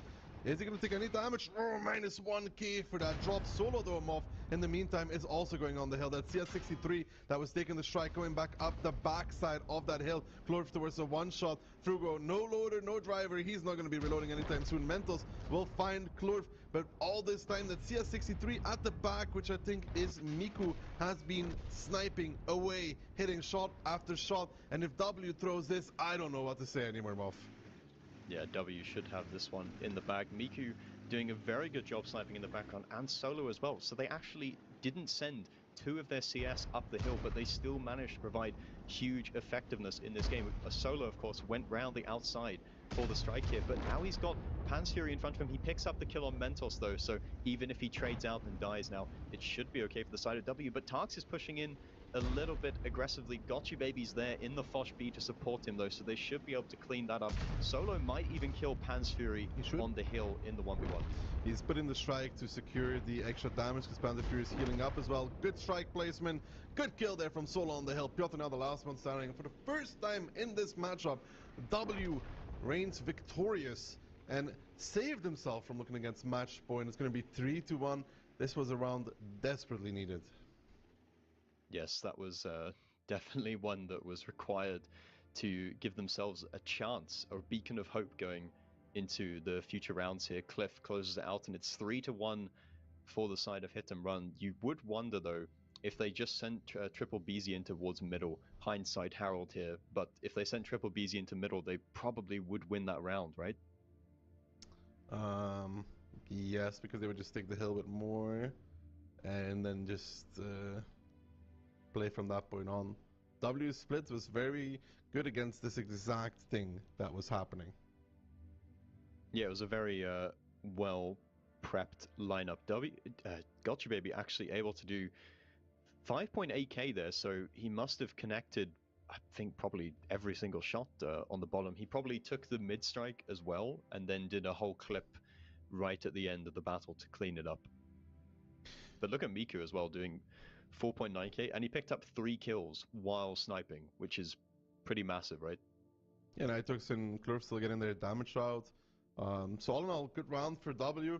That is the cliff done and dusted for the side of W and Hit and Run. That brings us off to the next map, a slower map yet again. Bit like Pilsen, but normally even slower than that. Ghost Town. Yeah, Ghost Town. I mean, we can have very different pace games on Ghost Town. We saw one yesterday, I believe, between Mafia and Cashback, where both teams just didn't really do anything for the first 3 or 4 minutes. They just slowly move their forces around the map and try to trade out to get positive advantages with the strikes. We do like to see teams, or we do see them quite often going for aggressive cap plays in the beginning, but of course that's quite a gamble strat to do that. It is indeed not the easiest thing to pull off that cap, but Hit and Run has been one of the teams that has done this though. Yeah, Hit and Run, we know they like to go into the cap, and they've changed the strategy for it a bit as well. It's normally you just send 3 tanks straight into the cap, but I think most teams now, they've decided that that's not really what they want to do anymore, because the strikes can come in and just get the reset very quickly. So the dominant strategy at the moment... Unless you're Los Pipos, right? Yes, of course, Los Pipos, renowned for being unable to reset capture points. But the thing that teams like to do now, and what we saw Hit and Run actually do on Pilsen, is we go into the cap and we sort of force our opponent to panic a bit. They come a bit too close, and then we just pounce on them. Yeah, that's usually the goal, right? You want to get your guys onto the cap, force a move close, and then pounce on whatever is there, because you're usually not using a light tank for that. Yeah, you want to get your opponent out of position. So let's see whether the teams play with this fast-paced aggression towards the middle, or we're going to see a slower lineup. From the side of W, I think it's definitely going to be slower, because they're bringing out the Leo 1 once again. We've seen that from a whole bunch of different teams. Hit and Run, though, going with full Polish powerhouse. The only reason it's not a full Polish lineup is because there is no Polish light tank in the game. Mentos rocking the RHM there. So very fast lineup from the side of Hit and Run. Very fast lineup from the side of W as well, though, with the double CS, the Leo, the RHM, the i7, and the double 60p. This one can move across as well. No mouses, MOV, no TDs, not even any for the user 50Ms. Or... No DPM funny button tanks. The i7 of Itox as well. The i7's fast enough that he can be like a sort of de facto medium tank, right? He can play and try to support his teammates. Spots coming out for both of the teams here. Ketsai and the other CS moving over towards the 1-2 line, just playing for a bit of control in the beginning. We've got a very aggressive move by Klurf, though, in the RHM. Mentos is in a bit of an awkward position here in his RHM, and he's spotted. I think he's been planed as well, so he could be in a bit of trouble here, because Tarks, you see, he's pre-aiming that angle. Mentos could be stuck right now, and that is going to be a bit of a problem. A bit of a difficulty for Hit and Run. It is a difficulty for Hit and Run. Tarks, oof, getting a good shot on towards Franek, and somebody else even getting a good shot on towards Franek as well. Gotcha Baby needs to stay there. Itok starting to move closer towards the cap. He needs to be careful. Double CS63 waiting to pounce on him. He needs to go through the right. He cannot go through the left, because if he does, he'll be in big trouble. They do have a strike available to get a reset, but Klurf doesn't have a plane though, so 7 seconds left. They'll probably have to blind strike it. Will there be a reset? 3 seconds left, 2 seconds left. Where's the reset? W finally on the nick of time gets a reset. Itox should be getting one on Piotr as well. That leaves Tisek though still capping 12 seconds. It hasn't gone down a lot, Mob. They need to find another reset here, but they're actually pushing off from the side of Hit and Run. I think currently that might have been a mistake, but it does seem like Frugo was going to get a reset either way. They're pushing on towards Itox, but now Miku in position with the Leo to just farm out in this game while they're gonna lose Franek. This is what Miku was brought into this game for, to farm in the Leo 1. Gotcha Baby getting traded out by Monster and Ketsai in the meantime though, but can Miku put out enough damage output? They're killing Franek in the middle in the meantime, but those 60 TPs are going to be out of the fight for a while, and they're not going to be able to support the rest of their team. But Miku has such a powerful position here, but he's getting permaplaned, which means that it's going to be very difficult for him to peak in such a paper medium. The Ignite coming out onto Solo though takes 1.8 on the run away, and that HP, which was up a lot for the side of W, now starting to drop lower and lower, Moth. They were far ahead, but now they're in a little bit of trouble, one could say. Miku is still trying to play it out, shooting the 60 TPs, but getting flanked by Mentos now. Taking a shot, I think, from one of the 60 TPs as well. Piotr on towards the one-shot. Klurf will look for the finish. He does get it. Frugo now pushing back in with Tarks as Miku is falling on the offside. And this is somehow swinging in the favor of Hit and Run, Moff. Yeah, Hit and Run trading it out. They've managed to pick up Miku, who was always going to go down in that Leo 1, but they're trading, W are trading well with the 60 TPs who are both low HP, but from the side of Hit and Run, I keep reiterating it, it's actually Mentos who's the most important to have the HP on. Who cares if the 60 TPs are low health? Neither of them are one-shots for the strikes right now. The HP is in favor of W, but they have less guns in the game. Gatsai takes another shot though, drops towards a one-shot. Darks finds Tsek, good stuff there. Not sure why Tsek was even peeking that angle, and Turks may fancy himself a little bit more. He may fancy himself a shot onto the other 60 P's, also a one-shot. Solo taking the strike in the meantime. Gatsai luckily enough 367 and not 350. Tarks with a good peek, a good kill. It's a risk to make such a play him off because you can take a lot of damage for it and not actually be able to retaliate if you bounce your shot, but he does manage to get it. And now Monster moving in, but W again stabilizing the round. But by God, Moff, it was not an easy one where I felt like it should have been a lot cleaner. Yeah, I think Piotr made a mistake as well in the CS. He was just kind of caught in the middle of nowhere, just sitting in J5. Clef was able to peek up and get the kill, but Tarks made an aggressive play, and Hit and Run just, I guess, did not expect him to peek so recklessly, like in the middle of the open there, and Hit and Run were just not prepared for it. Shot goes out from Tarks, misses the kill shot. He needs to back up because he is a little bit exposed in the open, but W, they need to just stabilize this round at the moment. They need to just take a chill pill. Mentos getting spotted out though, and it takes another shot. I believe that was from Tarks, so Mentos critically now down to low health as well. That's just putting it even further in W's corner in terms of taking the win here. Now this time around, W did not seem to rush their decision making. They're actually closing it out clean. Tarks finds Katsai. Mentos down towards 33 HP. Is there a strike coming? He dodges it though. Good stuff there from Mentos.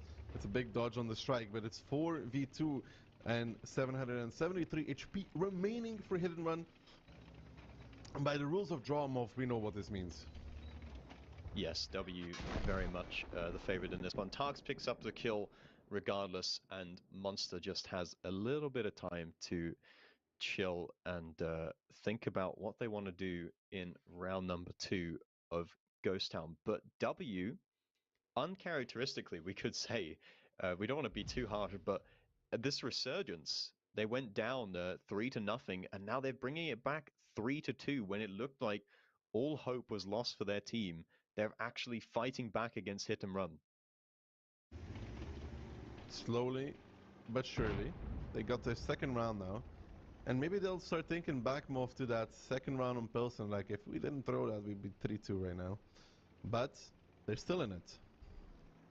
Yeah, you can't afford to live in the past there. You've got to focus on the opportunities that you've got in front of you, not the rounds that have already been played. Monster gets striked in the background, but the triple cap going to be started for the side of W. I think I wonder how much damage Miku actually was able to do in that situation. I also wonder whether Hit and Run pushed on towards the correct tanks, but I suppose if they went back in towards the city instead, they'd have 2 CS on the 1-2 line, which would be useless. With this cap, W picks up their second round in this tournament. Could they be in for a remontada? Does Hit and Run look shaky after all? Moff, I don't know. I think they waited a second too long with putting the third guy on the cap, which is very nitpicky, but whatever. But the strike from W, it was so late. It felt like it was so late. I would love to be able to listen into the comms in that situation. Well, it was Frugal with the strike, so... Yeah, it's always a bit chaotic in that moment. You're like, guys, who's got the strike? Who's got the reset? I think it's more like anyone get the reset? Because there were no tanks. There were no tanks even close, right? Don't you think it was more like, where are they? Klurf, yeah. Klurf, do you have a plane? No, I used it. And it's like, uh-oh. Uh-oh. If they actually sat on the back part of the cap, I don't think there was anybody to spot them even. They would just cap out. Yeah, because like I said, W, they didn't have any tanks even close to that cap circle. We see Tarks, though, coming in with 5 kills here in the 60 TP and 5k damage. We could say those aggressive peaks that he made on towards, I believe it was Tsek and the other 60 TP, you know, if he hadn't done that, maybe we would be thinking that hit and run have a way back into the game, right? If they can focus on Frugo, he was like yes, 800 HP or something, then they would be completely even and have something to play with. Because Mentos had more HP than Klurf, I think, at that point. Mm. But there was indeed They that just moment didn't where expect Piotr did kind of just drive out in the open. I mean, like, I don't know how he mistakes Erlenberg for Ghost Town, because these enemies are definitely going to shoot him out in the open. So, not sure what he was doing there whatsoever. Yeah, well, being a one-shot, right, he should have been in the back. The guy, he should have been in the back, and then he'd be the guy to go and retake the strike on the one line once it's off of cooldown, right? And, you know, he may be a one-shot, but if a tank's sniping in the back, it doesn't really matter whether he's a one-shot. It's still a gun. Matter. It's still a gun that can provide some support. But 3-2, Moff, we're at the point right now. This match goes one way or another, and it's both great for either team. Either it's 3-3 or it's match point.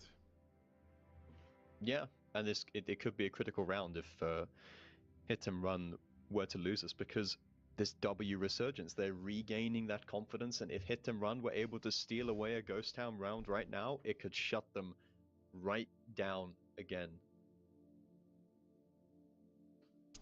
What do you think, Moff? I don't know, because I after yesterday, I don't have faith in hit and run, but I don't have faith in W either, so in my mind it's like battle of the throws right now. Battle of the throws. I mean, the last round, minor throws compared to the Pilsen round number 2, though. Yeah, not quite so bad from hit and run, but it shows that they are human and they are cracking a bit under the pressure. It doesn't look quite as clean as it did in the first 2 rounds that we saw on Pilsen. And from W's point of view, what they're learning is that if they can just stay in the rounds and are they able to apply this bit of pressure, it gives the opponent opportunity to make a mistake, right? Yeah, and the good thing is that in that round they really slowed it down. Lineup-wise, though, double RHM for W. Ooh, Leo, double CS, double 60p. Yeah, the double RHM. I know for a fact they, Cliff and Gotchi Baby, they love to duo in Onslaught Random queue and play this double RHM on Ghost Town. But one of the key things that you need to make it work is for one of the RHMs not to be spotted in the beginning, right? It's so important that he doesn't get spotted, because if hit and run spot double light in the beginning of the game, then Mentos isn't really going to get caught, right? No. And are they both spotted in the beginning? Yes, Gotcha Baby and Klurf are spotted out, so hit and run will be playing very quick with this information. I mean, they have a good lineup against this, though, Moff. 6 heavies.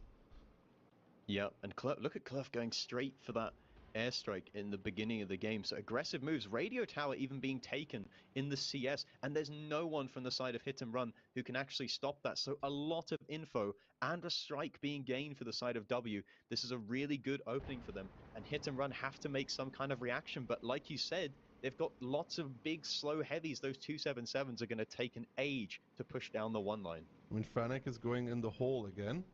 So he's going to be playing from that point on. There's a 60B pressuring up the 4 line. Hit and run taking over 1-2 line, while W forced completely on the outside of the map. They don't know yet that they have this part completely for free. But Franek being in the hole is both bad and good, IMO. They could get punished for this.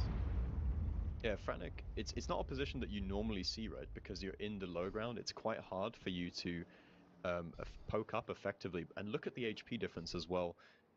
W, they've got like the positions that they want. They've got control of the strike. They've got info, but there's so much HP down. It's going to take a lot of work to break down these heavies. Klurf still spotted going for this. Shoots out on Mentos. Mentos taking one back.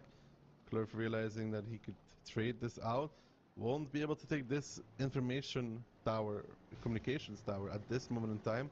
But Solo will be taking back the other one. W, can they utilize the double light in this matchup though, Moff? That is the question, right? And they're looking like they want to repush A-line. Gotchi Baby's just kind of doing a couple circles. He's not quite sure whether he wants to commit to it, but they are going to go for it now. and that's a key piece of map control they're taking away. But they are leaving the south of the map as well. The cap timer is down to over half now with just one person. So if Hit and Run were to suddenly stack it with a few more tanks, then W could find themselves in quite a bit of trouble here. They do have a strike available. No, they don't actually have I think they have one strike available to them. I don't know if it's being used yet. Cap's down to 30 seconds. Gets reset though, so initial worries about getting capped out are gone for now. And now Miku getting spotted out though in the Leopard. Needs to be careful. Spots out Panzer Fury, who's starting to take damage from the RHM, from A1. Double CS coming as well. And W just resetting the... Can they get 2 shots on Panzer Fury with the 60 piece? It doesn't look like it. They're aiming for it. They won't find it though. And still double strike available for the side of Hit and Run. That's something very big that we need to take into account. But T-Sec there in a little bit of trouble in that 60 TP though.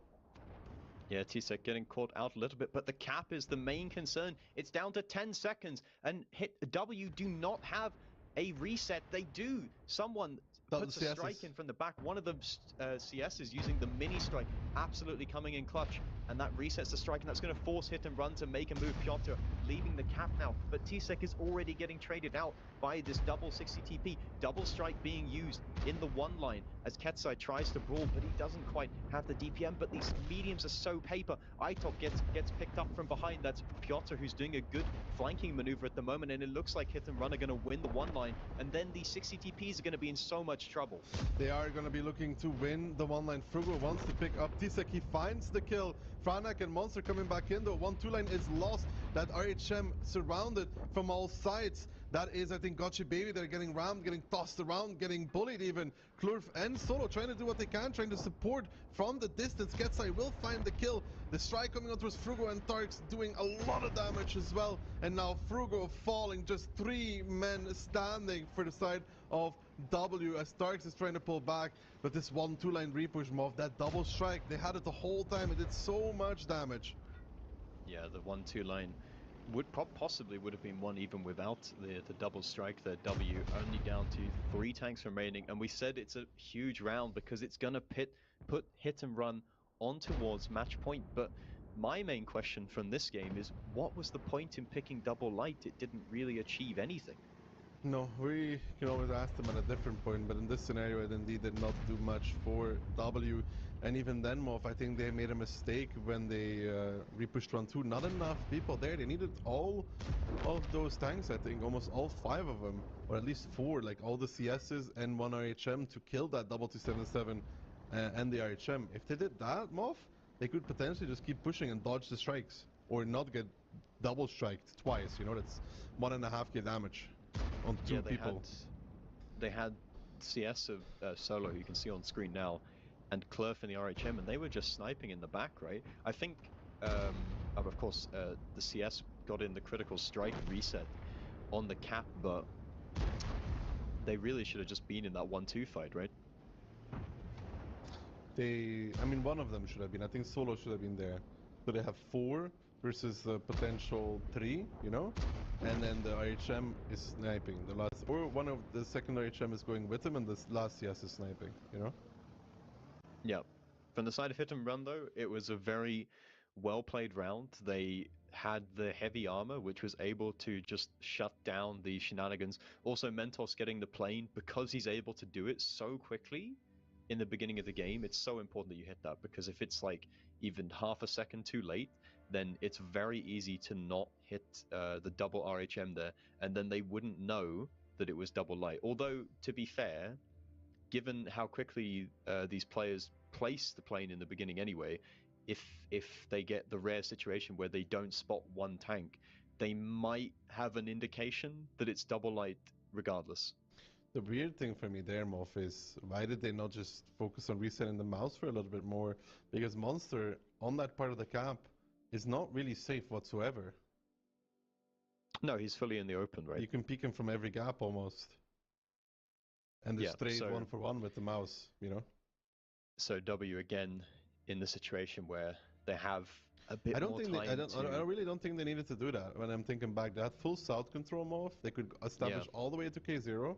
They knew that they could do this as well, and they could play over the outside or even over the south a little bit, and just get another reset on the mouse while they're starting to do this A-line repressure, you know? They definitely had time they were for able that. to. Well, they were able to retake their own balcony, right? And they could have, like you say, they could just establish one tank on that balcony, and then they're kind of getting like maybe 60-65% of the map under their control, and they can continue to sort of close the net on hit and run, because it's not like you don't know where they are, right? They knew the 2277 was going to be on the one line the whole time. But as it is, hit and run, and now on match point, which is pretty critical for them, they've stopped the momentum of the comeback from W. Ghost Town is done and dusted. We're going on to Studs Yankee, which, as I said yesterday, it's been a bit of a shaky map for W. It's been pretty good for hit and run, I would say. Yeah, it's not looking good right now. Again, for W, down on the ropes. They need to win 3 rounds in a row to continue forward in this tournament. And they're going to have to do it twice on Studs Yankee. Not a easy task for any team, especially not against hit and run. No, you got to win 3 rounds in a row, and that is not something that's easy, especially against a team like hit and run, as you say. Lineups though, will we see a Leo brought again? Perhaps, I don't know. You could do quite a few different things that we've seen on Studs Yankee yesterday. Teams play a lot more W, heavy than with the Leo though nowadays. W was playing those mediums, if you remember, the 430Us, no Leos behind it. It's a bit more of a heavy composition, and I don't think hit and run will be bringing Leos either. No, both teams have trended towards picking slightly heavier lineups. We even saw a T57 yesterday, but that didn't work out too well for Solyanka. Studs Yankee, all on the line now. W, they've got to win 3 in a row if they want to stay in this competition and have a chance at qualifying to WCI China. Very, very hard task ahead of them. Can they actually do it? Is the question. W on the line with double 60p, double mouse, an E50M, a 430U, and an RHM. Meanwhile, Hit and Run are bringing double 60 TP as well, double mouse as well, and it's the exact same lineup as I read further down the list. So mirror matchup for the teams here. So we'll see what they do with these lineups. We see both the teams playing pretty heavy though, Moff. Right? Yeah, they've both made a commitment that they're probably going to play, probably both going to do a brawl towards the north of the map. All tanks spotted out again. Actually, Mentos not getting spotted by the plane in the beginning there. We've got Piotr going over towards the radio tower, so he's probably just going to park it in the big chonky 60 TP, but he doesn't have anyone behind him to take it for free. Clerf has already moved up into A5 to try and get a little bit more info for his team, but we see Hit and Run have actually split towards the south of the map. They're sending the light and double medium through the south. Yeah, and actually there's a shot of damage taken there on Clerf. Uncharacteristic mistake from him. Miku will get all the info though, which will be very, very big for the side of W. When Miku pops that, they'll see 3 tanks in the south, and do they react by pushing through Mov?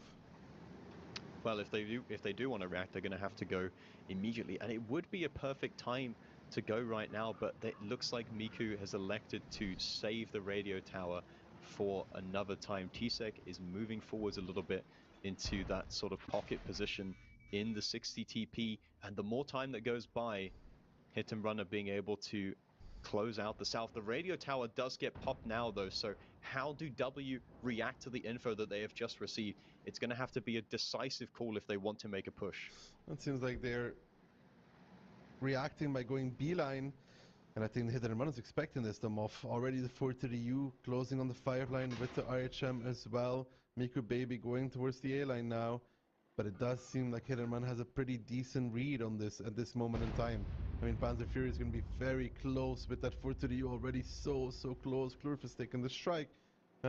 He has a plane available, but they see Panzer Fury there, and he's going to be taking the strike in return for the side of Hit and Run. And what does W do? They bail from this. They are not going to go for it anymore.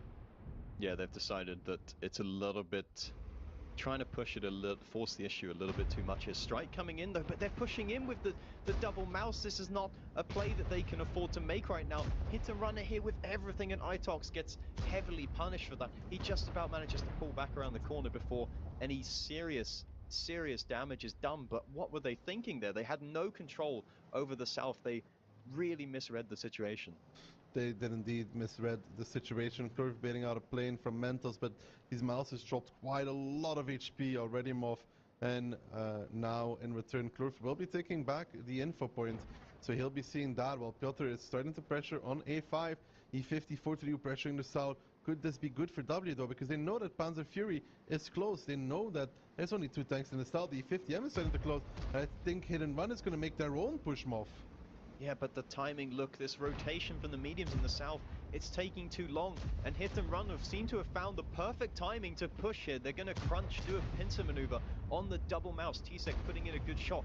Click is actually trying to run away from this situation, which is just presenting his rear armor, which means easy penetrations for the side of Hit and Run. Itox will fall shortly, and there is no returning fire from the side of W at the moment.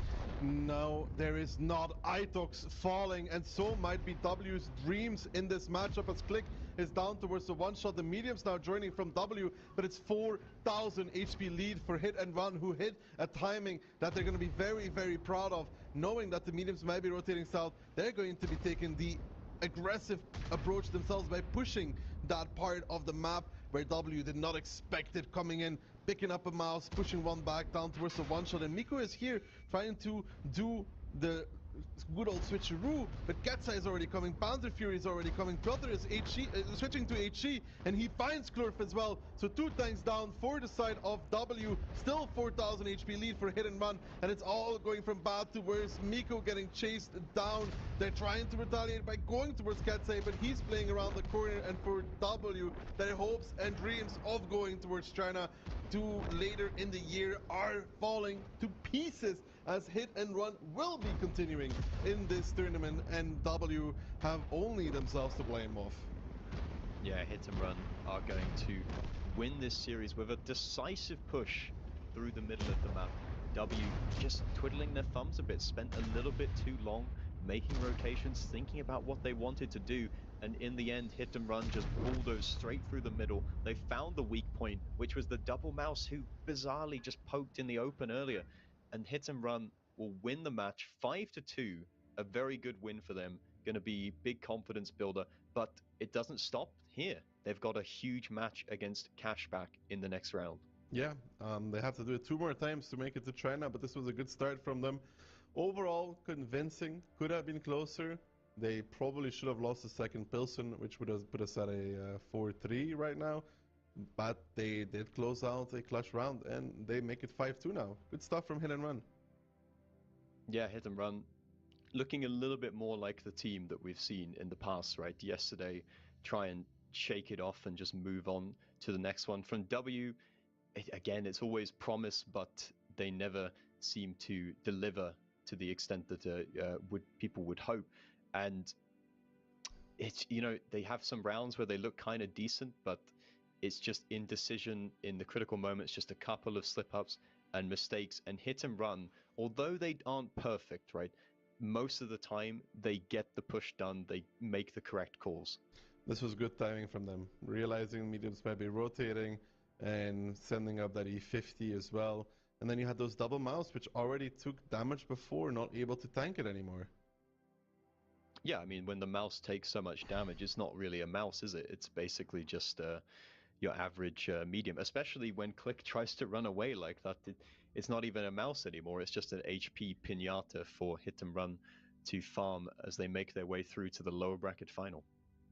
For Hit and Run, the journey has just begun. For W, it ends here. They will be out. We'll see them again in the Onslaught Legends series. Hit and Run now move on towards Cashback. A match that many of us would have expected to be the upper bracket final, and then again the grand final later on, but it's the lower bracket finals. One of these two is not going to be making it to the grand final. Yeah, these are the 2 teams that everyone expected would probably be making it to China, but Storm and Mafia flipped the script on those plans, and now Cashback and Mafia, it's a dog-eat-dog world out there. One of them is going to be knocked out, and only one of them can go through to face Mafia in the finals. Well, Mop, that was a great match, and we have plenty more to come. Thank you for the casting of the first match. When we get back, we will be watching the lower bracket finals. It's going to be a hell of a match, but before that, let's see how Hit and Run made it there by taking a quick look back at the replays of the previous match.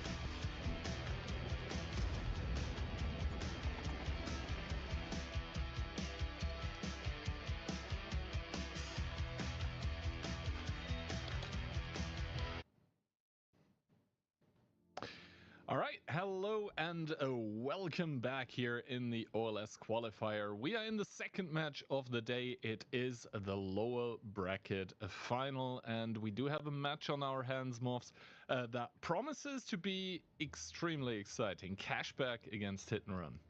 Yes, it is a match that could be worthy of being the grand final, of perhaps even WCI itself, but it is what it is. It's a lower bracket elimination match between Cashback and Hit and Run for the chance to play against Mafia to go to China.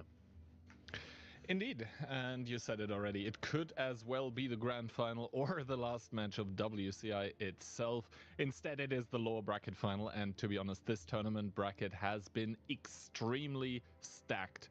Yesterday, Solyanka already saying goodbye in the lower bracket quarterfinal. Today, just now, we had to bid farewell to W as well, that did in the end succumb to Hit and Run 5-2. So in the end, pretty clear scoreline in between both of those teams. Now, in between Cashback and Hit and Run, do we expect the same thing? I don't know what to expect anymore, Key. Predictions are basically out of the window. All I do know is, last week, when Cashback and Hit and Run played in that upper bracket final, Cashback absolutely dominated. So based off of that information, and based off of the information we've received even since then, Hit and Run have looked shaky. Even against W, even though they won 5-2 in convincing fashion, there were some rounds there where they looked a little bit off with the calls, some players dying in positions where they really ought not to, but it's a team that's very experienced, so they should be able to pick themselves up and go again. Indeed, and go again they will have to do against no less team than Cashback, that have looked extremely strong last weekend as well. They only ended up losing one match, but that was arguably, well, not arguably, that was the most important one. And now community predictions coming into this. Hit and Run slightly favored, Cashback only with 44% only. I mean, that is still almost half, to be honest. I agree with you. I don't really know what to make of this match anymore. There have been quite a few upsets this weekend, last weekend as well. Personally, I think in predictions for casters, I went with a tiebreaker just because I'm hoping for more games to be played. But yeah, I don't think there's a real, there is really a big favorite that we can make out here. Yeah, map pick and bans coming in. The teams obviously only just had time to do that just now because they didn't know who they were going to play against. Hence being picked by Cashback, that looks like a punish pick because Hit and Run, if you remember yesterday, they looked pretty bad against Mafia. They were just driving around like headless chickens getting caught in crossfires. So punishing opening map being picked by Cashback, looking for a quick 2-0. Indeed, and then we are going into Glacier. Kind of an interesting pick. We haven't like really seen the teams favoring Glacier as a map as much as they have in past like Onslaught Legends Cups. Now, however, Hit and Run bringing out Glacier here immediately, so that's going to be very interesting as well. Keeping in mind though that Hit and Run on their own picks sometimes don't have the best like track record of taking all the rounds there. Then we're gonna go into Westfield, which is extremely brawly. And then if we get to it, it would be Pilsen as map number 4. We already saw Hit and Run. They did look okay in round number 1 against W there. Round number 2, realistically, they should have lost, but it was a throw by W. And then, hopefully, tiebreaker Studzianki. Yeah, Westfield being picked from the side of Hit and Run. The Glacier, though, what Daki talked about yesterday, the clip of a boosted up RHM, boosted up Leopard 1 and an RHM, and apparently, I've seen it, you can do the boost in a CR63 by itself or with an RHM by itself, and it is really weird to look at because the way the terrain is shaped there, it's sort of these iced over blocks, and it just doesn't look climbable at all. And this is new information that most of the teams have probably learnt about within the last week or so, or perhaps longer because they're always training against each other. But it could be quite an important factor going into those rounds on Glacier, because it's, do you try to counter the RHM going for it? And what if you end up going for some counter around the north of the map and then it ends up being completely irrelevant? Indeed, and I think in between all of those teams, the one that learned about it the most recent was actually Cashback. I think they learned of this climb that you were talking about, yesterday. So that is not a lot of time to adjust to such new information. Maybe this is why Hit and Run actually did pick it, to present Cashback with like more unexpected opportunities and options. But we'll have to see. Obviously, the possibility of the climb being there doesn't mean necessarily that it's going to get used. It's just something to be aware about, especially since on that side there is also a point of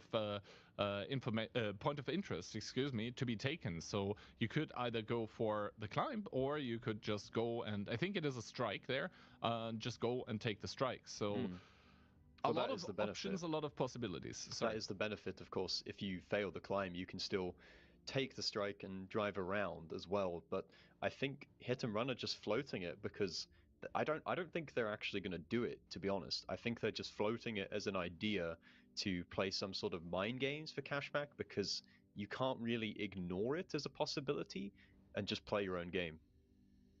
That is going to be Glacier. First of all, though, we are going to start off on Ensk. Community predictions. I'm actually surprised that all of us are going with the same team. Even Ducky, sees Cashback pretty favored here, 5-2. You're saying it's going to be 5-3, and me with the Hopium coming in, saying we are going to go the full distance. That being said, Hit and Run, they have looked shaky. They have looked like a team that can be hurt, and indeed yesterday they didn't look too pretty on Ensk, probably partly why Cashback ended up picking it. It was very brawly, it was very chaotic there. We'll see if that holds true today, or if the teams are going to go with a bit more of a measured approach. I think Ensk lends itself to both kinds of play styles. Yeah, you can be incredibly aggressive, but if your opponent sets up well and provides effective cover for all of their teammates and they're all in decent positions, then these kind of pushes don't really work, and we saw that yesterday. I think if Hit and Run brings the same kind of style that we saw, Cashback are just going to shut it down immediately. Indeed. I mean, Hit and Run for some reason looked like on Ensk the team cohesion was kind of not there. They ended up falling apart a little bit. So that's going to be the big question moving forward. I think we are just about ready to get into the game. And then the question as towards lineup, obviously, is the first one that will be answered. Keep in mind this is Onslaught, so lineups might change, but for now Cashback coming in with the triple mouse, double 705A, Foshby, and Little playing the E4. Yeah, very, very heavy lineup from Cashback being brought. Pretty heavy lineup from Hit and Run as well, but the 60 TPs, I suppose they're a little bit more mobile than Mouse. But this time around, no team is bringing RHMs, which is something that was becoming way more common, but these teams have decided that they just want to go for the brawl. They want the 7 combat tanks in the fight. They don't want to mess around with any of these light tank spotting plays. Now the Force B is going to struggle a little bit against the V4s, I think, just because of the reload reduction for that Brawler TD. Other than that, pretty heavy coming out from Cashback. They do reward themselves with 1k more HP roughly. And the start of the game, Piotr immediately taking not 1 but 2 hits here, receiving almost 1400 damage. And on the other side, on the green, the IS-7 of Pan's Fury directly driving towards the information tower, while that is quadruple 60 TP by Hit and Run, looking for the engage on towards Cashback. Yeah, Hit and Run looking for some kind of overmatch, but it is a trap from Cashback. They're pushing straight into the Fosh B. The entire team of Cashback is here. There is no free pick to be found. Liberty is taking quite a bit of damage in the Fosh B, but with the ability of Active, he's going to heal quite a lot of that back. And look at the HP difference. It's already 4k in favor of Cashback, and they pick up the first kill on Piotr, who goes down. In the meantime, Monster trying to flank the Barbarian with the mouse here. Pan's Fury in the IS-7 as well, but the guns in the game and the HP. Now Cashback are re-pushing back into the tanks from Hit and Run. They're going to pick off T-Sec. A big strike comes in, but I'm not sure it's going to be enough.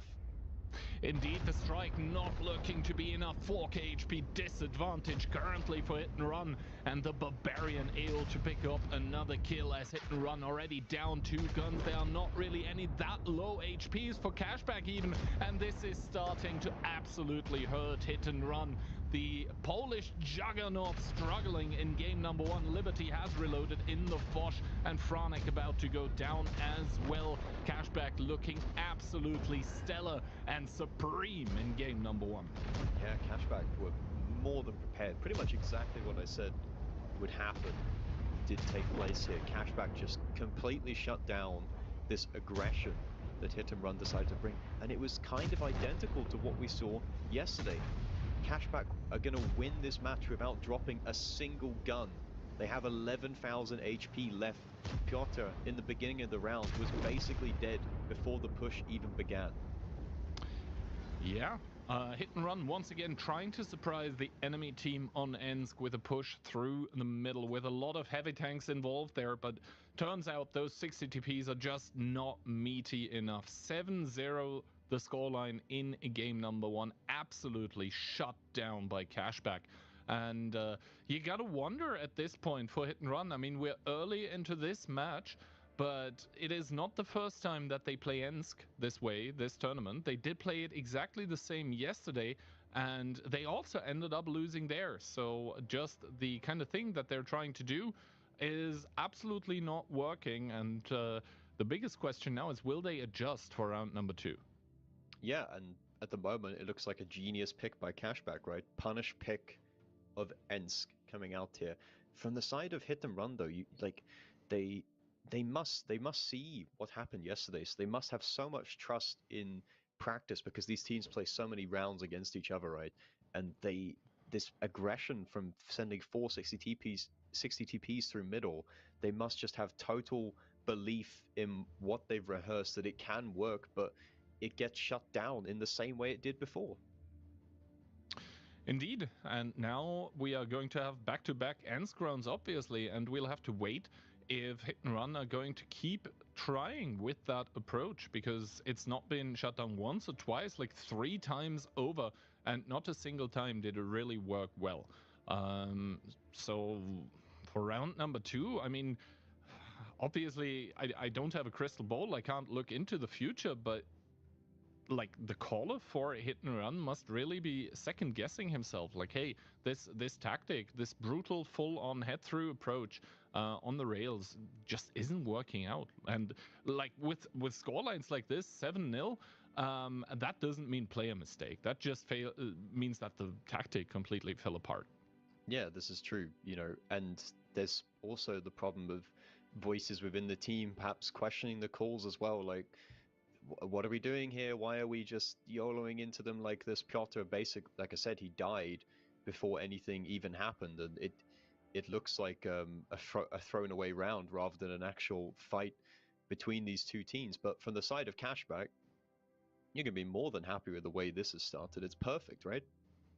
It is indeed perfect, but to be honest, Cashback were, I mean, beautiful mind games by them, but essentially they were set up perfectly to receive this push. I can see it working, I guess, if the opposing team does split. Then obviously you have like 4 heavy/super heavy tanks immediately in the fight. The 268v4s are going to come in. The IS-7 is directly available on the field. So if the enemy team splits and you're immediately able to get like 2 guns out of the fight without losing too much HP, then this might work beautifully. But if there is just essentially 7 tanks waiting and you're pushing into a fully loaded Foch, then yeah, we just saw what happened. That was round number 1. Now we are going to go in towards round number 2, however, and Cashback are looking to extend the lead. Currently hovering an interesting tank is the Barbarian WZ-113 GFT. That obviously does get quite a lot of heat pen, 395, together with a Mouse, a 705, a 268v4, a double E3, and a Rheinmetall. So that is currently 4 TDs for Cashback. Yeah, a lot of firepower from the side of Cashback. But Hit and Run themselves are bringing quite a few tank destroyers. Double E3, E4, 268v4 as well, Mouse and an IS-7. So, and this time, of course, both teams have opted to bring the RHM Panzerwagen. So this game is going to be a lot slower, you'd like to imagine, than the previous round. I mean, essentially, the teams have kind of similar lineup, right? An i7 gets traded for a 705, and an E4 gets traded for a WZTD.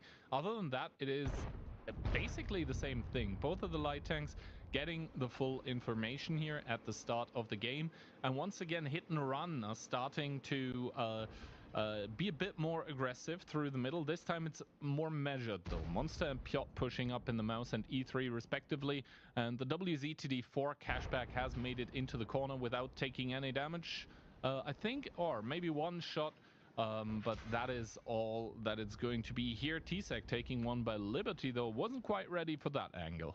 No, Liberty had his eye on the ball there, was ready for that play. The plane comes out to spot the E3, and Little's position is going to be so annoying for T-Sec to deal with. T-Sec cannot really progress much further down the rails, but damage is coming in from the other side of the map. I think that's the E3 from downtown. Ketsai putting in a good shot there, and Little is kind of questioning, do I want to stay here? But the longer he waits, the more trouble he's going to be in if he wants to bail out of that. HP being even at the moment, trades coming in. Coyote taking a little bit of damage as well. We've got the positions being traded. No one's committing to a brawl right now. It's just pot shots being taken from range.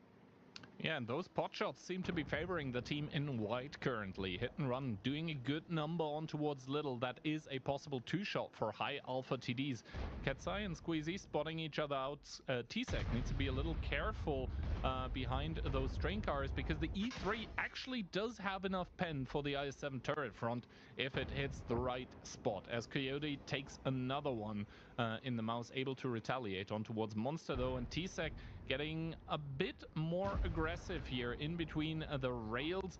Does a good shot in towards the lower plate of the E3, reducing him to a 50-50 one shot for the 750 alpha guns on his team. And obviously, because Little had to leave the position behind this pile of rubble, that takes away a few angles. But keep in mind, A0 still covered by the WZTD. Yeah, Little is in quite a bit of trouble, just clinging on to life by hiding on the other side of that building. If Ketsai relocates, which he is doing now, he will be able to get a shot on Little, you would imagine. Also get some shots on towards Coyote. But look at the HP, it's only going in favor, and a strike comes in as well. That's going to make Little a reliable one-shot for that IS-7 if T-Sec does manage to get a shot. Little gets spotted out. Ketsai takes damage, but can he connect the shot? No, he's unable to get the kill on towards Little.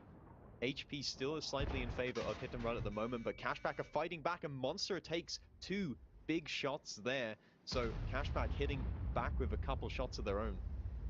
Indeed. Now Twilight taking one though in the E3, but the mouse is there with the healing circle to restore a little bit of the damage taken. Cashback have taken another strike just now, but Mentos has one available as well, so Little needs to be extremely careful with that one. Mentos getting spotted on the field though for taking the point of information, and the strike does connect. That's minus 350 on the RHM as well. And now Coyote starting up the cap here. 1 minute and 30, obviously with one tank. It's going to take a lot of time, and now it seems like Cashback also want to do the dual-pronged strategy, I guess, of having someone close towards the cap, hovering it, but at the same time pushing the north here. They are all spotted for that, though, off of the point of information that Mentos took, but I think Cashback, they are committed at this point in time. Yeah, I is looking for the shot on Piotr, but is unable to connect it. I think they went a little bit early here. You've got Barbarian in the Wheezy, of course. Don't forget about him. He's been pretty much AFK for the beginning of the round, but has a nice angle here on towards the likes of T-Sec, on towards Monster. T-Sec runs away into the strike, but now he's down to low health as well. And the flank is coming in from the likes of Franek and Pansfury. They're putting in good shots on towards Coyote. The HP keeps swinging. Mentos picks up the kill on IZ in the 268v4, and now we've got T-Sec who's going to fall towards Liberty as well. The RHM from the side of Hit and Run, being on lower health, is kind of unable to support in that situation. Piotr gets picked up as well, and now the guns in the game are in favor of Cashback, but Hit and Run have more HP. Hit and run indeed with more HP, and they're looking for the pickup onto Squeezy. That one is still looking for the kill on towards Katsai as well.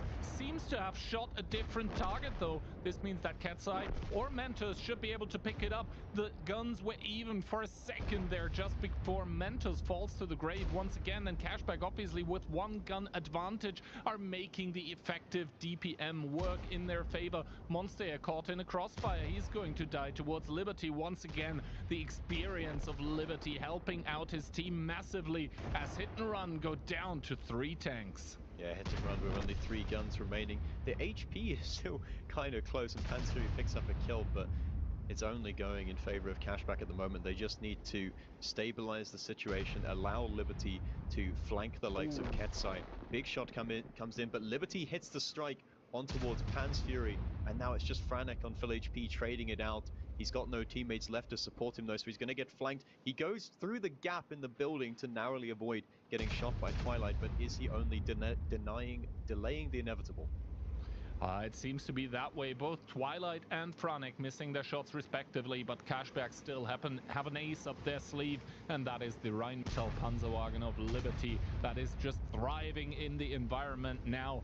He is playing against 2 turretless tank destroyers, both of them pretty low, actually 2-shot for either tank and Franek. Now, there is little he can do in this situation because Little is coming from behind and does put in the final nail into the coffin of that tank as Liberty is duking it out against Katsai that was looking to maybe get another kill on the board, but Cashback on Ensk. 2-0 Hit and Run.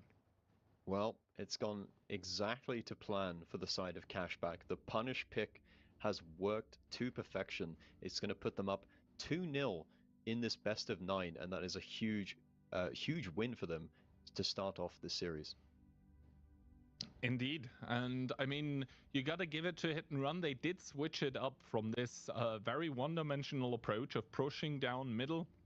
They did go on towards a more tactical, a more measured gameplay, but it seems like Cashback were just ready for that as well. And now as we do come in, we see that Mentos didn't really have the best of impacts out there on the field. Just 1.3k damage to his name. Obviously, there was a lot of points of interest that he actually ended up taking, but he wasn't able to be as impactful as the light tank on the other team. Liberty 4.5 and 4 kills. That is absolutely beautiful on Ensk nonetheless. Yeah, Liberty always able to find impact in that RHM. It is more difficult, of course, if your team is on the losing end, because the RHM, if your team is winning and steamrolling, it's much easier for you to just get those side shots while that your teammates are tanking all the fire, right? But good job there from Liberty.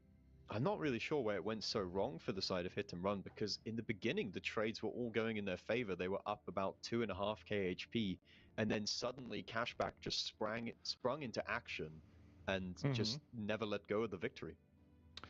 And they were even spotted doing that. It just seems like Hit and Run were too slow with the reaction to that push and too slow to set up. Also, it was very weird to see how Hit and Run were unable to keep their one-shots or their low HP safe, while Cashback miraculously had a lot of guns available. They always were up a gun, and that obviously translates into effective DPM advantage. Now, that is Ensk 2-0, and Cashback must be very happy with the state of things currently. Now we're going into Glacier, and this is Hit and Run's pick, and this is now where they need to start performing. Yeah, they need to clap back immediately. For their sake, they need to hope that they've got something pretty almighty cooked up here to try and take the win, and hope that their picking Glacier is going to be a punish pick in the same way that Ensk was for Cashback. Yeah. I mean, 2-0, and to be honest, Hit and Run, they did look kind of shaky but still strong against W, but just Ensk, maybe not their map, and that is kind of the problem that they seem to have, is that their map pool is not that big when it comes to scary maps to play against them.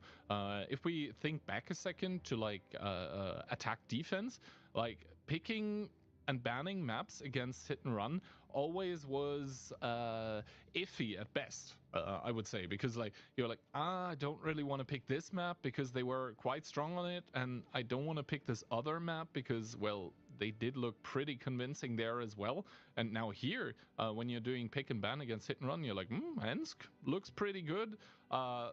They keep picking Cliff, not a problem, because other teams have demonstrated how that it can be done to win on Cliff against hit and run too. So I think that is a fundamental problem that hit and run needs to tackle before the OLS. But first of all, Glacier now, and I think Glacier lends itself a bit more maybe to hit and run, because there they will be able to employ different strategies more effectively, because Ensk is just so confined. Yeah, Ensk is really just a brawl for a lot of the time, and just about taking those one-shot trades. Glacier, you can be a little bit more tactical about how you position your tanks. Will Cashback look to punish this boost that we might see, or will hit and run even use it to begin with, or will we just get both teams completely ignoring the idea and playing as though it doesn't exist? I mean, both those teams maybe even trained without knowing about the boost. Cashback definitely did, so I don't think they will incorporate it immediately. That being said, though, interesting stuff currently in the tank picking department. It is not final yet, but it's looking spicy on Cashback's lineup. Double 60 TPs, so far so good, but then E50M, Foch B, Grille, EBR, and Rheinmetall. Yeah, very light setup being brought by the team in pink. Hit and run with, again, the Polish powerhouse tanks, plus Mentos in the RHM. So double CS, they could do quite a bit with that. Cashback obviously going to be limited by the Grilla. They need to play around it, and the EBR as well. Keep an eye out for the beginning of the game to see if the EBR gets spotted or not. I don't believe he did, so he will be able to go up the hill. But hit and run, even though they know they've only spotted 6 tanks, they should be perhaps expecting this. The 460 TPs need to be aiming towards middle. EBR is going to try and go up. Does he get deleted, or will he make it up successfully? He takes 1 shot, 2 shots, down to 600 HP. He does make it up alive, though, which is critical for the side of Cashback, but hit and run can't be too disappointed with that. They were able to punish him quite heavily. Indeed, he's now a one-shot for the 60 TPs, but actually they did only spot 5 tanks. The Gorilla is still a question mark on the lineup of Cashback as well. Now triple cap getting started. Now the Gorilla, however, doesn't seem to be a question mark anymore. Coming in with the ability as little 1100 plus damage. Remember, guys, you get an alpha boost plus you also get more accurate with the Gorilla ability, and hitting for over 1k can be very, very spicy. Now, however, hit and run are going to get pressured probably into something that they don't want to do, which is pushing the Gorilla, or pushing into the Gorilla, because the EBR is obviously able to punish from above. Hit and run in full-on assault. They are hitting and they are running, but are they running to the grave is the question. Yeah, they've got to pick up these 60 TPs quickly, but they decide to just roll back. There's 14 seconds left on the cap, and no one from the side of Cashback has a strike available. They also don't have a CS63, which means they have no mini strike available. So Barbarian, despite just getting absolutely punished for that peak, he's going to have to keep driving back forward. Squeezy just sitting there on the edge of the cap, just hoping and praying that the side of hit and run don't overpeak again. Brawl with the EBR going on. In the meantime, Monster has actually boosted up, or they've taken middle with the CS in the meantime while the 60 TPs overpeak, so that was a good deception there. Akamezi, difficult name to pronounce, trying to cling on to life here on the edge of the map here, doesn't want to fall down. Monster doesn't want to overcommit to the peak, so the Foch B may have driven round the back of the map unspotted and will be able to start clipping into the back of the 60 TPs. Indeed, the Foch B is going to come as a big surprise, as indeed he does open up. Franek going down towards 1 shot here, and the Foch B still with 5 more shots available. Liberty able to pick up Franek, so first kill advantage and first blood claimed by Cashback, who are now the ones on the cap. So the No U coming out as Barbarian starting to peek in towards Pan's Fury, and T-Sec does a good shot combined with someone else, is on a 1 shot now, and Mentos is going to start chasing away Liberty. Hit and run, they're currently at this gun disadvantage. T-Sec is looking to equalize that Barbarian with the last shot, and T-Sec bleeding heavily, going down as well. So 5 tanks only remaining for Hit and Run that had to invest a lot of HP in towards that CS cross up. Finally, Aka falling to the grave, but Coyote starting up a DPM fight against Pansfury is obviously going to win that, and I said already reloaded again. Hit and Run looking shaky, Hit and Run looking beaten on Glacier number 1. Yeah, Cashback had their number here. The initial overpeak with the 60 TPs looked to be going in favor of Hit and Run, but the Gorilla doing a lot of work from the side. Liberty also staying alive for a long time, just kiting Mentos, who's just been driving all over the map, trying to find this kill, but was unable to do so. And even the EBR on top of the hill was able to stall Monster out for quite a long time as well. And there's only 3 tanks left for the side of Hit and Run. Nothing that Monster can do. They have no HP to work with, no guns to work with, and Squeezy has actually climbed up in the 60 TP to try and pick up the kill. Little is even going for the 1v1 with the Gorilla versus the RHM. That's going to be difficult for him to pick up the kill, but he has plenty of teammates to support him there. Does he get the kill? He does, and that closes out Glacier with a bang.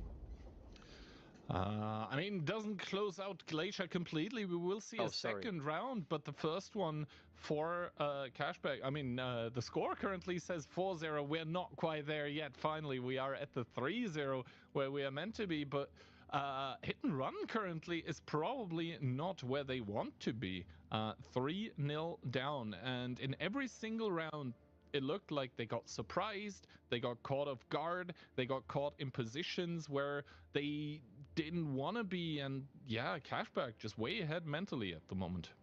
Yeah, they just look sharper, they look altogether a neater team in the way that they're making their moves. Little up there doing 5k in the Gorilla. I'd say that's pretty much job well done. The EBR as well, even though he didn't really do much in the game, his job was mainly just to kind of be a bit of a mosquito, right? Just be a nuisance for the side of Hit and Run, because having control of that aircraft carrier means that he can poke up onto middle, he can spot any push that the side of Hit and Run decide to make. Yeah, and 876 by the Gorillas, pretty good shooting considering the amount of distance that the shells had to cover until they actually did hit the tanks. Overall, it seems like Cashback currently is living rent-free in Hit and Run's head. I mean, winning their own pick, like 2-0. Now Glacier number 1 going their way. Is there anything to remedy the situation for Hit and Run currently? I mean, they need to win this next round, because I think in my entire career as like a caster, I have never seen a team come back from a 4-0 in a best of 9. Well, it's extremely difficult if you want to make that happen, and obviously this being their map pick, this would have been the point at which they looked to get back into the game, right? And it did look pretty good for them at one point in this Glacier round, but Cashback just came back at them and eventually won the round. It's up 3-0 now. It's not looking good for Hit and Run. Dire times for the team from Poland, but obviously they are not defeated yet. And if there is any team that can come back, it is, I think, them, but they need to do, they need to start up with that now. 3-0 is recoverable. In my opinion, it is, like, obviously it's not easy, far from that actually, but it is recoverable. 4-0 would be, I mean, at that point you're in dream scenarios where you come back from a 4-0. You have to be perfect, right? If you go down 4-0, you cannot afford any misplay, any slip up. No one can make any kind of mistakes. So, you know, it is possible, but you're really just, you're making it so incredibly hard on yourself when you get to that point. And the other problem is, you said you need to be perfect to come back from a 4-0, 0-4 scoreline. But the problem is being perfect in that situation, because something must have happened in the prior 4 rounds that you actually went down 0-4. So simply flipping that switch at that point in time is not easy. But is it going to be 4-0, or are Hit and Run finally going to show up in the match is the question. Cashback obviously want to go towards match point, and they're doing so with a much more conservative lineup than last round. Triple 60TP, 1 IS7, 1 CS63 of Forsby and the Rheinmetall. Meanwhile, Hit and Run are bringing also triple 60TP, a BZ75 CS and an E50M, and an RHM of course. But I'm curious what this BZ is going to do, because normally if you're going to bring BZs, you bring at least 2, 3, 4 of them so they can have the synergy to just torpedo in together and make a push. So the BZ must be picked for something very specific here. At the moment it looks like he's boosting a 60TP in towards the middle of the map. Is he going to try and go up? I think they might go into the cap and try to provide a crossfire. The tanks are spotted out for the side of Cashback at the moment, but let's see what Hit and Run have got cooked up here.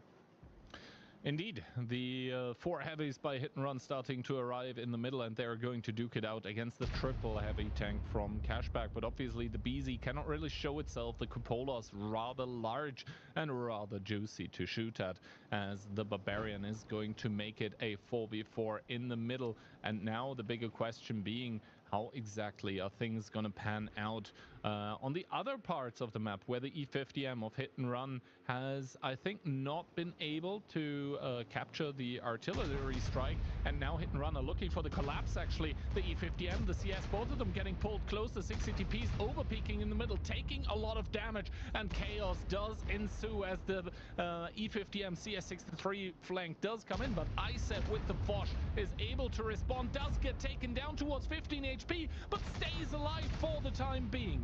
Yes, Eyes does manage to survive and dodge death. He is starting to heal back and stay alive in the game, which is of critical importance. Meanwhile, Cashback have ignored the super heavies from the side of Hit and Run. They're going for the mediums. They're going for Ketsai. They're going to try and pick up T-Sec, and that is the win condition for them right now. Iced is alive and able to put in even more shots, and it's a disaster for the side of Hit and Run. Monster is trying to push in to get the kill, but he's not even a reliable one-shot for Monster's BZ75 here, and he's just like, oh no, I've got to get out of here. Rocket boosts away, trying to get round the corner, which will allow him to create crossfire for the rest of his team. Frantic now over peaking, and they do eventually pick up the kill, but Ias has wasted so much time. Indeed. Now, however, 2 kills claimed by either team, and Hit and Run currently ahead in the HP department, but Pan's Fury looks like a juicy 2-shot for just about everyone right now as Franek peeks on towards Arca here, able to get the connection. 2-shot as well for 750 Alpha guns, but Piotr and Pan's Fury are the ones that need to stay alive for the team of Hit and Run, as Monster once again X marks the spot, does start boosting towards the middle, and Coyote from the sidelines will be able to provide cross shots as well as he gets shot into the side respectively by the Rheinmetall of Hit and Run that still has full HP. That is now the tank that has all the HP for Hit and Run, and Monster with a good HE shell shuts down Liberty. Cashback hanging on for dear life for the first time in this lower bracket final, and it seems to me like Hit and Run are going to secure their first round. Yeah, Mentos on cleanup duty for the side of Hit and Run, has the HP, is just going to have a little bit of a farm fest here right at the end of the game as he looks to secure the first round on the board for his team, just farming little and little. There's nothing that he can do about it. He's face hugging with Monster. Frantic picks up the kill, and Hit and Run, we said it was a critical round for them to win, and they do. They put a score on the board, and they go back, they lean further into their old playstyle key. They lean further into the let's just brawl, let's just have a fight, let's go aggressive. Yeah, Hit and Run, essentially for them, back to the basics, because they work best, and indeed they do work for the first time for them against Cashback today. So I think the biggest crisis for now has been averted. If you're a Hit and Run fanboy, Cashback not yet on a match point, but Hit and Run, they have a mountain to climb, a Mount Olympus, so to speak, as yeah, they are far from heaven at the moment, still down 1-3. It's a tough road to recovery, but now they can inspire themselves, get some belief. Look at Mentos doing 4.8k in an RHM. That tank is not supposed to be putting on the farm, but if everyone's going to ignore you, then you are expected to perform. Barbarian actually doing 5.2k in an i7. That's not really a tank that you'd expect to do the damage as well. Iced, in the end, only did 2k, right? We would expect that he actually did more because he was able to survive and start pumping out the second clip, but you know, and if you consider the fact that Iced only stayed alive because of the low roll, this game should have been even more in favor of hit and run. Yeah, I said only getting off one clip, and obviously the Foch only starts being a return of investment when you start dipping in towards that second clip, or possibly a third one. That's when it really starts paying dividend. Now, however, that means that both Ensk and Glacier are done and dusted, as some would say. Ensk going completely the way of Cashback, and Glacier being split. So now we have at least 2 more rounds on Westfield, and Westfield can be a very, very interesting map. Most of the time it's a pretty quick map as well. How many badgers do you expect? I actually expect none at this point. I know Cashback used them last weekend, and I think in another match as well. They brought 2 of them actually, but the double badger pick and just the badger in general, as you know, it just doesn't look to be very competitive compared to the Bliskovica. I mean, the teams have an idea to bring the tank, right? Obviously the DPM, but the Bliskovica just seems to be delivering more reliable damage. It's not quite as easy to flank. It's also, you know, a little bit bulkier as well. So I don't think we'll see any badgers here. We'll have to wait and see, but yeah, the Bliskovica obviously the biggest drawback that the tank has, the damage drop off over distance, completely doesn't matter on Westfield, just because the fights happen at such a close range that you're able to harvest the full alpha of that TD. Predictions currently, I mean, all of them still possible, but mine looking like the most unlikely one at this point in time.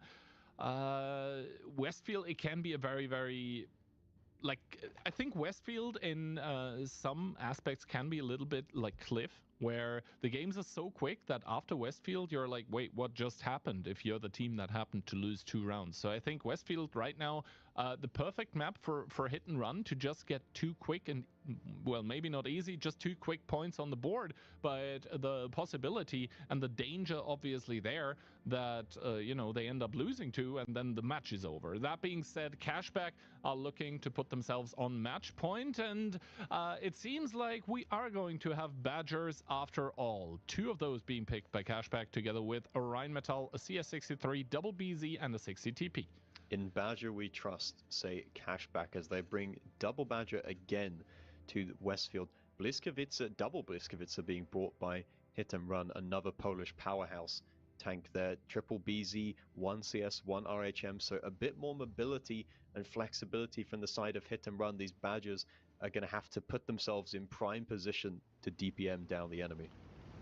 Yeah, and to be honest, if you're a Cashback, I wouldn't really know what to focus in a brawl, because those Bliskovicas, you're just going to amplify the already crazy DPM if you do that. But the BZs, you know, they're pretty meaty. 3,700 HP apiece is nothing to scoff at. And to be honest, like T-Sec in that CS63 does not really make himself pushable either, as the plans for both teams become apparent. T-Sec is going to get the point of information in the top left corner. And now Cashback are looking to set up for a retake. This is a tactic that we've already seen from them, and last time it worked.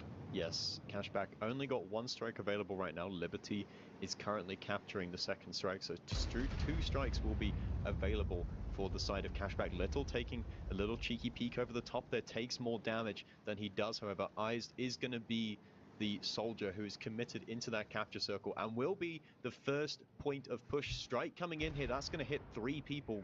Great strike there from the side of Cashback. The plane being used as well, so pretty much all the tanks from the side of Hit and Run are accounted for, but they're looking for this push.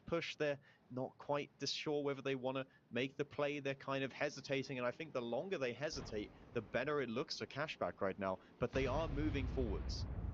They are indeed moving forward. Second strike getting put here. It's only, well, not only, it's going to connect on 3 people as well. So currently 2k HP advantage off of the strikes. Now I set the focus, then that BZ75 starts to pop his heal circle, but is still very healthy. The punishment currently coming out from Hit and Run seems to be not enough. 2k HP advantage for Cashback, and as the dust of this initial engagement settles, the team in Pink do have secured quite the HP lead. No kills claimed by either team at this point in time, and Little in that Badger is just shutting down 4 tanks by itself at the moment. Yeah, Hit and Run, they're losing all the map control. You can see Liberty just providing crossfire as well. Hit and Run, they're trying to make their play, they're trying to focus out the Badger of Little, but they're unable to pick up the kill immediately, and more strikes come in. Monster loses 2 crew members there and is perma-stunned. The HP still going in favor of Cashback at the moment, who look to have set up well for this potential push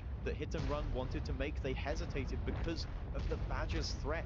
It looks so dangerous in this position, but TSEC now trying to make a flanking maneuver, trying to provide some crossfire. Frantic pushing in as well, but that's just into the garage as he gets absolutely deleted. The guns in the game are even, but Cashback have almost double the HP. Cashback indeed still 10k HP remaining, and the thing is their low HPs right now are not really in any danger if Little doesn't overextend here, but at this point in the game it looks very much won for the team in Pink. Piotr able to claim the life of Little, though equalizes the guns once again. Bapan's Fury, Monster, all of them are very, very low, and Piotr burning to a crisp in the top left part of the map. So once again, gun advantage coming out from Cashback here. That double down on just that. Pan's Fury biting the grave as well, and Cashback do secure match point for themselves on the first round of Westfield. Yep, Cashback go up 4-1. Just TSEC that remains, and again it looks like they've got Hit and Run's number here. The strategy that they came in with pretty much hard countered what Hit and Run wanted to do, and you could see Hit and Run, they had all their tanks, they were pressing W and S going backwards and forwards, just they were ready to make that push, but they couldn't do it because the way that Cashback was set up, they were waiting for that play. Yeah, Cashback with a beautiful counter to the Hit and Run strategy. And the double Badger, we were doubting it kind of a little bit at the start, but turns out if you get the Badger hold down and like just staring menacingly at the opponent, taking a cheeky shot then and there, it can be absolutely devastating. Just like Hit and Run are going to be absolutely devastated after this first round, because once again they're down 3 rounds, and this time the situation even more dire. They will have 3 match points against them if they do manage to win all the 3 rounds here before they can force a tiebreaker. But look at that, like how is Liberty come top damage with 5.3k and 3 kills in the RHM? I know he had the strike available, but he must have had to do quite a bit of shooting to, you know, it's like somehow the RHM is the biggest damage dealer of the team, which is just not meant to be the case. Cashback looking very comfortable right now. Yeah, I think both of the strikes that were done dealt 3 times 350. That is 1,050 apiece. Times 2, obviously, so that's 2,100 damage coming out from the Rheinmetall. And normally the biggest problem that the Rheinmetall players have is like, how do I actually make myself effective in the brawl? Because, well, they can't really drive into it if the brawl is not yet started or just started, because they'll just get blasted. But if you're able to secure 2 strikes and just get out 2k damage, it's just so useful, and there is nothing that Hit and Run can do to counter it, right? Cashback, they also had the CS that was kind of threatening with a mini strike to decap. So Hit and Run, yeah, I do agree, just got hard countered here on Westfield 1. Yeah, I mean, taking double strike like that, doing like over 2k damage, that's essentially a whole tank for free without even having to use your guns. And Hit and Run strategy of going into the capture circle and then baiting so that they can push off, we've seen it so many times before, and I think now we've finally seen a scenario where Cashback is a team that's prepared. They know that that's a possibility with their lineup. or the opponent's lineup, that's a way that they're going to play. So they set up for it. They don't commit anyone in too early. They're not too desperate to get those resets. They know that they've got the double strike that can come in clutch. They just commit one BZ forwards, which they can easily trade off of, and hit and run strategy is limited, right? The whole idea is, oh, we either cap or they come in close and then we push off. And you could see like from the players that were moving around, they knew at that point that pushing was not going to be an option, but they can't do anything else because of where they are. Yeah, hit and run push, putting themselves in the position here where essentially the repush that they wanted to do wasn't possible. You could see the double Bliskavitsa, that is the tank that strives in these prolonged shootouts where everything is chaotic, because realistically as a Bliskavitsa there's nothing you can do wrong there. You either have your DPM available throughout the whole battle, or you get shot at, and at that point you just explode with the DPM that you do. So the fight that Hit and Run tried to force just never happened because Cashback didn't give it to them. Now it is match point, and Cashback are looking to cut this match very, very short, and they are doing so with, once again, interesting picks, because we do have a 60TP currently, a BZ, an IS-7, double Badger, Rheinmetall, and the Inspire tank, Centurion Action 10. Yeah, more British tanks being brought is never a bad thing. Hit and Run, though, are committing to the same exact lineup, so surely it's going to be a similar idea. And Cashback, they've already proved that they know how to counter it. They're bringing a Sente X this time, which is only going to beef up those badges even more. Exactly. The Centurion Action X is going to inspire the whole team. They obviously need to be a bit careful as to where they position it, because it does tend to blow up rather quickly if being shot at. And now, as both light tanks do get the full information as towards the enemy lineup, things are going to become apparent for Hit and Run. We will see what exactly they're going to do. Liberty is already taking the information tower.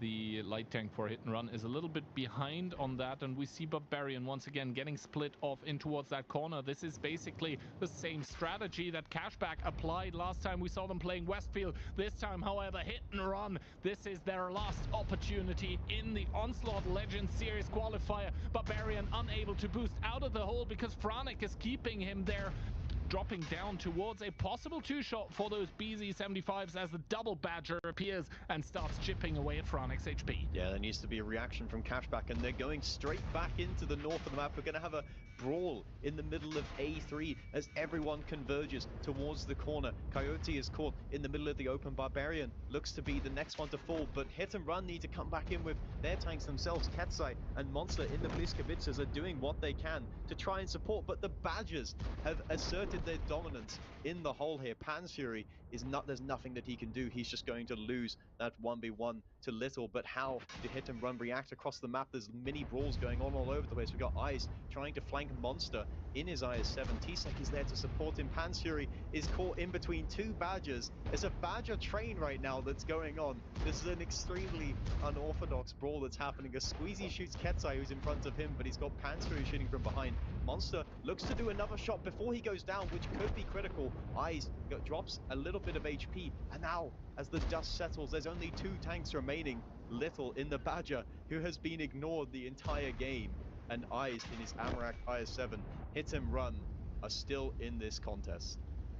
Hit and Run still in it to win it, as Little in that Badger looking for mushrooms, finding the back of Pan's Fury, so he's probably going to reward himself with one or more kill, but that's going to be all she wrote for the team of Cashback, at least in this round. They are still on match point, but Hit and Run managed to split Westfield 1-1. The total score of the match is going to be 4-2, so still it is an uphill battle for the boys of Hit and Run, but they do manage to stay alive for now. Yep, they just brute force their way. Like we saw in Glacier, all the rounds they win, they just, even though Cashback know that they're going to commit into this A3 play, and Cashback think they're prepared for it, Hit and Run just find a way to brute force the situation. The Bliskavitsas, I'd imagine they've done like quite a fair bit of damage here. They were able to shoot everyone in the back there, and you can see Monster and Ketsai top on damage, 5.3k, 4.6 respectively. So this played out exactly as Hit and Run would have wanted. This indeed played out exactly how Hit and Run wanted it. The Bliskavicas with the DPM coming in, and the Badgers trying to do the same thing, just not as effectively.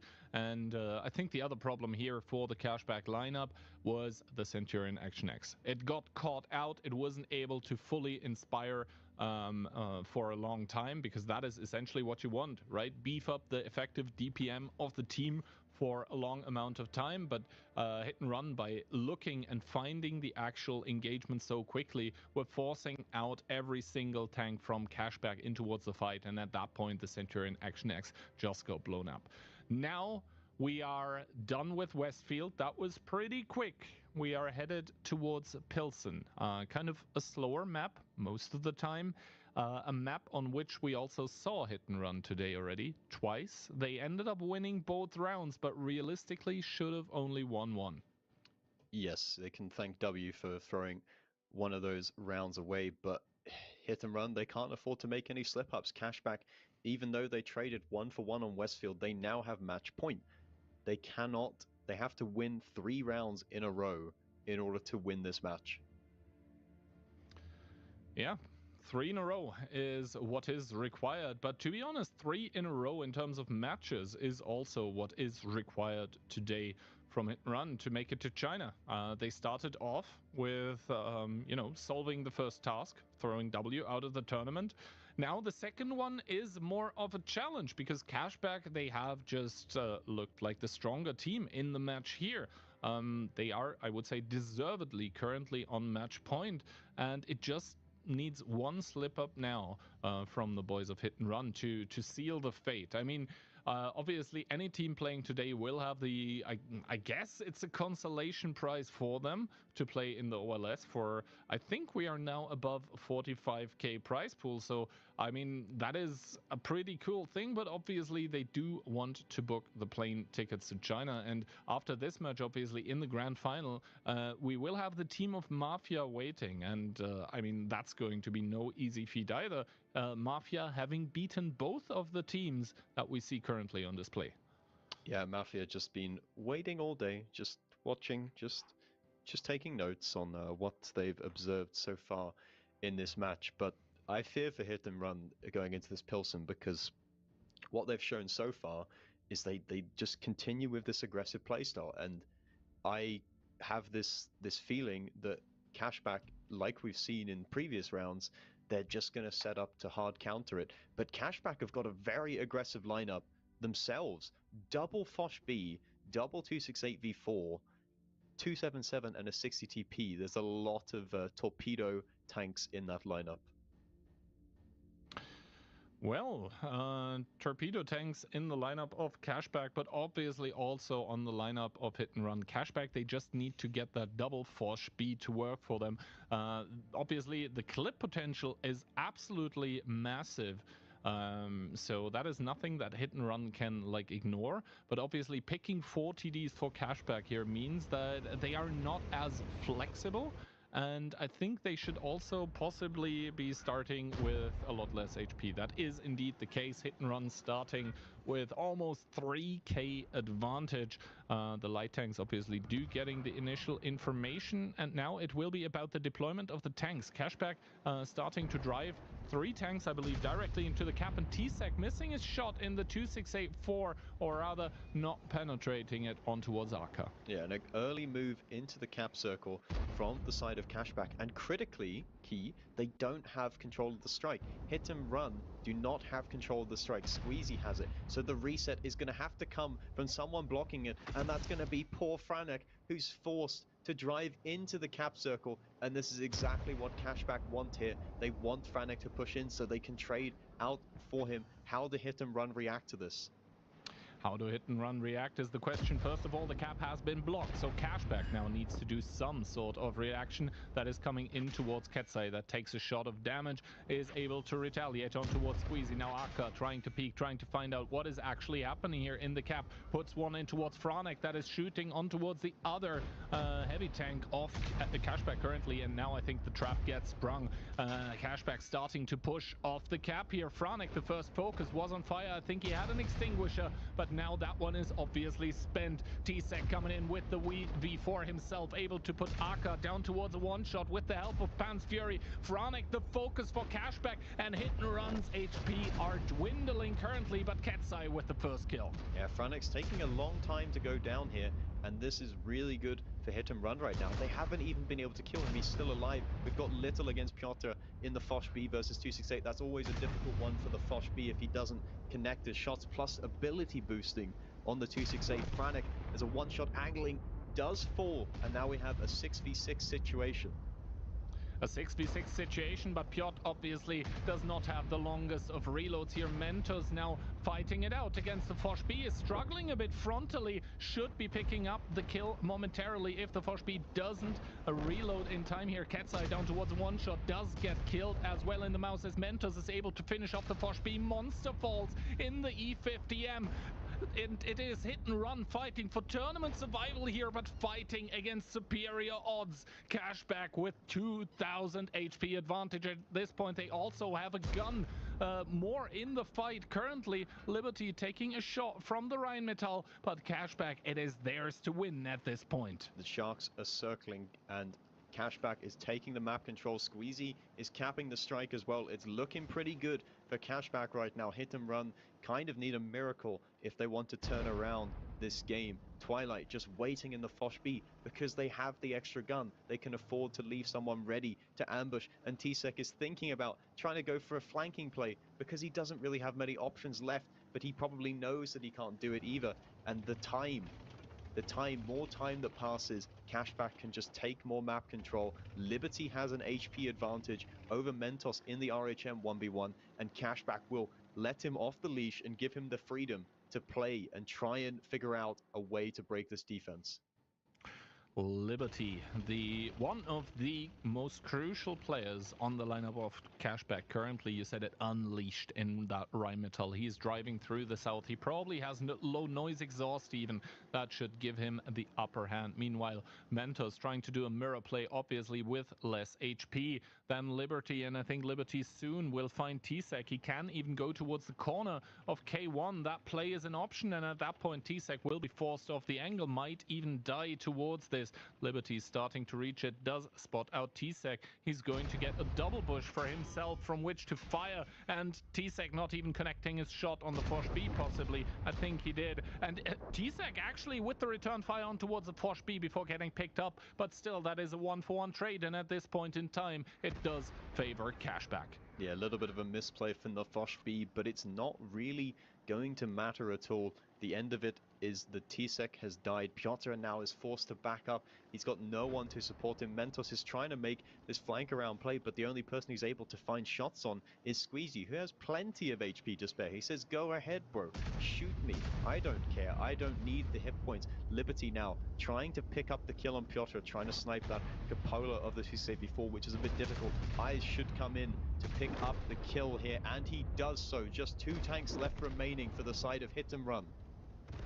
Only 2 tanks remaining, and a dream make that 1 for Mentos that is faced with 3 tanks for Cashback. And there have been wonders before, but I don't think this one is happening today for Hit and Run. Cashback just proving to be the superior team here. 5-2 the final scoreline, so that also means that Darky's prediction was entirely correct. Unfortunately, some might say, but even more unfortunate it is for Hit and Run here that do drop out. Past years' WCI winners have been eliminated from the competition. They are not going to return. Yeah, big upset that they have fallen, but in the end, when you look at the way they've played, the result can't really be that surprising, right? Cashback, they look to have found another level over Hit and Run, and the only rounds that Hit and Run were able to string together were these brute force pushes. They didn't look to have this advanced tactical level that Cashback were able to find. Liberty, again, finding Impact, not doing very much damage in this case, but look at Monster, only able to do 700 damage in the E50M. That is not what Hit and Run would have needed. Yeah, the E50M, one of those tanks that's supposed to stay alive throughout the whole battle and then essentially just find impact with the DPM. So the team captain himself, Monster there, with a pretty bad performance in this last round for Hit and Run, and obviously a lot of very happy faces on the side of Cashback that do find the victory in the lower bracket finals. That also incidentally means that the grand final that's going to be happening very, very soon is going to be a repeat of the upper bracket final, and that one went the distance with the better end for Mafia yesterday. So now both of those teams are going to be picking and banning maps. Who do you see like in front? Obviously yesterday no clear, I mean, there was a winner, a clear winner, Mafia, but it was close. Tiebreaker in between both of those. Who do you currently see in front? And more bigger, like, who do you think is better prepared? Is it the team that just played and got like kind of a convincing victory, or is it the ones that didn't have to do anything yet? Well, to state the obvious, I think it could go either way. Mafia looked like a revolutionized team yesterday. I mean, the previous weekend, if people remember, they just flopped out of the lower bracket. It was a pretty flat performance, right? And they came back yesterday, they beat Hit and Run, and then they beat Cashback in tiebreaker. I think still that Cashback will take the win there, because I feel like maybe they were caught off guard by Mafia, as I know that's silly to say because they should be expecting everyone to be at the top of their game, but I feel like Cashback are going to come back at Mafia in a big way here. All of that is going to be revealed rather soon, but as I mentioned, first of all, we need to give a bit of time towards the teams to do the live pick and ban here, and we are going to show you that just after we come back from the replays that are going to demonstrate how badly Hit and Run just lost.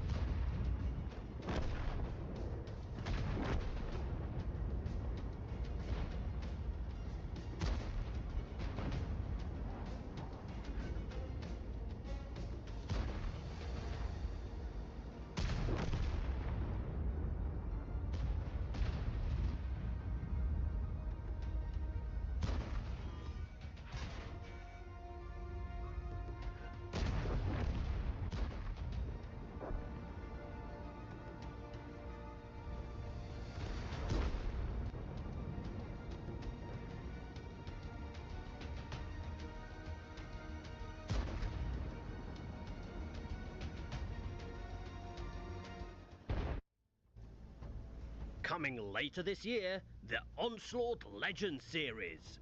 This is your chance to make the event truly awesome by boosting the prize pool and getting a cool 2D style and other goodies in the process. Contribute now.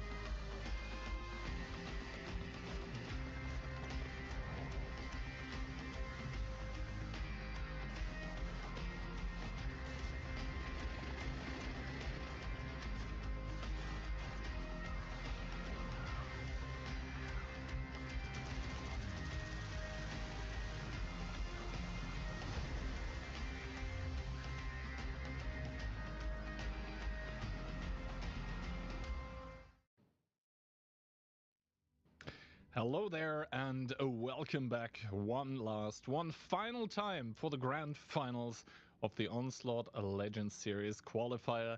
This match has, well, essentially the same stakes as the grand final last weekend. It is going to be for the tickets to China, to the WCI that's going to happen on November 23 and 24 of this year, and I am being joined here by the man, the myth, the legend. It is Dakilzor. If you think that is going to make me be nicer to you, it really isn't, but I appreciate the flattery nonetheless, Kian. It was worth a try, dude. I just want to say that this is not going to happen. Yeah, no, a crazy match between Cashback and Hit and Run before this. I don't know why, but I felt it, Kian. I felt it. I felt the 5-2 in the air, that's why I predicted it. And it did come to be that way. 5-2 for Cashback. I cannot tell you why, Kihan, I felt that way. But, you know, sometimes you just have that gut feeling, right? Yeah, and to be honest, Hit and Run, they didn't look like the team that they were. At least that everyone thought they were some time ago. It was just shaky from them. It was not as coordinated. They did have in the 2 rounds that they won against Cashback, they looked like, you know, the usual Hit and Run, but the other 5 just Cashback absolutely stomping. Now the question is, Kihan, though, which is going to be one I'm asking you as well. Now, let's say Mafia wins the grand finals, right? So we have Storm and Mafia going. And now let's say not everybody's able to go to China, which is a possibility, right? How many Hit and Run members do you think are going to be able to weasel their way into another Polish team to, you know, carry the bags? You know, Monster's like, yo, I have experience in China, I know what to do. You know, what can I say? Yeah. Yeah, Monster indeed has experience with asking what he can say. That experience did not save him from getting eliminated now, though. And I think for Mafia, all of those players, they do have set their sights on victory under their captain Profuse coming in, beating both Cashback and Hit and Run yesterday. So deservedly in the grand finals, they are the team to beat. But the thing is, they need to prove that yesterday was not a fluke. They need to prove that they're actually the top dogs in this OLS qualifier here, and they have to go up once again against Cashback, a team that has looked pretty good today already. But Mafia has had a whole day to prepare. Which team would you rather be, Kihan? I know this question gets asked often, but who would you rather be? The team that got to relax the whole day, or the team that got to play at least the match? I think personally I'd prefer being in the team that got to play. Obviously that is just like gut feeling. But like if you already played, you're warmed up, right? There's only so much you can do to warm up if you're waiting in the upper bracket finals, because realistically, what you cannot reproduce is the actual environment of being in game. That is what Cashback just had. Community predictions, seeing Cashback in front currently, but obviously remember those are essentially from the prediction game that gets published in the announcement article for the streams. So this was before Mafia had their upper bracket run. Indeed. That was before anything even happened, so people had to guess who they think was going to be there. So I don't think there was too many people that had this. You could have even looked it up, Kihan, how many people have this as a prediction, as in Mafia versus Cashback in a final. Because I mean, if you want me to, I can actually dig it up. How many? I'd be curious. I think it's maybe like 5%, if anything, maybe less. So 1 second. That means now we're pulling up the numbers. We're obviously doing this because the live pick ban between both of those teams is currently ongoing. And well, they need some time to do that. But yeah, match grand final. So it was for Cashback, there was actually 34.7% of people predicting Cashback to win the grand final. Seems fair. And for Mafia, it was 14.5% out of all. Okay, that's more than I would have imagined, actually. Yeah. Hit and Run actually coming in with almost 40%, and they are not there. They're not going to be defending their title. They're going to have to watch it from home as potentially some of their ex-teammates even, you know, go there and potentially win, which is the funny part, because, you know, the Opor team, which was in WCI last year, it disbanded. It was a team with Ketsai, Panzer Fury, Orchek, and others. I think DJ as well, for example, and he already qualified with Storm. So I think the only player currently that played last year for EU that's returning is DJ, actually. Yeah, and he played with Storm, but in Mafia, there are people. I think Orchek is there. Who's there else? Maybe it's just Orchek, but you know, those are ex-teammates from Ketsai, for example. First of all, though, pick and bun has been completed in between Mafia and Cashback. There was no advantage like we would normally see in a grand final, because the advantage for the teams was basically the seeding that they got from the start. So this is why we have the same pick ban structure as for the other best of nines. Westfield and Al-Haluf getting taken out respectively. So both of the teams taking out pretty brawl-heavy maps here. And we are going to start on the map that we just finished on. It's going to be Pilsen in towards Ghost Town. Slow start. Pilsen, Ghost Town. Then the action erupts on Ensk though. And then Airfield slow. This matchup is one of more slow and steady. No Westfield. No Cliff, which is going to be the tiebreaker. So everything going to be slow and steady. Then Glacier being removed as well, which can be a quick map. It's going to be more of a tactical aspect. And I don't know about you, Kihan, but normally I would favor Cashback on the pure tactics. Same for me, actually. We just saw that Hit and Run completely wasn't up to the task of facing Cashback on a tactical level. Some of the rounds that Cashback just won, it was just off of having the superior strategy for the game.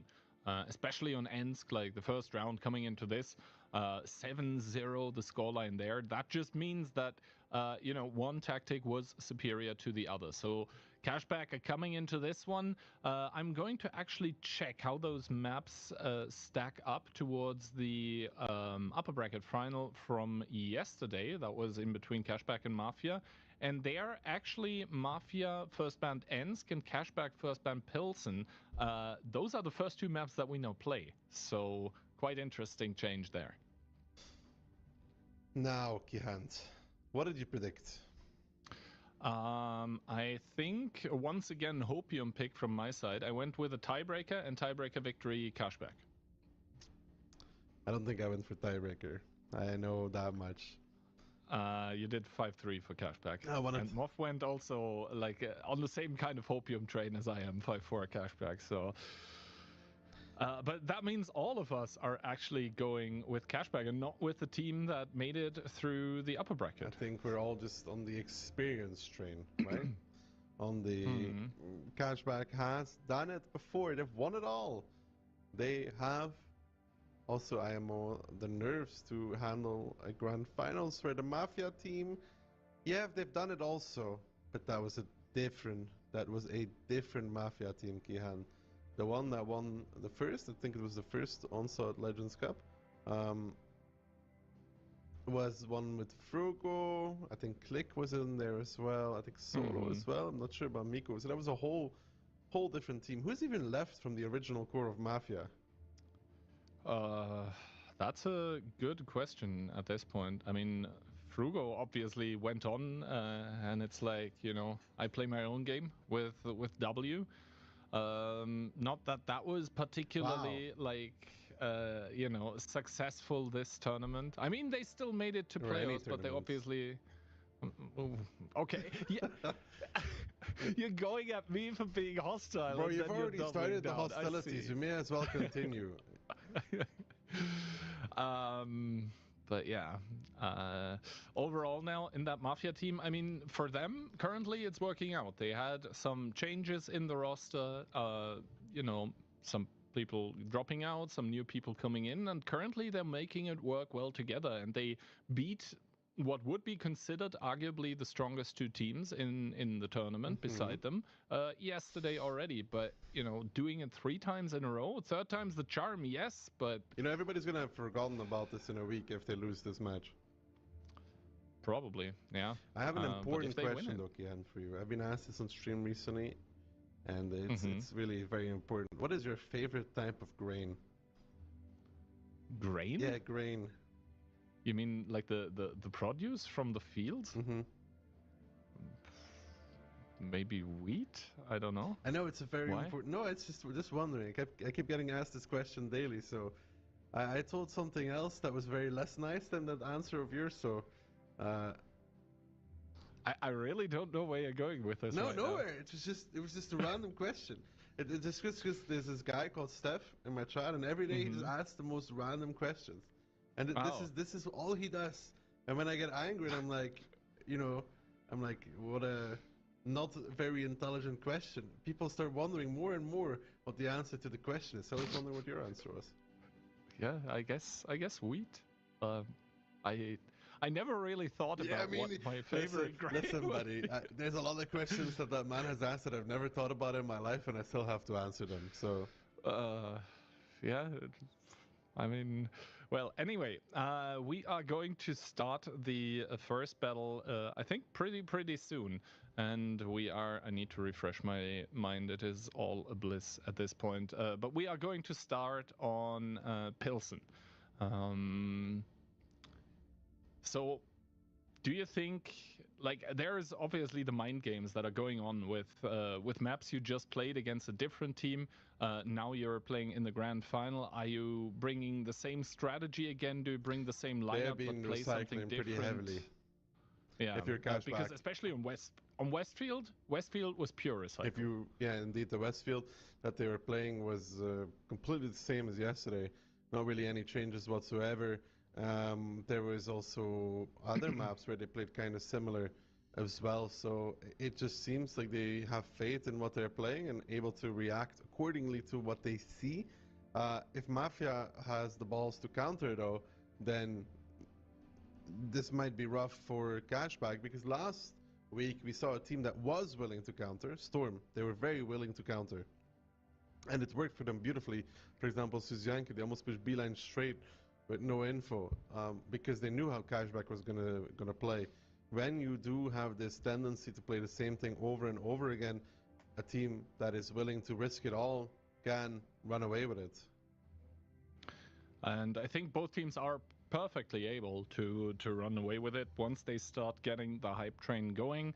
Now, predictions, we talked about them already, both Moff and I, with the hopium of a tiebreaker. You're saying it doesn't go there. Cashback winning regular time, 5-3.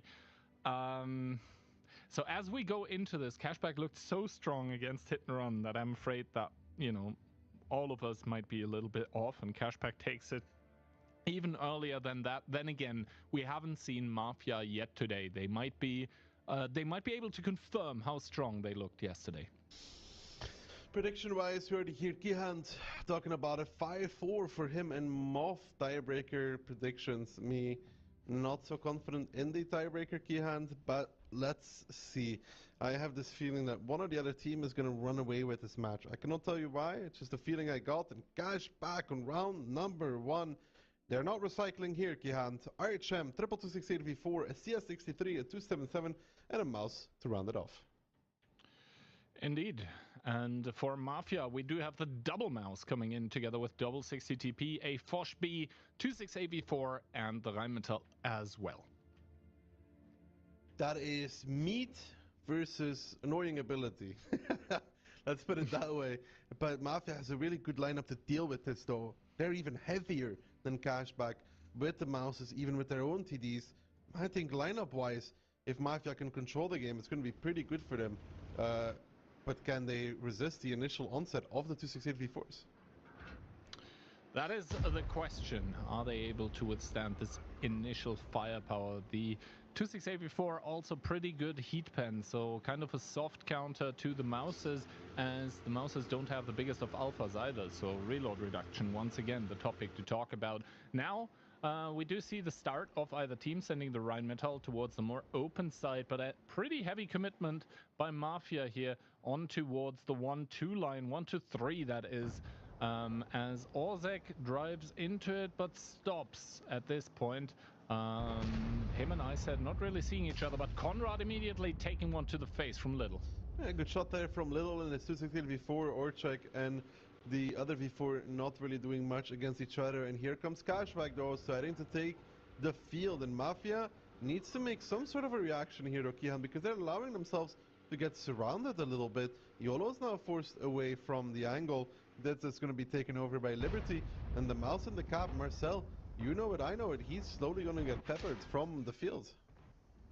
Indeed. Now the team of Mafia springing into action. The HP advantage that they had at the start of the battle, basically a non-issue at this point for Cashback here, as Twilight and Marcella battling it out at the artist strike, and Kubash starting to open up fire on towards Coyote, taking one into the side by Liberty though. Kubash taking heavy damage but has the ability active, is going to evade the strike while killing the CS63, so gun advantage for Mafia, and they also have the cap. What a beautiful start for Mafia. That Foch B coming as a nasty little surprise for Coyote, who can withstand it in the CS63, gets clipped out, gets put down as well, and now the strike will need to be used by Twilight on towards Conrad and Barkis to make sure that they don't fall to a cap. And now they're starting to push forward these 60DPs, though Mafia is actually going to cap out because the strike missed! It's over! It's actually over! The strike missed. They would probably win anyways, but what a start to this grand finals for Mafia. Just stealing it away from Cashback. I mean, probably would still win the round nonetheless. Yeah, I mean, Mafia, you know, we've been preparing the storyline and script of like Cashback being super strategical, tactical on a different level, and Mafia take the script and it just like, you know, goes away. Crazy stuff. And like Cashback, that was just not quick enough. No, and the CS63 getting caught was beautiful for Mafia. Really good adjustment with the Foch B. They're waiting.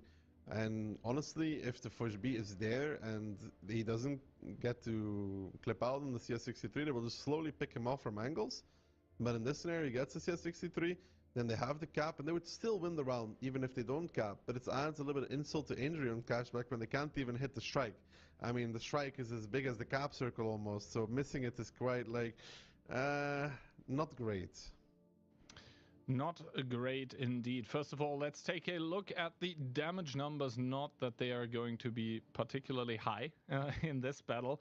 Only one kill across the board, but it didn't matter either. As, yeah, Cashback getting, I think, caught off guard completely. And the thing that you mentioned with the leaning in towards maybe a little bit of a counter, that did happen. The Foch B was able to completely surprise the CS63. Dream start for Mafia. Dream start coming into the grand finals, because they're not that warm yet. You know, they haven't played all day. They've been waiting for this match a few hours. just preparing for either hit and run or cash back because they didn't know for a while. And they come in and they immediately are 1-0 up. That's perfect to start. You know, gets you going a little bit, gets the blood flowing. Mm-hmm. And yeah, I think the biggest problem there, despite missing the strike, was also losing the CS so early, because like the CS is a gun that's missing, but it's also the mini strike that's not available. So yeah, from Mafia, everything going pretty well. They get an easy first round on the board. I think GG easy is what you would say in Mafia's case after games like these. And Cashback are going to be like a little bit confused, probably. They're going to be like, wait, what the actual hell just happened? Well, for them, it's back to square one. 1-0 down on Pilsen already. They're like, couldn't go worse. But they need to now come back in it, win the second round of Pilsen, and then continue on. This is going to be a long match, Kian. It's a minimum, we're going to see 5 rounds, no matter what happens. So there's still a lot to play for. That is 100% correct. I know, Kian, I know. Crazy. It's almost like you read the rules of the tournament. It's one of the few people, right? Well, first of all, one of the few people that can read the rules from the tournament players, and the second one of the few people that actually read it. The amount of surprises they were like, huh? I have to submit a picture for also Legend Series? Yeah. I think like one of the players after qualifying for OLS was like, wait, I need to submit pictures. So basically they prepared for the event, they trained, etc., but they didn't read the rules.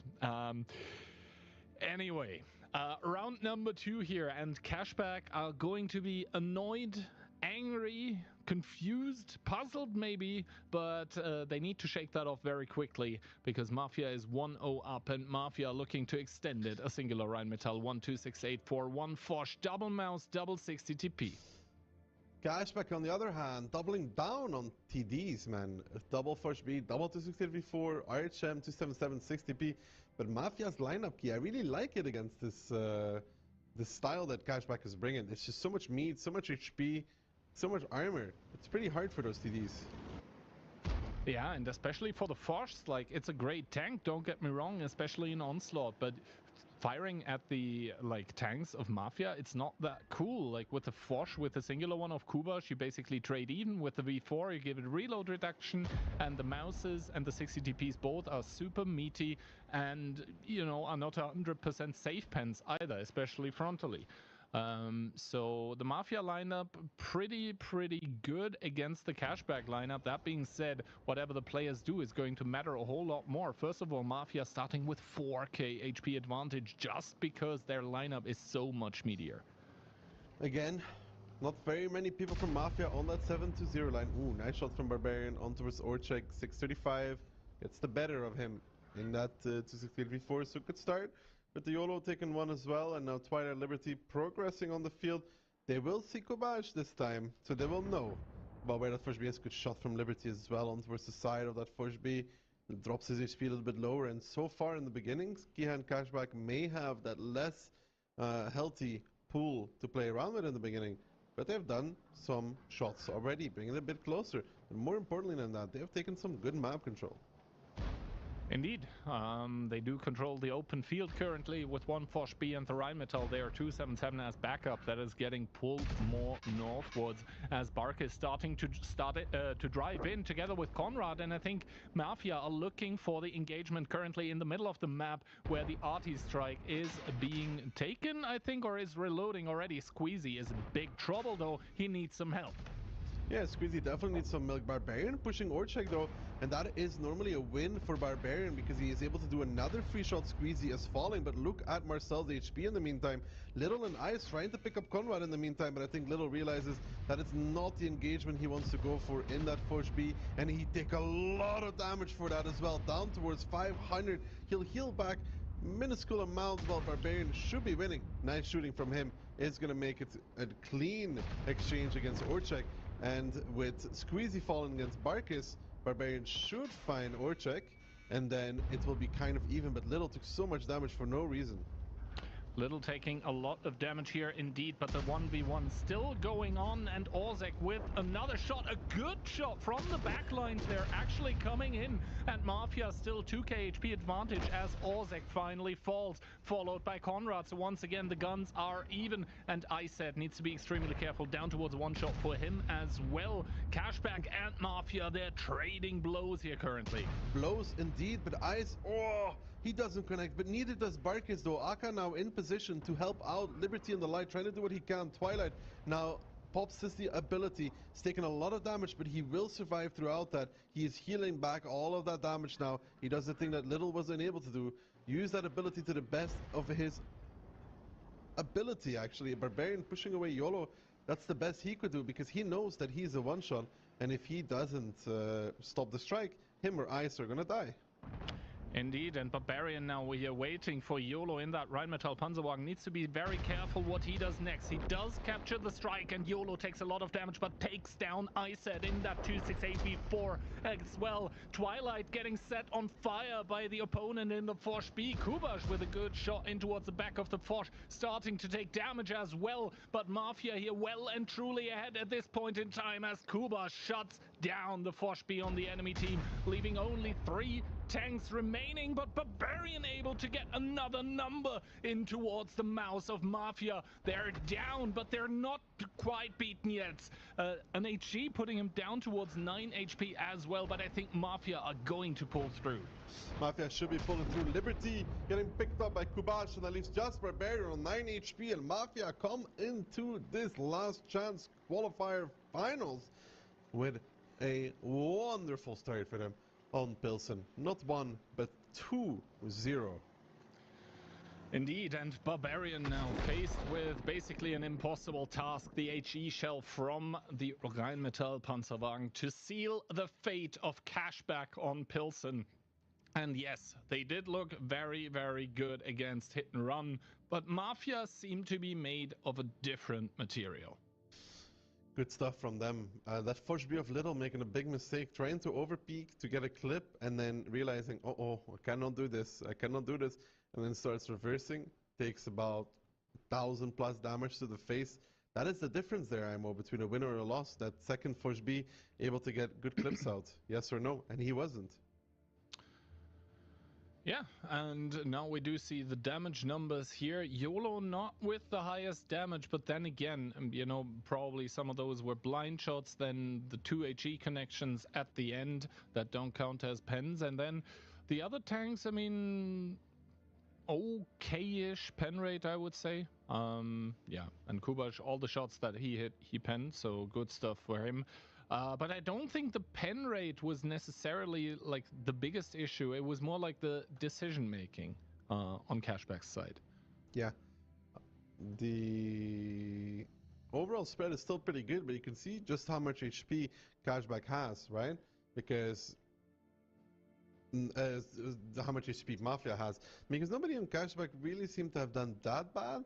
Even Little in the Foch B, decent numbers. But Mafia just has such a heavy lineup that it's really hard for Cashback to deal with.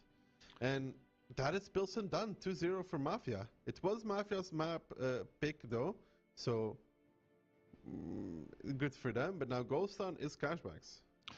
Ghost Town is indeed Cashback's pick, and we spoke about it. They can be a very, very tactical team. It didn't necessarily show here on the first one on Pilsen, but maybe they'll be able to come back on Ghost Town here.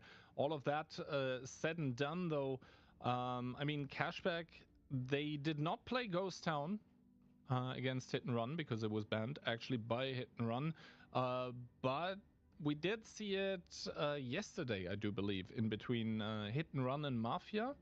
And there, Mafia was able to only take 1 round against Hit and Run. Are we worried yet for Cashback yet? No, I mean, in past tournaments, we thoroughly established when we start worrying, and that normally is the match point. But I think it is very fair to say that this is not the start that Cashback wanted into this upper bracket final. I think that is quite the obvious statement, but also the way that it happened, right? The second round, the lineups didn't really favor Cashback, I think. And the first round, it was just a disaster from start to finish, right? Yeah. What does Cashback need to change to get back in it? I think the easiest thing that they can change at this point in time is just forget that Pilsen ever happened. Just mentally, don't let that affect you, and just, you know, shut up and play. That is what they need to do. They're coming into Ghost Town now, and obviously lineup's still changing, but let's call them out anyway. Cashback looking for the first point in the grand finals here. Double Mouse, singular 277, 1705A, 1 CS, 1 Leo, and the Rheinmetall. Mafia bringing their own Leo, their own RHM, a CS63 as well, but then opting for the E3, the Mouse, the IS7, and the 60 TP. It's the same philosophy, just a few changes, Key. Few changes. I think the biggest one is actually like the E3 being there. That can be a very potent tank on Ghost Town, especially if you get it in towards some hold down position. Also, I think we should mention that both teams are bringing 2 strike tanks. That can be very important on Ghost Town, because cap is a possibility, a big one, as both YOLO and Liberty are on the field currently trying to find the opponent in those Rheinmetalls, as Conrad and Coyote are going to be making their way on towards the Eastern Artillery Strike. Who's going to be arriving first is the question. It's going to be Coyote. So right now he is taking possession of the strike. He's trying to stay safe. He cannot completely, but actually Marcel gets spotted out. Good spotting by Liberty once again with a plane. Liberty's just so good on this map. If you remember yesterday, he was outplaying YOLO as well the whole time. And YOLO seems very afraid this time to move anywhere. Because last time he moved into a bush lane, Liberty just planed him. He sniffed him out, planed him, he died. And this time around again, Marcel getting planed by Liberty, who pre-planed him right before he was about to peak. Yeah, just the 6th sense by Liberty, or 7th sense at that point. Just crazy performance. Now Squeezy and Little here waiting in the bush themselves, and they're waiting for maybe Profuse, although the IS-7 not necessarily the coolest tank to push up on, but good blind shots coming out actually. Profuse getting spotted, calling it towards his buddy Kubash, and both of them not knowing. I mean, maybe they know because their ability is going to tick up from dealing damage. Oh, they'll know because of the ability, but that was crazy. They both took a shot on blind. So good stuff there from Mafia. This will be a very slow matchup, Gihan. And right now, I don't see either of the two teams really make a move. I mean, currently, Mafia is winning, right? They have done more damage. And they don't have the strike. When the strike hits, it won't be true anymore. And also, they don't really know how much they did. Good reset there coming out from Coyote onto Conrad. But, oh, I mean, Liberty, my man, at this point, you know. Marcel falling for it not once, but twice. Coyote might just, no, he's going to keep the strike. It's very tempting to drop it on Marcel and put his HP at 900, right? Very, very tempting. But Marcel, man, getting outplayed, to be honest, by Liberty, who pre-planed him again this time. And Mafia scratching their heads because they know that they are in trouble, Kihan. They are really in trouble. If Cashback want to, right now, they can lower Marcel's HP to below 1,000. And they have time to pick up 3 more strikes. And if they do, Marcel's gonna die. And Marcel cannot peek anymore either after, because if he peeks and he gets shot again and striked, he is a one-shot to the strike. So right now, I would say there's a lot of problems of like being made for the side of Mafia, and you can see that they're also realizing this. They're like, we have to start doing something. It's not good right now. Yeah, I mean, Kubaj, YOLO, and Profuse are starting to make a move here on that one line. YOLO peeking into the bush, doesn't really see anything right now. So he's like, all right, I think we can peek. Profuse, though, getting spotted out for this move here by Squeezy. That is starting to drive back a little bit. Good shot by, I believe, Twilight from the city with the mouse able to hit one in towards the side of the pushing IS-7. But obviously, Profuse is going to reward himself with one strike and a second one actually getting taken by the 60 TP currently. But remember, the 705 has a strike to reset that one. Oh, well. Then I think double strike is going to go in towards the possession of Mafia. The first one does get taken. The 705 has it now. And Profuse is going to take the second one. So that's going to become annoying. I think Marcel just got planed again by Liberty. Didn't take a shot of damage this time around, however. So that means Liberty needs to do some other action to regain the plane. He needs to be really careful with that RHM. Ooh, Level 3 plane for YOLO. It's a large surface area. If either of them realizes that they're perma spotted and YOLO drops it, Liberty, he doesn't want to deal with that. He's like, nah, listen guys, I am going back. They know. They have to know. Yeah, Liberty for a few seconds there was very far forward, almost overextending, but somehow the seventh sense once again is tingling for him, and he's like, nah, I think I shouldn't be doing this. Correct assessment, to be honest. Barbarian now getting pushed forward in the mouse. So Cashback have something in mind, as once again you see it on the minimap in the bottom right of your screen. Liberty is advancing again. Barbarian's gonna get spotted out. The Leo's gonna push up as well. They want to do some damage. They want Barbarian to take it in the mouse as well. They want to do a lot of damage to Conrad. One strike getting used, so that's minus 700. The second strike now also getting used. That's minus another 700. This was costly for Cashback already. They're taking a lot of damage as well. I think Barbarian will be forced backwards now by this drop towards 880 HP.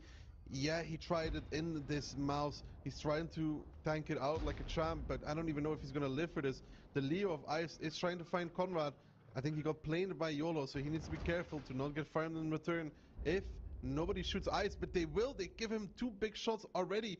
Drop towards 1.4 Kihan, and this move from Cashback right now, it's not really seeming to pay dividend. Marcel dropped low as well though in that Leo, 625, but Ice is not safe whatsoever, and YOLO doesn't have another plane available, but Ice is still spotted for a few seconds more.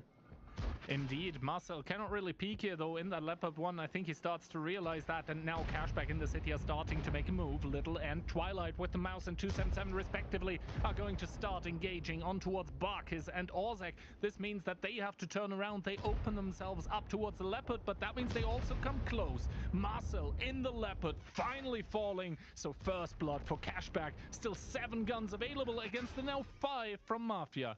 Yeah, Twilight is pressuring forward in that mouse. They want to get Barkis. They know that they can get him from 3 angles. And Key, we talked about the E3 diff in the beginning of the game. The E3 is amazing, Kihan, but what it doesn't do well is when it has to leave that hold and when it has to move around and it gets surrounded and shot from all sides. And Cashback, even on HP with Mafia, but Mafia just having only 4 guns available is just losing gun after gun after gun. Now Orchek is the next one down towards the one shot. Liberty cannot find the kill, but Coyote can do it instead. Squeezy might be down towards the one shot, but look at it. Cashback finally in this grand finals seems to be in their stride and are going to pick up round number 1 of Ghost Town. Yeah, the HP close for the longest time, but what isn't close and what wasn't are the guns. 5 still available and shooting for a Cashback. Profuse and Kubash trying to evacuate the scene of, what was a round on Ghost Town where once again the light tank difference made the complete difference. Liberty here, an instrumental player for Cashback, outminding and outplaying Marcel completely. Really good stuff from Liberty, pre-planing Marcel twice, forcing Mafia to make a move, enabling then Cashback, I guess, to do the move along the 7 line. That looked really scary for a little bit of time though. It did look scary, but I think both Barbarian and who was the 705? Coyote, both of them able to hold on and hold strong. I mean, the strike here connecting after the fact with both Twilight and Coyote, but it doesn't really matter. What matters is that Cashback were finally able to stop Mafia from keeping to accumulate rounds here. They are finally able to get one on the board as well, and on their own map pick, this spells good things for them in the future too. The only mistake I will say from Cashback, I think, is striking Profuse on the strike. I think that wasn't worth it at all from Coyote, right? When he strikes Profuse on the one line instead of just using it to reset the 60 DP again, and potentially getting the Leo to peak, you know? Because he would have taken the strike about the same time as Profuse, so he would have gotten another one out of that.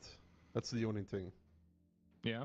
And we do see YOLO here top on damage for his team, but the battle was lost elsewhere, and Liberty here, those 4.5k assistance, once again, really good stuff coming out from Liberty. And you could see he wasn't just, you know, ELC even 90 style sitting in a bush and yeah, probably busy with other things while accumulating spotting damage.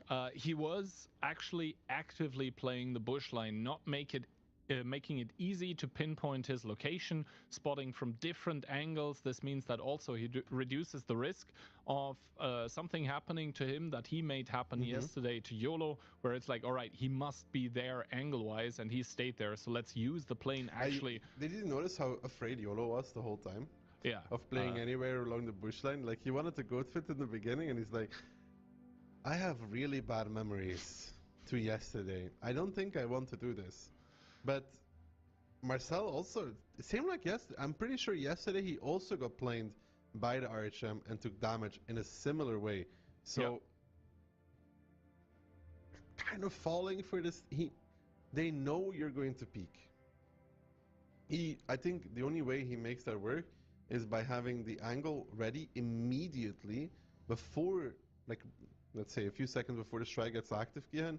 He peaks already, he gets ready, he then asks for the plane to come out from YOLO or whatever, and then immediately resets and pulls back. Because now it's always, you know, the 705A is taking the strike. After a few seconds, Liberty's like, well, he's gonna peak, right? He has to peak. So he puts the plane after a few seconds because Marcel doesn't have time anymore for 2 resets. He only has time for 1. So he knows he's gonna peak. And I think that's maybe an oversight on Marcel's part. Yeah. Overall, I think it just attests to the abilities and to the skill of Liberty that has been, well, not winning the round on his own, but I think he was pretty crucial in the success of his team, despite having lowest damage. But like, if you're able to get that information for all of your buddies, and Coyote keeps hitting those shots. I mean, Ghost Town's not really a damage map for a lot of these things, so... Yeah. It's because of the positions that you're put in. Yep. And you know, sometimes we get asked, like, hey, why don't you make, like, for example, DPG a metric in who becomes MVP? It's like, sometimes, you know, the damage you do is quite irrelevant. If you're able to immediately do a power play in towards the key positions and keep playing well there, then you can have an MVP performance, even with being bottom on damage.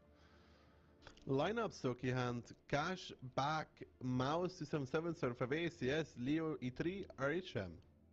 And for Mafia, it is a lot more straightforward. Double 60 TP, triple BZ75, 1i7, and the Rheinmetall as well. So Mafia, you know, kind of dropping the gloves. They're gonna go Bruiser style. That is a very risky play, Doki. They're going straight for the cap. They have to. Yeah, I think triple BZ into the cap and then double 60 TP plus IS7 to hold the angles, and Rheinmetall playing outside. This means that hopefully for Cashback, their Leopard 1 and their CS will be able to hit a couple shots, because that means charging up their strike ability. Those will be needed for the resets. Mafia kind of playing all in right from the get-go. Marcel, Barkis, and Kubas are going to arrive on the cap, and the only thing I don't like here for the side of Cashback is that the RHM did not go straight to take the strikey hand, the one on the 7 line. I think that's something that the RHM can do in these kind of games. And Coyote getting spotted out, he will meet double 60p. Now the CS63 will come to take it. He will get a double strike out of that. Orchek might even want to try and block that, but Coyote body blocking the 60TP and might even find a reset already in that 705A. He doesn't. Squeezy will be taking the strike, but a lot of damage already taken on, for example, Coyote. Should take more. Perfu's pushing onto his Barbarian. There's a strike, and here comes the push-off, though. They're going up to Twilight in that E3. He needs to do at least 2-3 shots of damage here to make that work. Marcel already taking a big one. Twilight dropped towards the one-shot now. Who has the finish from Mafia? Can somebody finish at this moment in time? Kubash is the one to actually do it, but Squeezy already coming back in with Liberty. They find themselves an isolated and lonely Conrad in his 60 TP. And I would like to say, Kihan, that right now it's not looking all that good for Mafia. If Little can survive, then he can do a little bit more damage, and they have the angles. They do have the angles indeed. Little needs to die for Mafia, that is. And now, once again, the BZs with the push on towards tanks to try and flank them. Coyote going down towards a one-shot. Ozek here tracked, held in the open as Kubash, I think, missing a shot on towards Coyote, who isn't able to retaliate either. Is Ozek gonna give up one more shot? No, he won't. Ozek and Coyote biting the dust as well, but Mafia, they're fighting from a back position. 3 versus 5 tanks, and Cashback have the HP advantage. The all-in cap play by Mafia falling apart, and Cashback on their map pick equalized the scoreline. Yeah, and that all-in play here from Mafia, that cap pressure, Kihan, it's very risky to even attempt such a thing. And like I said, I think even Liberty could have just taken a strike on the right side immediately when you see this play with the 705A and the CS covering him, so they can just quickly reset that cap whenever it's needed. And they didn't even need that. Even with the slower reset from Squeezy, they were still fine and pushing off with the BZs into an E3, taking a lot of damage. Leo and Crossfire on 1-2, and by that time they already had lost the 60 DP. Yeah. Cashback here just showing once again, like with Hit and Run, I think, that if they're put under a lot of pressure and time pressure, that they're able to handle that beautifully. The communication in those, points in time is absolutely crucial, and it seems to me like they're absolutely well set up to deal with this pressure, to deal with limited amounts of time available, and then after you force the opponent off cap, to just thrive in the chaos that ensues.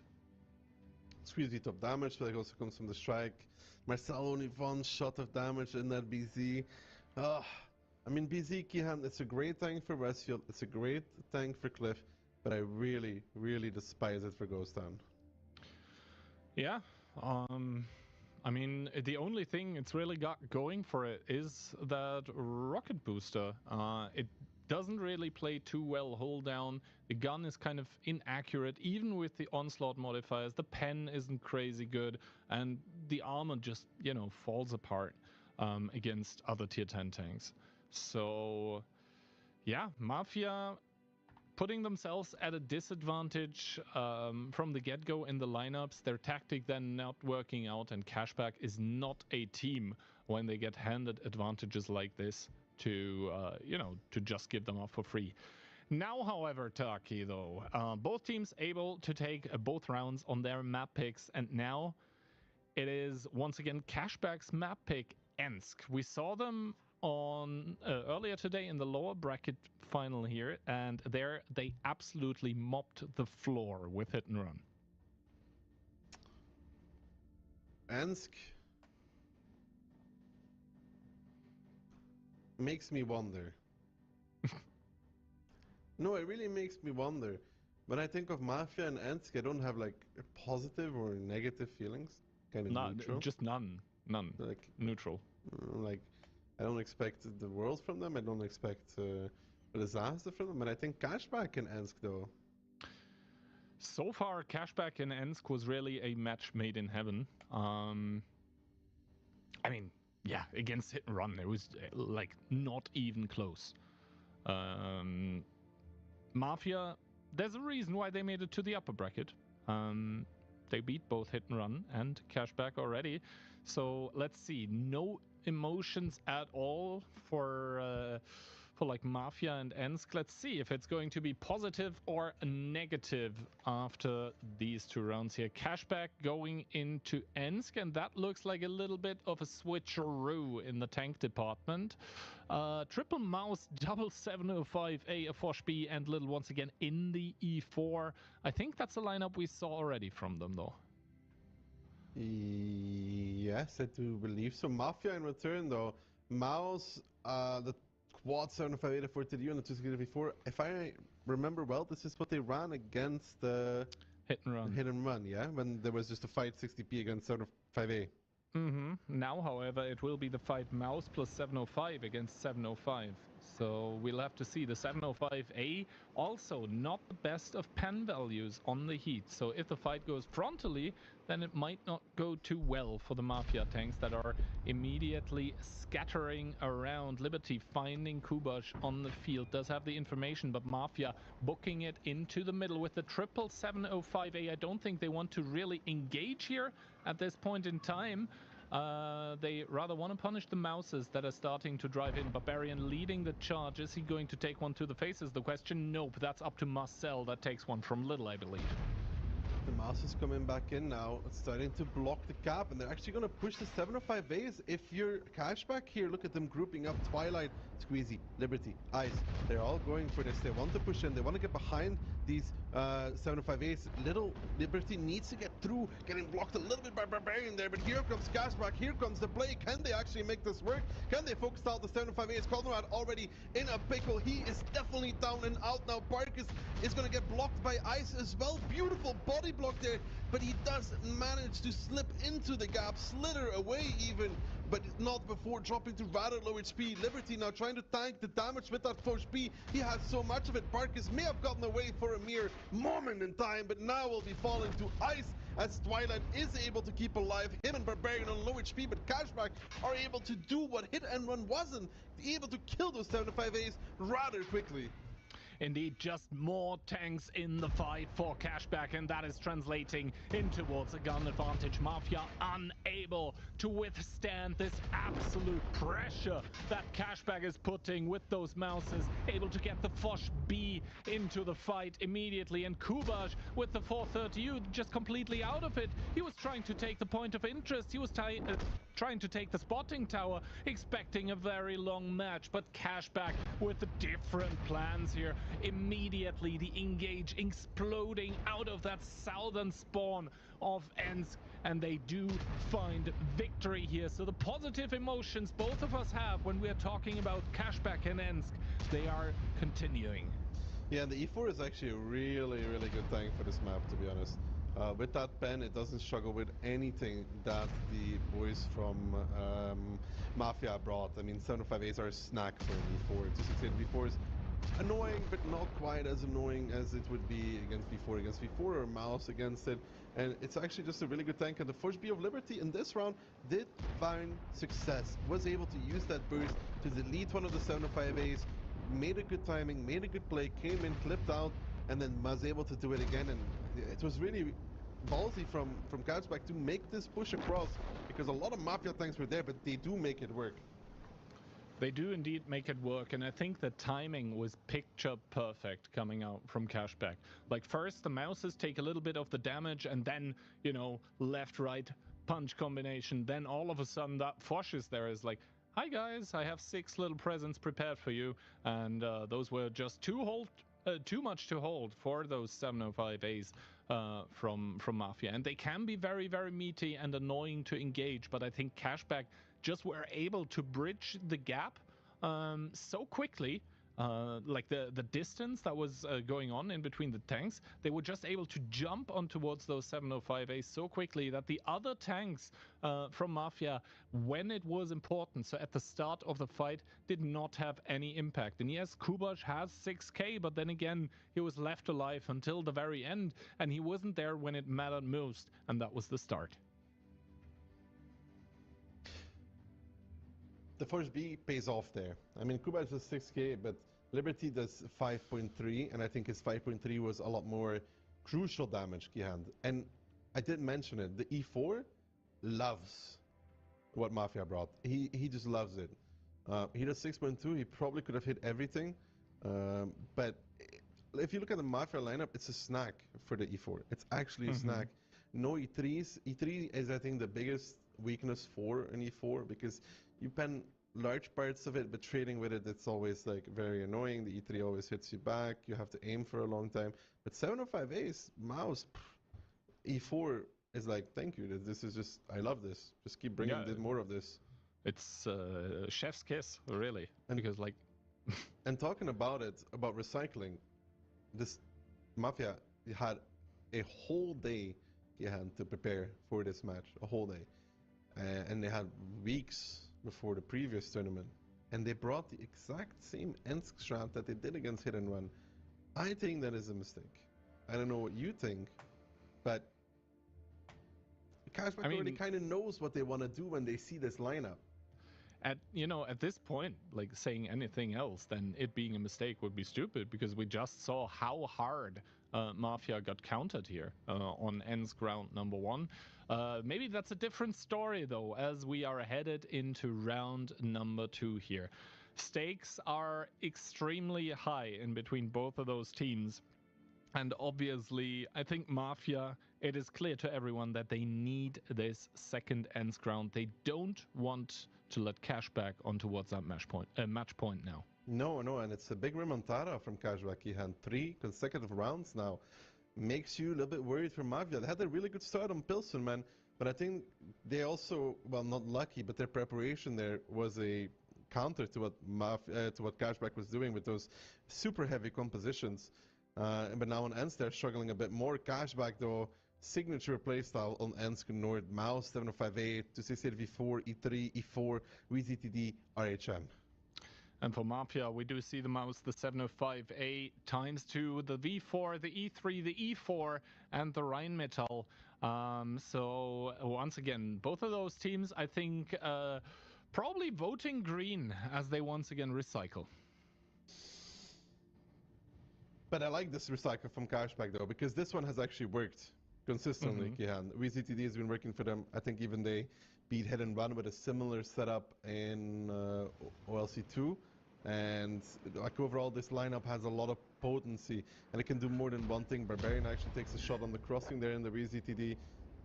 Well, it happens, I guess. Now, how does Mafia play against this key?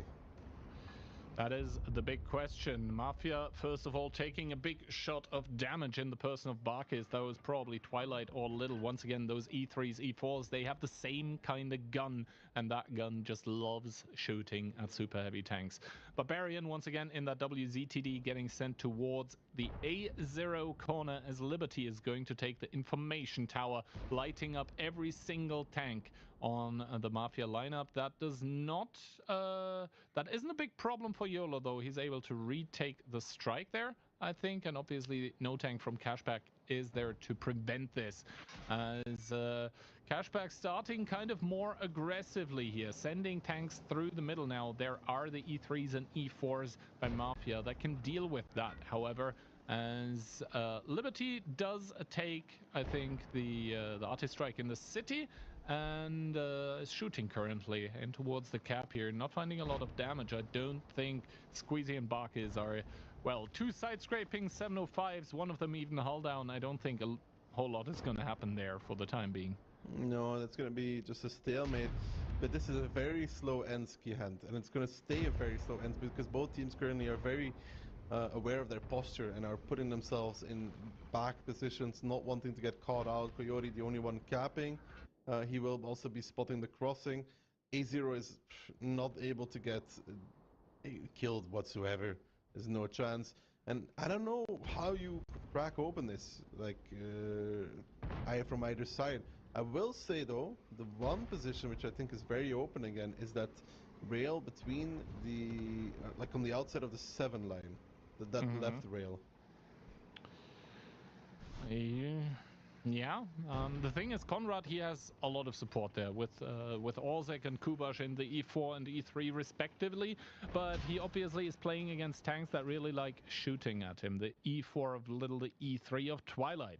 So he can't really go forward. Coyote, I mean, he's kind of capping there, but then again, the cap pressure not not huge. It's just too slow, as Coyote, I think, gets one more shot of damage, does even get the full charge on his heal ability, which he immediately uses, but he takes one by Barkis in that 705, who is down to 2,253 himself. Probably another E3 or E4 shell has entered his tank.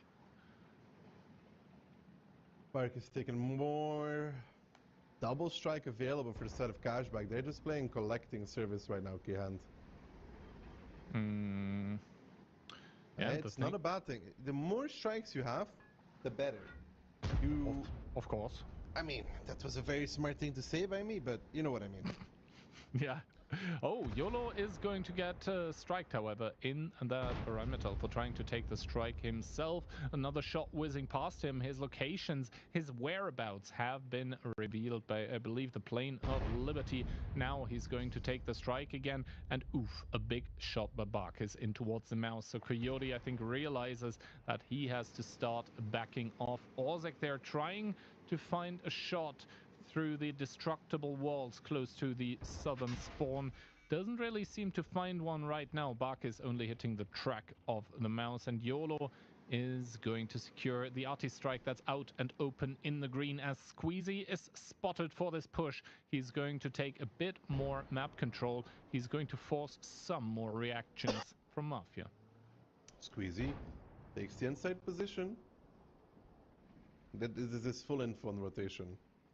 I feel like Mafia is just slowly but surely getting pressured back right now. Two line could be taken now as well if they opt for it, for the side of cashback. They can start pressuring away this J1 to 16v4. Like they can pressure him close to the wall where he can't watch anything anymore. And right now I will say that I would prefer the positions of cashback at this moment in time, even with slightly less HP, because, well, this simply is just superior. We have control, info, you have the cap pressure now starting again as well, and I think that they are able to even take, for example, one more tank into the city and really pressure down that advantage towards the H line. And when they do that, I really don't see where Mafia is able to respond to it. We'll have to wait and see how exactly they respond. First of all, Liberty was taking another strike, and that is currently the name of the game for both teams, being able to secure most of the strikes. However, obviously the fact that the one on the field is currently later in the recharge cycle than the one in the city means that every single time that YOLO, for example, goes to pick up a strike, he's going to take one to the face from Liberty, meaning that effectively he's going to be losing HP on a tank that realistically doesn't really want to lose a whole lot of HP. Now the strike is up once again on the green here. YOLO has a strike. But YOLO has one, so they would either need to use it on YOLO or bring a different tank there. That obviously is pretty difficult, simply because the full info on the rotation is there. He got 700 out of it. He's going to take 350 in return, I think. Maybe he's winning though, you know?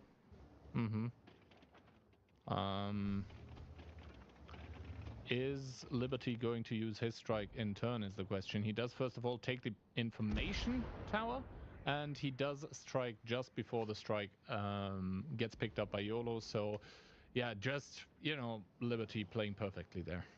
Yeah, he's just lowering YOLO's HP overall a little. He's actually starting to pressure back onto the rails. He got a cross for free. He doesn't hit Conrad though. He needs to be really careful with that E4. There's an E3 staring behind him. A little bit of a move there from Little. Takes another shot of damage, this time from Kubash. I think he needs to get out of there one way or another. He's now kind of stuck on this rail where he'll just take more and more damage. It was an interesting play. The E3 fires. So no connection there. Ice is now crossing over, starting to pressure the field. Barbarian's pressuring Zero Line as well. And now Squeezy though, left to his own devices against Barkis, against Profuse coming as well. Liberty needs to be careful as well, because Profuse is coming in that 268v4. They're trying to catch Zero Line here for the side of Cashback. They know that they did less damage, so they have to start trying something. And Liberty takes a big shot there from Profuse, who's just chasing Kihan.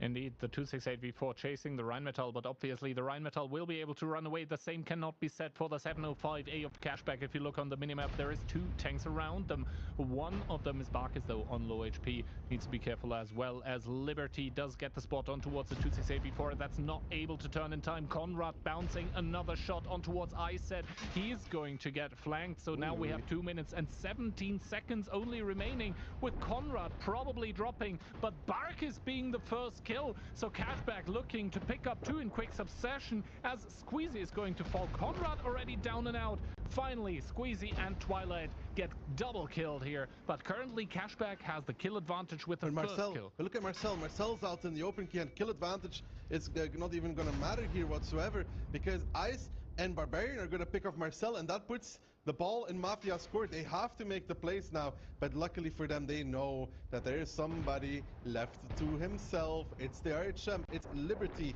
falling. But Orchek also dies, though, too little in the meantime, and that's yet again throwing the ball to Mafia, as in, you have to play now. There is a strike available for the side of Mafia, and I think YOLO's going straight for that. Can Little actually dodge the strike is going to be the most important question here, Kian. Indeed, but the thing is, there will be the informational tower available as well, and now Cashback obviously realized this. They are taking the strike as well on Barbarian, but there is no one in the one-shot range for the strike here on the team of Cashback. YOLO is still 436, and if the strike doesn't miraculously somehow start setting people on fire, which I don't think it can, then the strike would not be enough.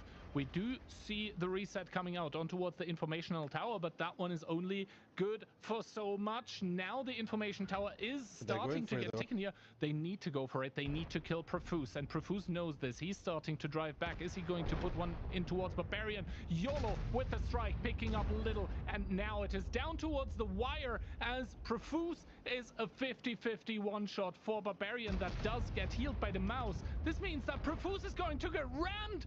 This now means again Cashback would be winning if the time runs out. They're even going to kill Kubash.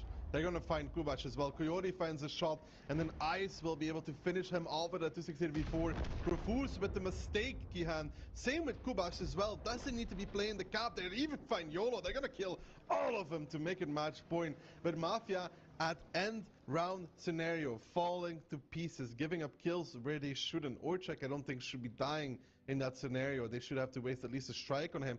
And then Profuse and Kubash. I mean, YOLO realized by going for the strike, he knew. I mean, Little's like, you know, he can run all he wants, he's dead. It's like, it doesn't matter, you just put the strike on the middle of him, he goes left, he's dead, he goes right, he's dead. He stops, well, guess what, he's also dead.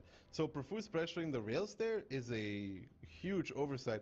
And you know, the funny thing is, when he took that shot from the mouse, if he just turned around and ran away, that would have been a better play than reversing. All Kubash and Profuse have to do is go safe and count on YOLO making the kill on Little, which, to be honest, I'd say 10 out of 10 times he will. He will. It's an E4 key. It's really not that fast. Yeah. I think Cashback really getting away with a daylight robbery. Once again, they are winning this round that realistically they probably shouldn't have. But that was, you know, obviously partly their own doing, but also partly the doing of Mafia that did not have the correct endgame calls coming out for them. Realistically, they should all just drive back, group up, play together, kill the 4 with a strike, and then, you know, go on and win the round from there. But for some reason, they thought they needed to stay close towards the enemies. And that is what now puts Cashback into prime position to win the what might be last round of the day. It's going to be on Airfield. Once again, though, so far in this match, both teams have won all rounds on their map picks. This means that if this continues, if this continues, you know, it's the opposite. Usually they always lose their map picks. Yeah, I mean, today the laws of best of 9 seem to be different, at least in this grand final here. But yeah, assuming this trend continues, then we would be heading towards tiebreaker. But currently, we are headed towards Cashback victory because, well, winning both on airfield is kind of a tough ask in my opinion. Mafia, man, the Cinderella story, Kihand. They're about to just stay. They're never gonna get found by their prince. He's just never gonna come knocking on the door. The shoe will never be returned at this rate. I mean, it's gonna stay a story at this point in time if they drop one more. They do have a lot of fight left within them though, and they have proven yesterday that they're able to take down Cashback even against tiebreakers. Sorry, not tiebreakers, even against match points. So I wouldn't count them out as of yet, but man, Cashback is on a 4-round streak here. 4 consecutive rounds. This one was the steal. The last 3 were convincing, IMO. This one was the steal, but again, it's one of those rounds, you know, the chaos that it ensues, and Cashback just stayed a little bit cooler. I think Mafia realized as well, they're like, otherwise YOLO wouldn't be going for the strike. But the individual positioning was off. It was just off at that point. It was off, it was awful. Could say that. I mean, there was no reason for them to try this. They weren't going to kill the mouse unless they push him. They weren't going to kill Barbarian unless they push him, and they don't want to do that anyways. So if they just rely on YOLO, and he will hit it 10 out of 10 times. That round is in the back. They just have to sit as far back as possible and be like, come get us, come and get us. And then there's just no time for those things. So Mafia, yeah, leaving a road by the wayside. We are now making our way towards airfield though, and airfield might be the end of the storyline for Mafia and the beginning possibly of a journey for Cashback. Cashback losing out yesterday, but they're obviously up for revenge, and I think this is also kind of where you know, the recycling for both teams should stop, because we did see exactly this map yesterday being played both rounds, and actually Mafia yesterday in the upper bracket final ended up taking both on airfield.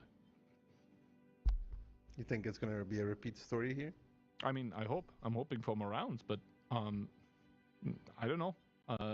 Cashback leaving it open, that means they possibly saw some mistakes that were easy to eliminate, and I think part of those mistakes was Barbarian playing a T57. That's not happening today, it seems, at least on airfield 1.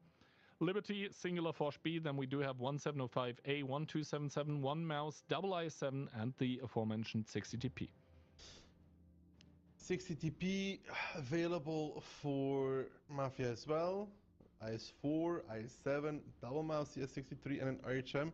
It's a bit Cashback again playing airfield without the light key hand. We saw them fall to pieces with that before. Yeah, and obviously the Mafia light tank, YOLO getting the full information. This actually looks like kind of the lineup that Cashback played yesterday. And yesterday, reminder, they did end up losing 2 rounds. YOLO taking the balcony immediately. Liberty with a cross of the Foch B on towards the balcony. That is going to not lose him the entirety of his HP. Seen other players do that in the past. But Squeezy now in the 705A does get spotted and decides to not go for the cap. Not going for the cap. But that would be just a very aggressive play in the beginning. Ooh, they have ice taking the B-line delay though, by the looks of things. Look at that C2 277 key hand. It's a bit of a change compared to yesterday. And I don't know if Mafia expects this whatsoever. I don't think so. No, I don't think they're seeing this coming here, as Coyote and Barbarian are starting to pressure against Marcel. His lower plate is very, very exposed as Coyote does get spotted here. Marcel and Orzek, same thing for them, as Orzek takes a big one by Barbarian, followed up by a shot from Coyote. So currently the trades are not going Mafia's way at all. The Rheinmetall also kind of caught on that balcony currently. So Cashback, they seem to have made some adjustments since yesterday with the tactic, and it is working at this point in time. Yeah, they're starting to put the surround on Mafia.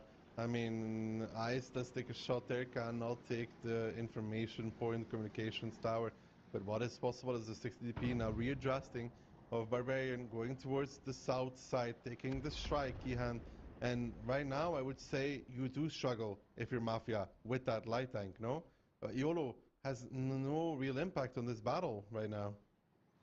No, YOLO on that balcony so far was forced to watch, essentially, as, you know, Cashback was building pressure with the Cap Liberty, now getting spotted out. I think that was probably plain or point of information, but realistically, YOLO is not having a big impact, and that is a problem for Mafia, because YOLO cannot really contribute in the shootout either. He has low alpha, he doesn't have armor, and I think Cashback is realizing that, hey, right now we've done more damage, we just need to keep the pressure high and then let Mafia make the mistake that leads to their demise. They also have strike control, so they know that they're able to take that time and time again. Barbarian lets off a blind shot, will not connect. Squeezy pressuring the cap slightly, at the first B on the balcony. How does Mafia get back into this again? Because right now, there's a grouping. There's a grouping. There's also a lot of damage being taken on Profuse in the IS-7. 2 shots from the first B. And Mafia now coming to make what seems like a last-ditch effort to make a play here. But don't forget, there's this tank on the B line. It is a 277. Barcel coming in with the ram. There's quite a lot of damage, to be honest, with that mouse extra. The CS is pressuring B line together with the RHM. YOLO already down towards the one shot, 341. He's going to sacrifice his life for the CS of Kubash to actually pick up Ice, but now Coyote coming back in, Squeezy, Liberty, Little already there, Aka coming in the background as well as Coyote finishes off YOLO. Ice will fall against Kubash, but now can Cashback take this advantage and thanks to a fruition in this battle as they're trying to get in with everything. Little still trying his best. Liberty with the 4 shots, not able to really clip out right now. He's getting body blocked a little bit by Profuse, but as he finally turns around, they should be able to make the kill there. And Mafia will be down in HP, but even on tanks. Even on tanks indeed, but Conrad gets another kill on towards one of the mouses, and that now leaves 5 guns available for Mafia here. Kubash not in any immediate danger of dying with that CS63, able to stay safe currently, and now Mafia with a last-ditch effort, currently also higher in HP again, starting to push on towards Little and Liberty. They realize as soon as the Foch B comes back online with the clip, that would be a huge disadvantage for them. Shots going in towards Squeezy, who was on fire, but not in a good way. Marcel there with the bounce, and now Little comes back in here with Liberty in the Foch B reloaded. Bark is starting to reverse here. Doesn't take too much damage from the Foch. That only now activates its ability. No one shooting it at the moment, so no damage gonna get healed back. Aka looking like he will get picked up, possibly. This is on a nice edge, but Mafia, they seem to be balancing on it. They do seem to be balancing on it. Aka now dropped towards a one-shot by the strike from Kubash. Marcel finds the kill. Squeezy against Conrad seems to be going the way of Squeezy in that 705A, but the mention of that Foch B right now, he's not able to do too much. He is having a few shots available, but now on reload, as we lose Little, it is 5 tanks from Mafia versus just 2 from Cashback. It all looked to be going so well for them, but they were just not able to use that extra tank to their advantage. Indeed, and now Barkis shuts down Liberty as Marcel is starting to help out Conrad. That still is getting face hugged by Squeezy. Another bounced shot here, and a good gun block coming out from Conrad here. So the micro plays are also there by both teams, but obviously 4 guns or 5 are enough for a singular 705A. And Mafia say to the god of death, not today. Not today, but it's not quite over just yet here for either of these 2 teams. That was close. I really thought that Cashback would be able to use that extra gun because YOLO died and Kubash was, you know, 1v1ing Ice to their advantage. But no such thing. No such thing. That extra gun didn't really... I don't even know if the Foch B was that useful in this battle. I have my doubts. It doesn't feel like it was that useful. First of all, let's take a look at the damage numbers to find out how much impact the Foch actually did have. And, well, second on damage is Liberty. More 14, than I imagined. 13, 10, yeah. But then again, I think like some of that damage was done when the battle was essentially over. I think Mafia put all of their eggs into one basket and they pushed the 277 with the Rheinmetall and the CS. And I think even though the Rheinmetall died in the process, that trade was worthwhile, because after that the CS stays there, stays alive, keeps putting shots in from the sidelines, keeps being like a nuisance, and you know, CS DPM, you can't really discount it. No, and once he kills that 277, he gets the position as well to be really annoying. You saw Aka constantly look towards the left because it's like, he knows that the CS is there and he knows he is going to get farmed by it over time if he lets it. So was then forced forward into a pickle, double mouse. I don't really brave from Mafia to go for this repush. I will say that I dislike one thing, and what I dislike a lot is Barbarian staying on the strike.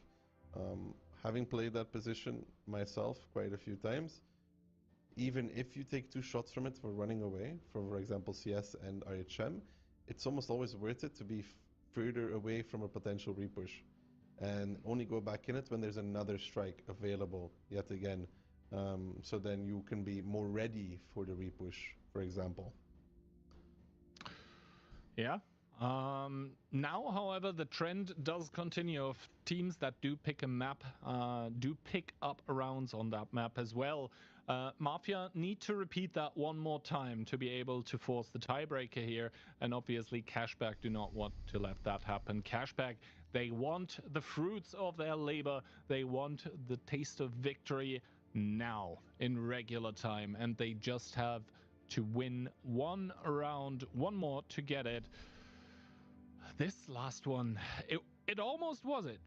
It really looked close, and to be honest, like it seemed kind of like Mafia was playing from behind, having worse positions, having one tank that cannot really contribute in the shootout, but they were able to bring it back and win the round. They need to do that one more time. It's do or die. It's backs against the wall for the boys from Mafia, and they're coming in on their map pick on Airfield 2 with triple 60TP, singular mouse, 1 CS, 1 E4, 1 Rheinmetall. Cashback, on the other hand, 60p, i7, double mouse, 277, 75A, and an RHM Panzerwagen. So they finally went back to the light. Yeah, Cashback, I think, in the 4th round on Airfield, in between both of those teams that we see, bring the light tank a first time. No T57 shenanigans either. So now both light tanks get the full information, and Mafia are like, ah, all right, you picked up on the meta. You also brought one. So no misses here. I mean, Liberty will get a shot on this Kubash, CS63, potentially Ice will as well. He misses that one. Kubash is going to be stopping behind the first rock. So a little bit of damage taken, but nothing significant whatsoever. Nothing significant whatsoever. What is significant is that Liberty, with this shot of damage, was able to fully charge his plane. He could have respotted that CS63, for example, but now Mafia, they already have different plans, sending Marcel and Barkis very, very close towards the opposing tanks. Barbarian peeking up, and both him and Barkis should be finding each other, but I think both of them are hold down, so only Coppola snipes available, both of them not connecting. One of the shots hitting the ground. I'm gonna go for another slow airfield here. I mean, Liberty is literally just watching for Kubash to try and cross over. That's all he's doing right now. He's just holding that angle, so they have the information available. Triple tank in the cap for the side of Cashback though. Not much usage for that right now. Well, Orzek is there to block the cap when needed, so Mafia seem to not be in the biggest of troubles once again. Cap halted. Orzek is just tipping in and out of it, tiptoeing his way there, so to speak. But the thing is, I think he kind of wants to let go of the cap once in a while, simply so he can find out how many tanks are still on it, or if a third tank possibly joined. Now, however, Squeezy and Aka leaving the cap, and I think now, with Marcel taking the strike, he looks sweet and repushable. It seems like they're gonna do the same thing. They're gonna do the exact same thing as what Mafia just did. I think on the B line also the Rheinmetall and the 277 kind of forming up. That being said, though, Barbarian starting to peek in. Coyote is going to drop down, so they're pulling the Uno reverse card on towards Marcel. Orzek also dropping down in towards the fray here. Not sure I necessarily agree with that sentiment. Conrad obviously trying to do what he can from the sidelines, and now it is Marcel that gets picked up as the first kill of the game. Orzek, I said, I don't agree with him dropping down there because he's just going to be another HP Pinata. Another HP Pinata that they're able to pick up. Little and Squeezy just body blocking Barkis and Profuse, trying to stop them from getting back in this. Ice and Liberty are unable to process towards Kubash though, and now Profuse jumping in as well. And you said it once, I'll say it twice. I'm not sure if this is what they want to go for, because Ice and Liberty, they have Crossfire. They've stopped behind the rock. They want not to continue on towards the Kubash. Kubash is going to push himself back up, but Cashback right now has everything going for them. Orchek down towards the one shot, needs somebody to pick him off. Bark is not much better either in that 60 TP on the back line. Kubash now trying his best to eliminate these two guns here, but YOLO, non-factor in this battle, hasn't been able to contribute. The strike will be good from Kubash, but it's only a level 1 strike, and that doesn't do enough. Now Barkis is the next one to get focused out, but they might actually just switch it up towards Conrad in that E4 and Cashback. They make the repush, they make it happen as well. Just 3 tanks left standing for them to secure the ticket to the WCI. Indeed, Mafia here crumbling under the pressure, and Cashback are able to break the trend. They actually do secure a round on the opponent's map pick. 4 tanks alive and standing. YOLO getting completely bullied by the mouse here. Does a somersault, but not one of celebratory nature, as Barbarian takes one more strike by Kubash, but it is Aka to fire the victorious shell in the grand finals, and Cashback are going to secure victory. Big issues there from Cashback. Same as Mafia, actually. Leaving the 60p to get repushed. Okay, fine. But dumping back in, when you have this, for them, they really didn't have to. Ice was way further forward in his position last time in the 277 than Kubash, and they really punished the CS and the 277 and the RHM. They punished them really hard. So Orchek really committed in for no reason. They were much better positioned for the repush. They just had to blast the B line and then let Kubash play the game. And Kubash will slowly kill them all. But they didn't do that. They went back in, and that was not good. Yeah, so I think the nerves a little bit at the end failing for Mafia, and we do see YOLO not having a good last battle here, but it probably wasn't even him. It was the decision making by Orzek in that mouse to go in to support a lost cause, and the lost cause was Barkis that was down there, down and out already. Yeah, so, I mean, Cashback, probably last game, we're like, all right, repushing, that seems to be good, noted. Oh, you're making a tank repushable there. Let's just do the exactly same thing, and Aka pulling a number on them, 6 kills, 6k and 3 kills to his name. Yeah, beautiful stuff, and obviously we do see the completed tournament bracket for the weekend here. Yesterday in the upper bracket semis, Mafia was able to best hit and run, and also able to beat Cashback in the upper bracket final, knocking both of those teams down to the lower bracket, where they then met, and Cashback was able to completely mop the floor with hit and run, and now in the grand final, Cashback bringing it home. Bringing it home, well deserved. They made it happen. Not an easy road for them whatsoever, but nonetheless, they make it home. They have done what they needed to do. They're probably very happy. They would have liked to win the last tournament, Kihan, but I think they'll be pretty happy winning this one too. Yeah, falling just short last weekend, but this time able to push it over the finish line are a Cashback. So huge congratulations, not only for you know, qualifying for the OLS, but also now qualifying for WCI. This means that the second European seed after the team of Storm, that was quite a surprise last weekend, I would say, the second European seed has also been locked in together with the North American seed. I think you would know more details about that one. I don't know what you're talking about. Maybe. And then also just to complete the information here, for APAC it's going to be once again Triple MC or MMFC, Mori-Chan. And for China we also have one seed already confirmed, that is Xihong, the winners of the WCL Summer Split, and the last team for the WCI that is going to be a second Chinese team. That's going to be confirmed later in the year. They obviously can confirm it a little bit later because big surprise to absolutely no one, Chinese people don't need visa for China. Neither do I. Neither do I, actually. Regulations changed. Kian's spreading false information as per usual. What? No, I needed last year. I'm not gonna need this year. Anyway, that is going to be pretty much all she wrote for this weekend from us. It is obviously up to me now to thank everyone that participated in the streams. This means you, Ducky. Thanks also Morph. He's probably still watching there in the background. He is the one that is going to prepare the replays for when we are done. But yeah, thanks also, huge thanks go towards the players, to 360 as well for organizing the WCI later this year, to all the people behind the camera, and the biggest thanks of all obviously goes to you, dear viewers, dear players. Without you we wouldn't be doing that. And yeah, I'm going to shut up now, and I'm going to leave the last words to the man beside me that we are going to raid, where you can claim the drops if you haven't already. Big thanks, Darky, for a cool 2 weekends with me.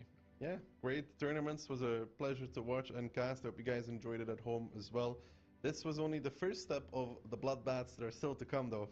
Onslaught Legend Series will kick off not too long away from now, so if you enjoyed this, please tune in to that. It's going to be, again, these teams duking it out, and with this format, you never know who's going to win. Yesterday it looked like Mafia, but today Cashback gets out ahead, and then later on we get to see it in WCI if Europe can reign victorious again. I'm looking forward to see it. I hope you guys too. I think that was enough yapping from me and Keyhand. I will let you watch some replays, and we'll see you guys all on the very next one.